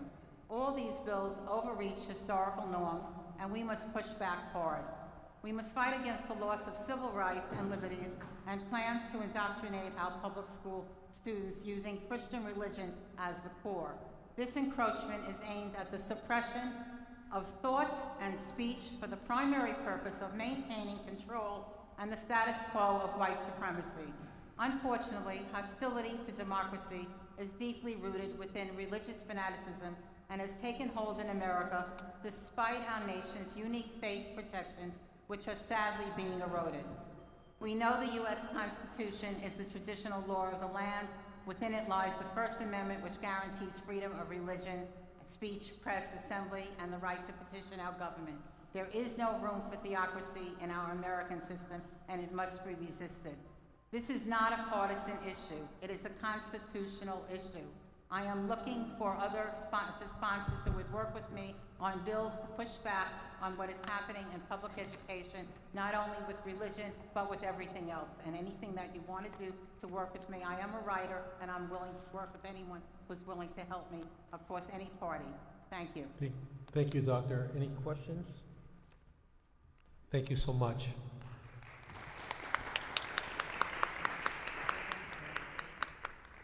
Next presenter, Kevin Claridge.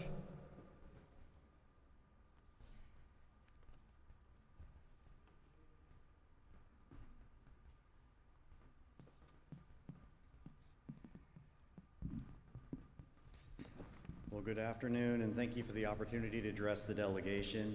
As a former resident of Palm Beach County, it's great to be back and bring some new resources to the county to assist and protect the ecologically and economically marine resources along the Palm Beach County coast. My name is Kevin Claridge, and I serve as the Vice President of Mote Marine Laboratory Sponsored Research and Coastal Policy Programs. Unfortunately, our President and CEO, Dr. Michael Crosby, sends his regrets, wasn't able to join us today. Some of the delegation I know is familiar with Mote Marine Laboratory, but just as a real quick overview, Mote is celebrating 70 years as one of the few remaining independent, nonprofit marine research institutions. Mote Research Enterprise is diverse with over 35 research units, including many very important to the Palm Beach County coastline and its residents, from corals and seagrass to manatees and biomedical advances to harmful algal blooms, as we were just hearing about. Mote is addressing critical and ocean coastal challenges with science-based solutions.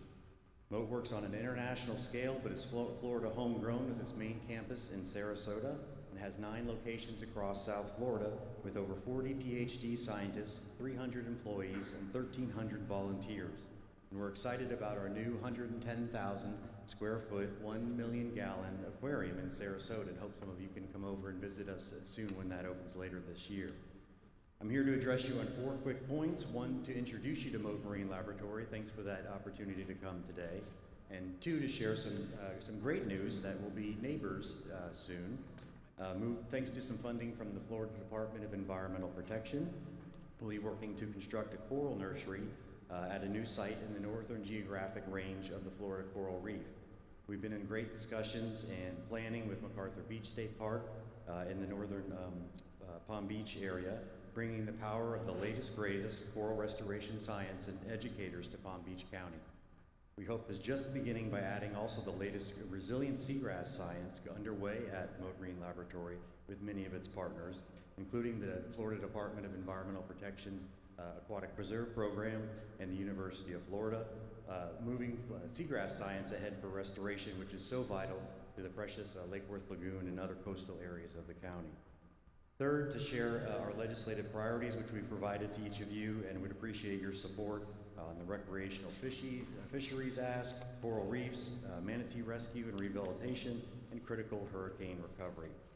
And last, that we look forward to seeing you in Tallahassee, and hope you're able to join us during the session on April 1st for Oceans Day at the Old Capitol for the Mote reception, to learn more about our cutting-edge research, marine research and restoration programs underway now coming to Palm Beach County.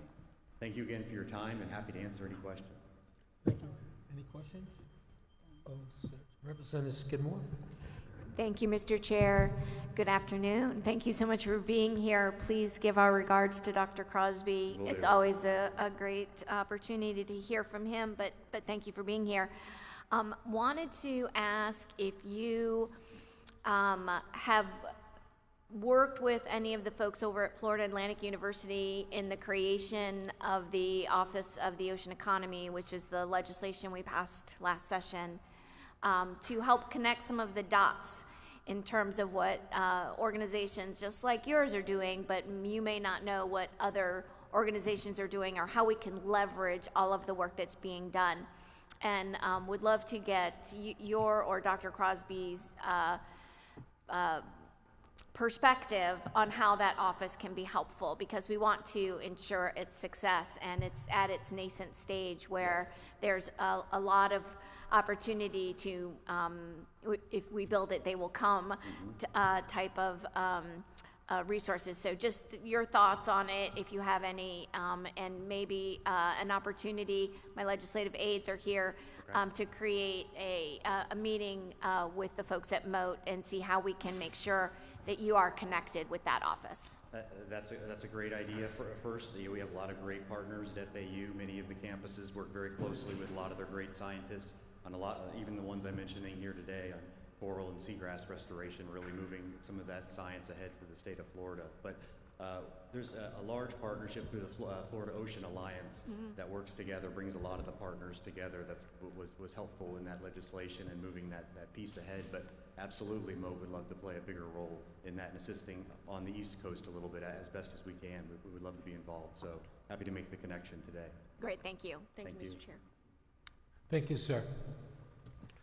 Next presenter, Rafael Clemente.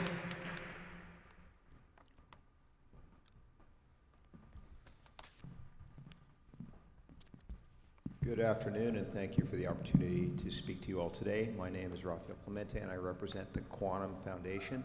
Quantum has a long-standing history of impactful work in Palm Beach County, focused on improving community well-being through initiatives that address critical needs. Quantum's new strategic focus on social determinants of health underscores its commitment to addressing the root causes of poor health outcomes, including conditions in which, social determinants of health are the non-medical factors that influence health outcomes, including conditions in which people are born, grow, live, work, and age. These include housing, education, employment, social connections, and access to fresh food and health care. Through our Palm Beach Venture Philanthropy Division, we are working to revitalize Palm Beach County's neighborhoods of persistent poverty, places that have experienced generational poverty here in Palm Beach County. These are communities with immense potential, but also significant challenges. To further our mission, we are requesting funding from the legislature.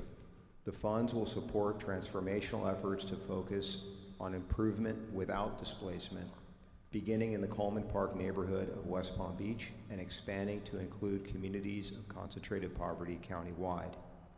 By leveraging this funding, we aim to attract private investment to multiply the impact of public dollars to ensure sustainable long-term change. And we are seeking a sponsor for our request.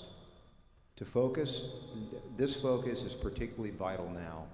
For example, in Coleman Park, residents face significant challenges, including a life expectancy that is 14 years shorter than the average of the rest of Palm Beach County.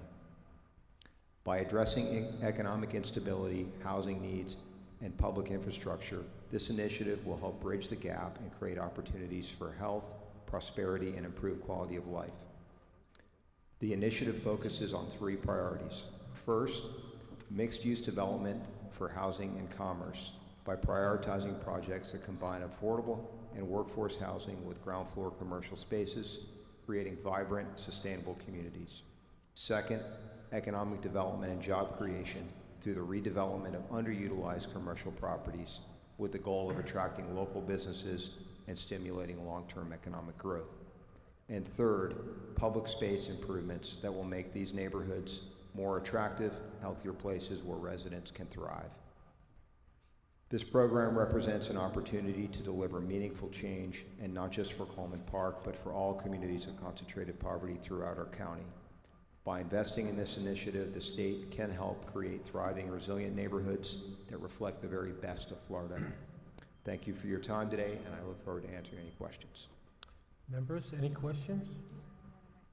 Seeing none, thank you so much. Thank you.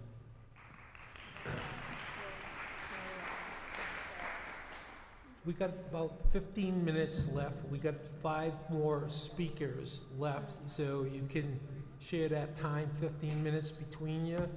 The next one, the names get harder to, Marici area. I murdered that. Hi, good afternoon. Happy New Year. So my name is Marici Aria. I'm 20 years old. I'm a student at Lynn University, and I also have the privilege of being an intern for the Palm Beach County Voting Rights Coalition, where I have learned firsthand the importance of civic engagement and public service. As we're gathered here today, I reflect on how 2024 was a year of contrast, moments of progress and moments of division. It was a year that stirred up deep concerns, with political discourse often giving way to fear and even hatred.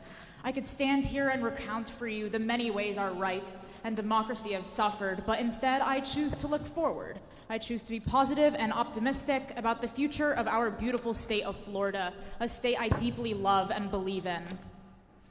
Today, I'm here to express my enthusiastic support for the Harry T. and Harriet V. Moore Florida Rights Voting Act, because this bill is a promise that our democracy will remain accessible, inclusive, and strong. The provisions of this bill will make voting easier and more equitable for every Floridian. It offers automatic voting registration, so interacting with the Florida Department of Highway Safety and Motor Vehicles becomes an opportunity to ensure your voice is heard. It provides same-day voter registration and permanent vote-by-mail options, making the voting process simpler and more accessible. It also ensures that Floridian citizens who express themselves best in another language can fully participate in elections by expanding language access. Florida is a state of strong, dedicated citizens. We are people who care deeply about our families, our communities, and our shared future. Everyone deserves the right to express themselves through their vote, and that expression should be as easy and smooth as possible. By passing this bill, we honor the legacy of Harry T. and Harry V. Moore, two courageous Floridians who gave their lives fighting for racial equality and voting rights. More importantly, we honor the promise of democracy, a government truly for and by the people.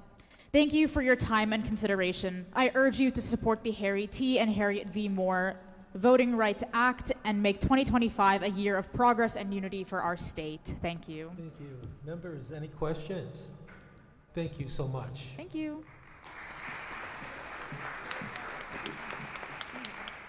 Next presenter, Aubrey Harrington.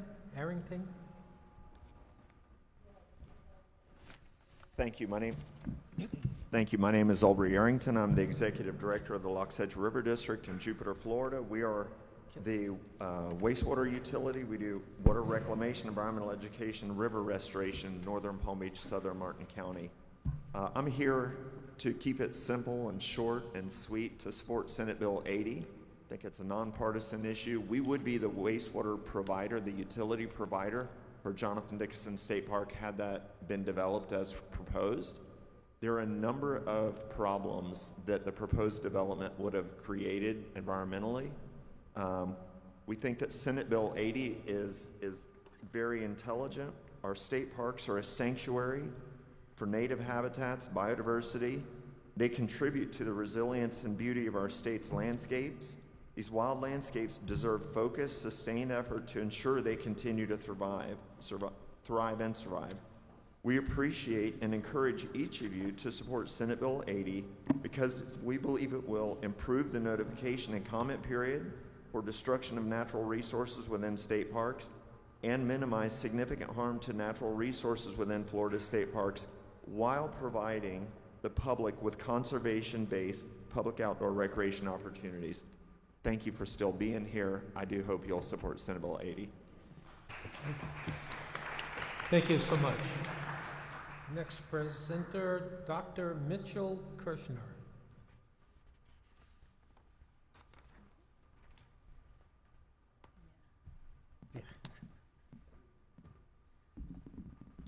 Wow, that was a bit of a marathon so far, huh? Thank you for still being here. As there was a comic who once said, if I knew I was going to live this long, I would have taken better care of myself. I stand here before you as a representative for the Florida Naturopathic Physicians Association. I'm here today to not ask for money, but ask for support and your awareness of who we are and what we hope to bring back to Florida. We have actually been here as a present in Florida since 1935. We've been legal to practice naturopathic medicine. For those who don't know what that is, it is a holistic, integrative healthcare approach. We're not looking to rule anybody out, but to include everybody. And so what we wanted to offer, and one of our premises and principles of practicing naturopathic medicine, is prevention. We feel like it is more cost-effective and beneficial for patients to actually prevent disease rather than always have to treat it. In doing so, I give you a quick little definition, my own definition of what is naturopathic medicine. It is the bridge between the knowledge of science and the wisdom of nature. For this, what we do is we integrate these kind of health cares into our practice. Except we can't practice in Florida. Our ability to practice in Florida was removed in 1958. And as many of you may know at this point, because it was stated a couple times today, where the number of people moving to Florida is somewhere around 250 to 300,000 people a year, which leads us to somewhere between 20 and 30,000 primary care provisions shortages. We hope to fulfill on some of those. We have a lot of people who would like to move here, who would like to practice here in the state of Florida, but they can't because we're not licensed. So we do have representation in the House and the Senate. We don't have a bill number just yet. We had one last year, but Representative David Smith and Representative Senator Rodriguez will be carrying the bill and presenting it. So what I'm here today to do is to ask you to just be aware of who we are, what we stand to represent, and how we can benefit the people of Florida in our health care offerings. Again, what we're really wanting to do is to provide a way for people to have access to better health care. And again, our method of operation is let's do prevention. Let's do holistic health care. So I'm also referred to as what is called a vitalistic naturopathic doctor. What that means is you can get vitamin D in a bottle, or we live in the Sunshine State. I would actually prescribe for you to go outside after our session is complete and get some vitamin D. And this would be one of the things that I could prescribe as well. So again, all I'm asking for is for you to be aware of who we are, what we do, and when our bill comes up in March in Tallahassee, that you have a voice, that we carry that voice for the sake of the people in Florida. Thanks for your time. Thank you so much. Any questions, members? Yes. Seeing none? Yes. Representative Skidmore. Thank you, Mr. Chair, and thank you. I'm sure I must have heard the bill if it was in on a committee agenda last session. Sure. Can you give me briefly, I know because everyone's tired, what does the bill do, and what is the licensure that was taken away in the 50s? Can you explain that just briefly? Yeah, in brief, I don't have all the specifics at the top of my fingers, but we had licensure. We had an ability to practice here in the state. Not only was our licensure revoked in 1958, but also it became illegal to practice naturopathic medicine in Florida. As it stands right now, there are 28 states in the country, including the District of Columbia, who do license us. We are primary care physicians. We go to 4 or 5 years of medical school post a Bachelor of Science. The challenge with our bill was that we're working out some of the details with local other medical professions, and there's just a matter of ironing out a couple of wrinkles, but it looks very promising to be moving forward. Thank you, Mr. Chair. Thank you so much. Thank you so much.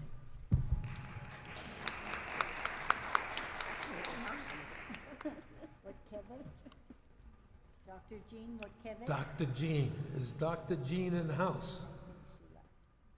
I think she left. She was sitting in the Okay. Peggy Bell.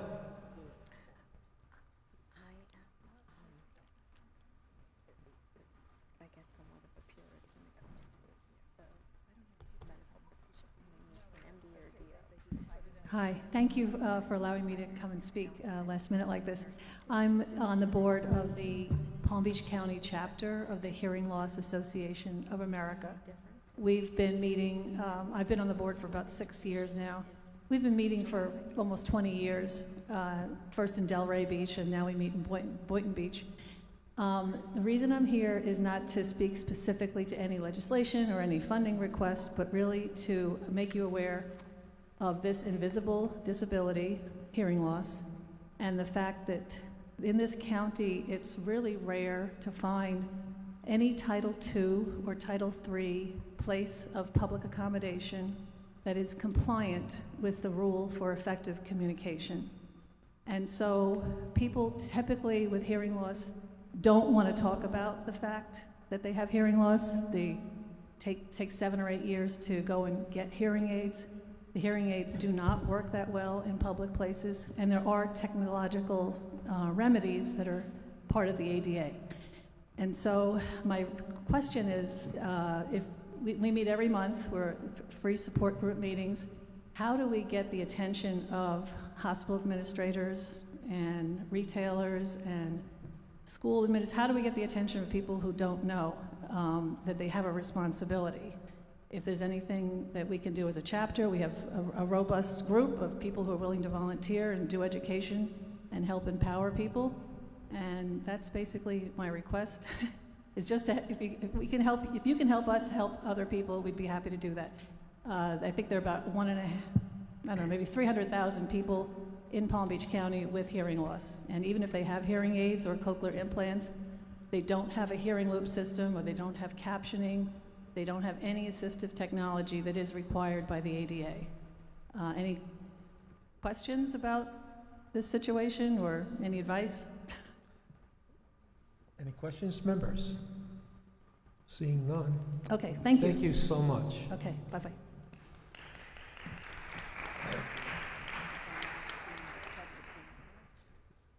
That wraps it up, people. Thank you so much for being here. Thank you for the coolness in the air. Nobody fell asleep on us this time. And Representative Kidmore moves to adjourn. So be it. Thank you.